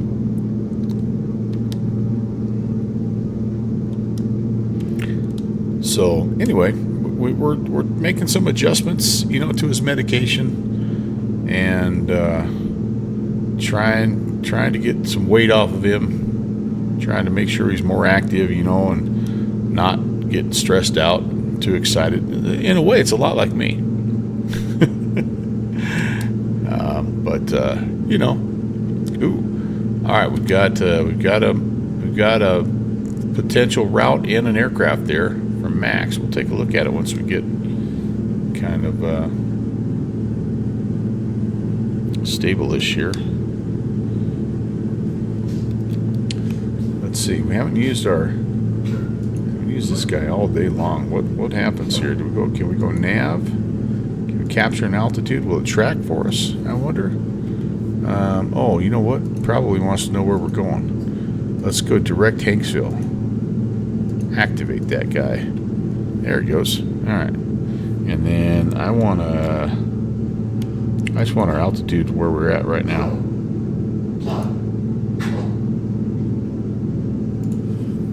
Okay. We're stable. We're heading towards, I do think that's either that or that's Temple Mountain. It's Temple Mountain. All right. Well, let's take a look. See about this little route here. CYQT, Thunder Bay to CYWG. Let's check the length. Oh yeah, that might be, let's see, 450. Might be just about right, my friend. All right, well, I don't mind that. They are. Uh-oh, what am I doing here? So, am I over-temping here? I don't think so. See, I don't know why this is saying I'm over-temping, but I'm really not. But I'll bring stuff down a little bit here. We can go just the old classic 26 and 19. That'll be all right. Yeah. Hey. So Eric, what do you think? I've got this avoid high engine temperatures, if possible, reduce engine power, and I can't find anything that's not happy with me down here. What do you suggest, my friend? Well, you just missed the landing of all landings. Also. So yeah, it's just saying avoid high. I know you probably can't see it because I have my I have my replay screen on, but it's up on top here. It's saying avoid high temperatures, avoid high engine temperatures, CHT, if possible, or you may damage the cylinders, reduce engine power. And so I am back. I'm pretty conservative, you know, nothing crazy. And it is a rep message, yeah. But again, I'm just looking around. Maybe I spiked it or something climbing out of Happy Canyon. It is a rep message, and now it's gone. So maybe I just, as I was climbing out, maybe I just over manifold pressured it just a little bit. Possibly. I don't know. Anyway, Good to see you, Eric. Welcome back. Oh, you've turned them off. Well, how do I know if I'm getting carb ice if I don't have that message on? How do I know if it's too cold? You expect me to actually know stuff and be aware of things? Come on, that's crazy. It's crazy talk. Trust the gauges. Yeah, okay, good. Awesome. All right, so we are inbound. Life is good. We are using the TDS here 10 miles out, and I would like to, we're going to plan, I should probably just jump into a little bit of a left base for runway 17.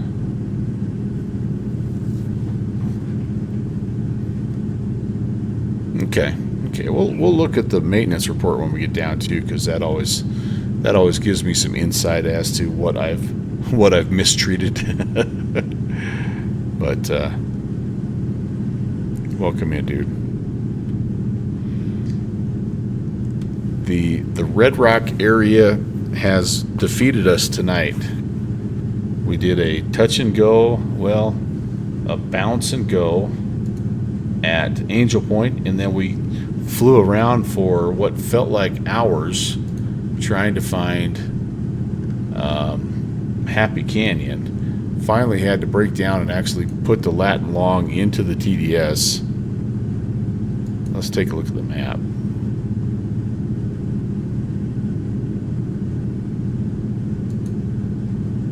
See what it looks like. Does it show? Yeah. Oh, it didn't. It's only showing the last little bit since. Oh, and I'm disconnected again from. Oh, interesting. It only shows the last little bit. It doesn't, like, literally. We were all over the place, up and down, looking for this. Looking for this airstrip. Well. Oh, the places you'll go.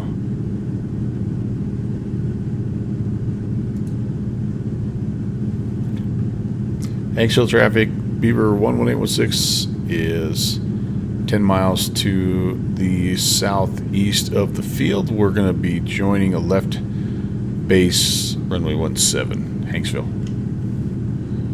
So anyway, the second landing, once we did locate, finally, Happy Canyon, was nearly disastrous, as we didn't get stopped in time and started going off the far end. We had to kind of hang a Ringo, and maybe that's when I overtimped the CHTs, because everything went firewall at that point. We were too slow to go around and too fast to get stopped. But we did just return, and yeah, everything ended up okay.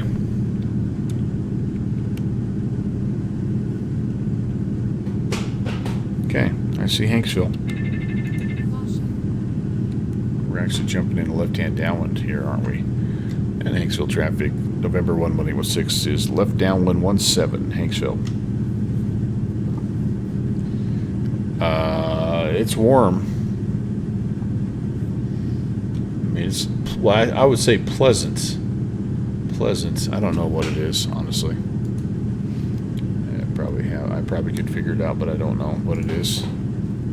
Pleasant. I don't think I have an outside air temp gauge, even. I should.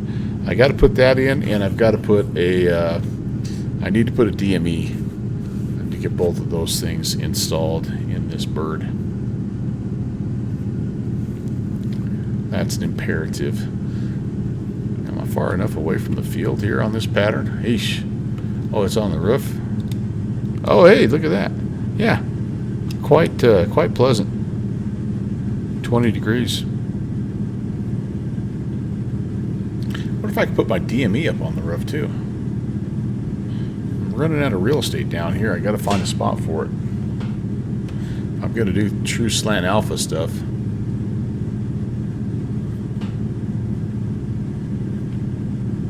wouldn't that be nice? Max, I watched Downwind Sim. He's working on some of that stuff right now in the Jetstream. I think it's the Jetstream 32, the old J. Rollins. And he's done some pretty cool stuff. Alright, let's gently, since we've kind of been a little rough on the girl here, gently bring back the power. Hanksville traffic, November 11816 is on the extended left base, runway 17, Hanksville.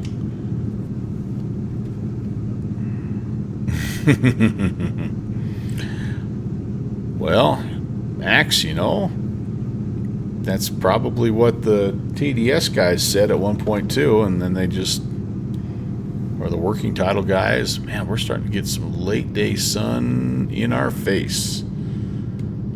But yeah, I don't know, man. That's a big job doing any of that stuff. The cool thing about X-Plane though is, like, the toolbox is out there, and you can do it.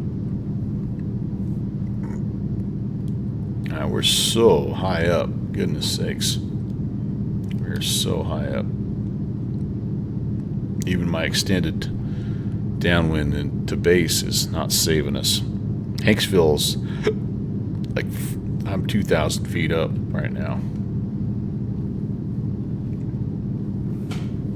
I don't mind landing a little long just because it saves me taxiing, but that's maybe a little too high. Alright, this thing is not exactly a slipper either, so can't rely on that. Well, let's just see what happens here. Hanksville traffic, Beaver 11816, turning final 17, Hanksville.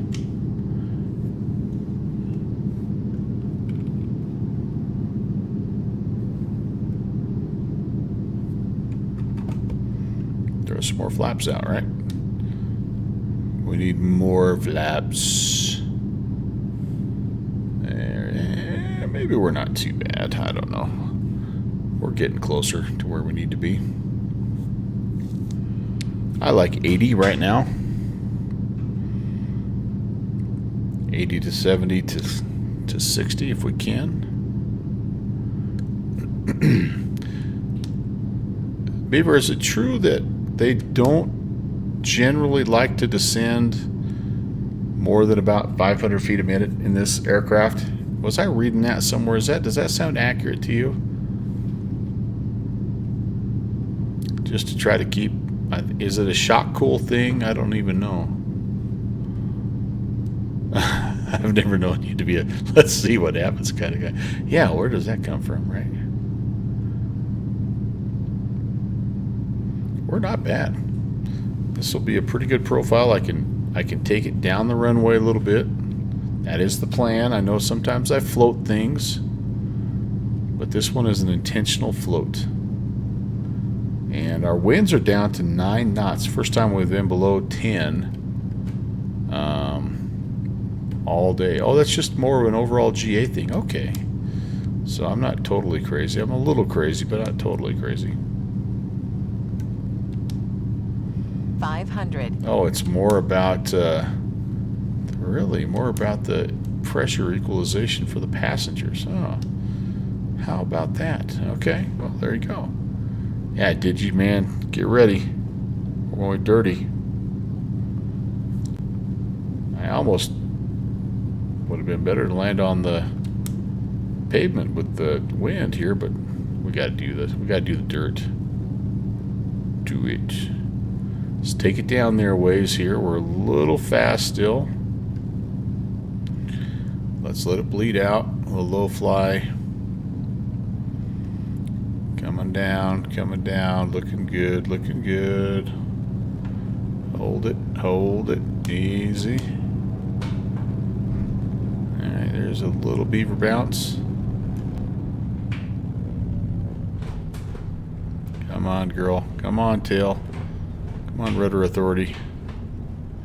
Yeah, we moseyed over to the right-hand side, but all in all, that's not too bad. the 9-knot crosswind. Now, we're not home yet, but it's a good start. How about we lean a little bit?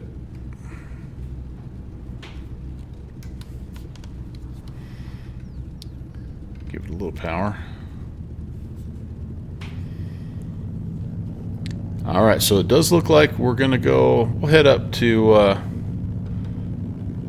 I like your idea there, Max. Thunder Bay.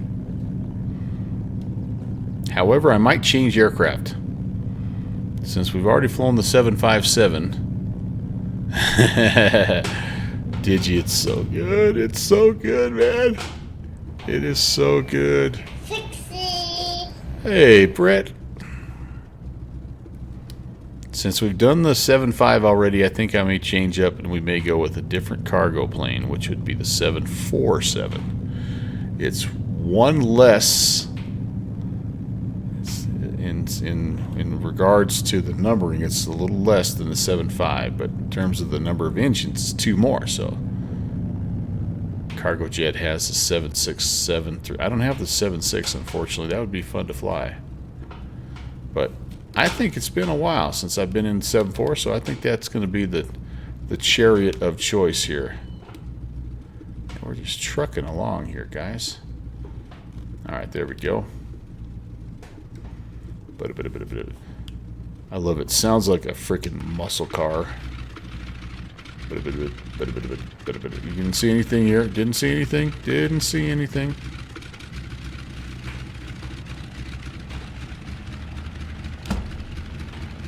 I don't have the stick in my lap. You have the stick in your lap. That's a landing worth watching on replay. Let's do it again here.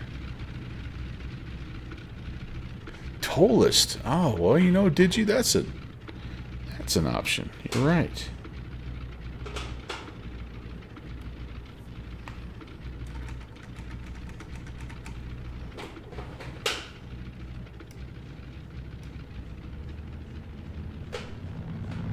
Let me free caster this bad boy. See if I can. Brake. Caster. Almost. Brake. Caster. There we go. There we go. Alright, that'll work. Okay, so the shutdown process here. Let's turn all this business off. And nothing insane popping here, so I think we'll go ahead and just pull the mixture to idle cutoff.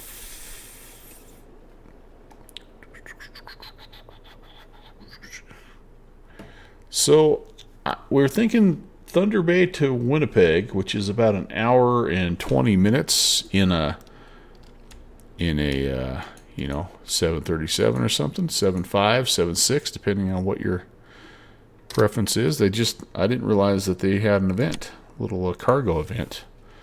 So that's what we're doing. All right, this is just for you, Eric. Actually, let's check the maintenance report. I did the full walk around earlier today, my friend, and so I thought you'd be proud of me. But we're gonna need to add some oil here. So we need to, we're like a quart, or we're a little low. So we're gonna refill. That looks good. Yeah, that's fine. CHT is, we're good if we wanted to restart it right now. That's fine. That's good. That's good. That's good. That's good. I don't see anything wrong. Okay. All right, we're fine there. All right, parking brake set. All switches off. Everything off. Everything off. I refilled you. Why did you not show that now? Okay. Flaps down. Cool. That's good. Toggle chocks. Oh, there we go. They didn't want to untoggle. They didn't want to come off, but they will toggle. And we don't have any obstructions, nothing like that. We're in good shape. Probably can't put the pitot in just yet, can I? Let's get the tie down on. That's looking good. That's fuel color's good. Yeah, like we checked this stuff already. We know we're good. Good. Toggle the tie down. Yeah, that's still working. Still working. Good tire condition. Flap, good. Aileron, good. Did that fart at me? I think the plane's farting at me. That's good. Toggle. Okay, how's our temp? Oh, yeah, we're good. We're good. It's cooled down nicely. Tie down. And there you go. There it is. There it is. The beaver in his natural habitat. Crookedest Parker in. They don't call me the crookedest Parker in the West for nothing. Right there. That's how I got my. That's how I got my nickname. So, anyway, if you ever come to this airstrip, a little hidden little Easter egg over there, just for you guys. All right, so I don't need to do the full pre-flight. You told me I was supposed to. Oh no, did this screw this up? Will my replay now be with my aircraft with all the covers? Did I screw this up, guys? Yes. Oh my gosh. All right. Well, we'll skip the replay. Sorry about that. Doggone it. I should have. All right. Well, shoot. You drive.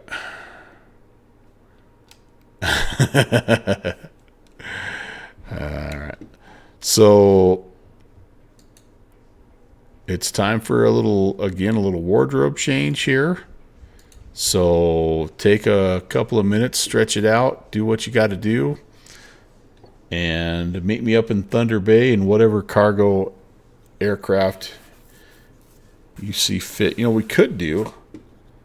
No, we don't want to do it in the frickin' caravan. It'd take all day. All right, yeah, meet me in some kind of a jet cargo plane if you're interested. I'll talk to you guys in just a second there. You're just saying the post-flight is a different walk-around. You're sending me mixed messages here, Mr. Eric. I'll be right back. 7-4, baby. Yeah, I think that's what we're going to do. 7-4. 7-4. No, you're not my dad. You can't tell me what to do, Beaver.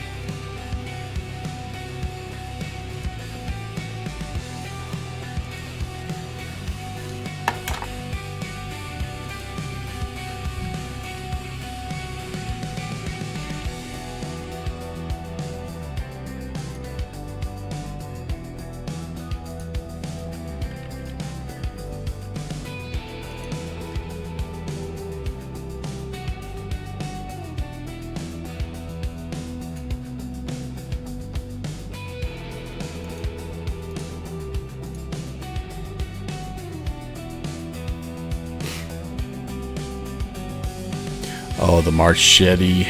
So good. So good.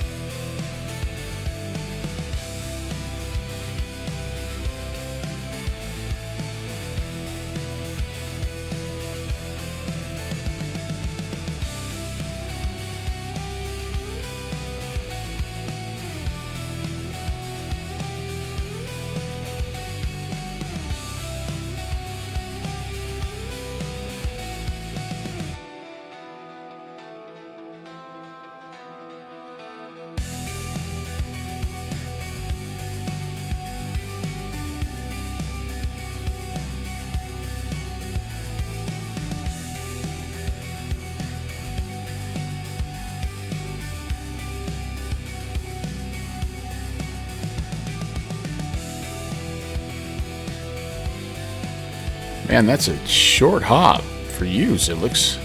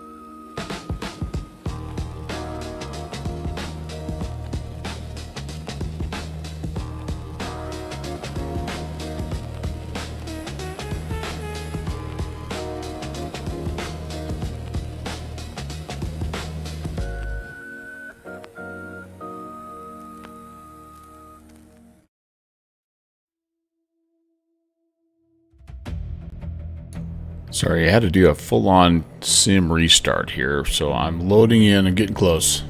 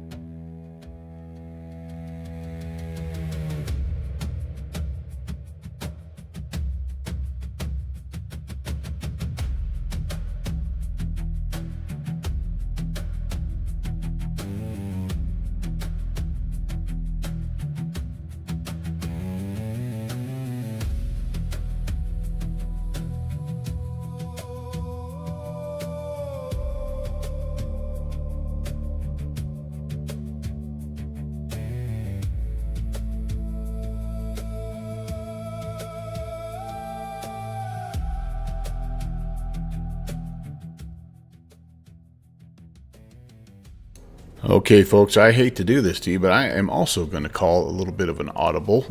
I am going to also have to call it good right now. Got just a couple things IRL that have popped up, so I think I better go take care of those. And anyway, so sorry about that, but it was fun couple of flights.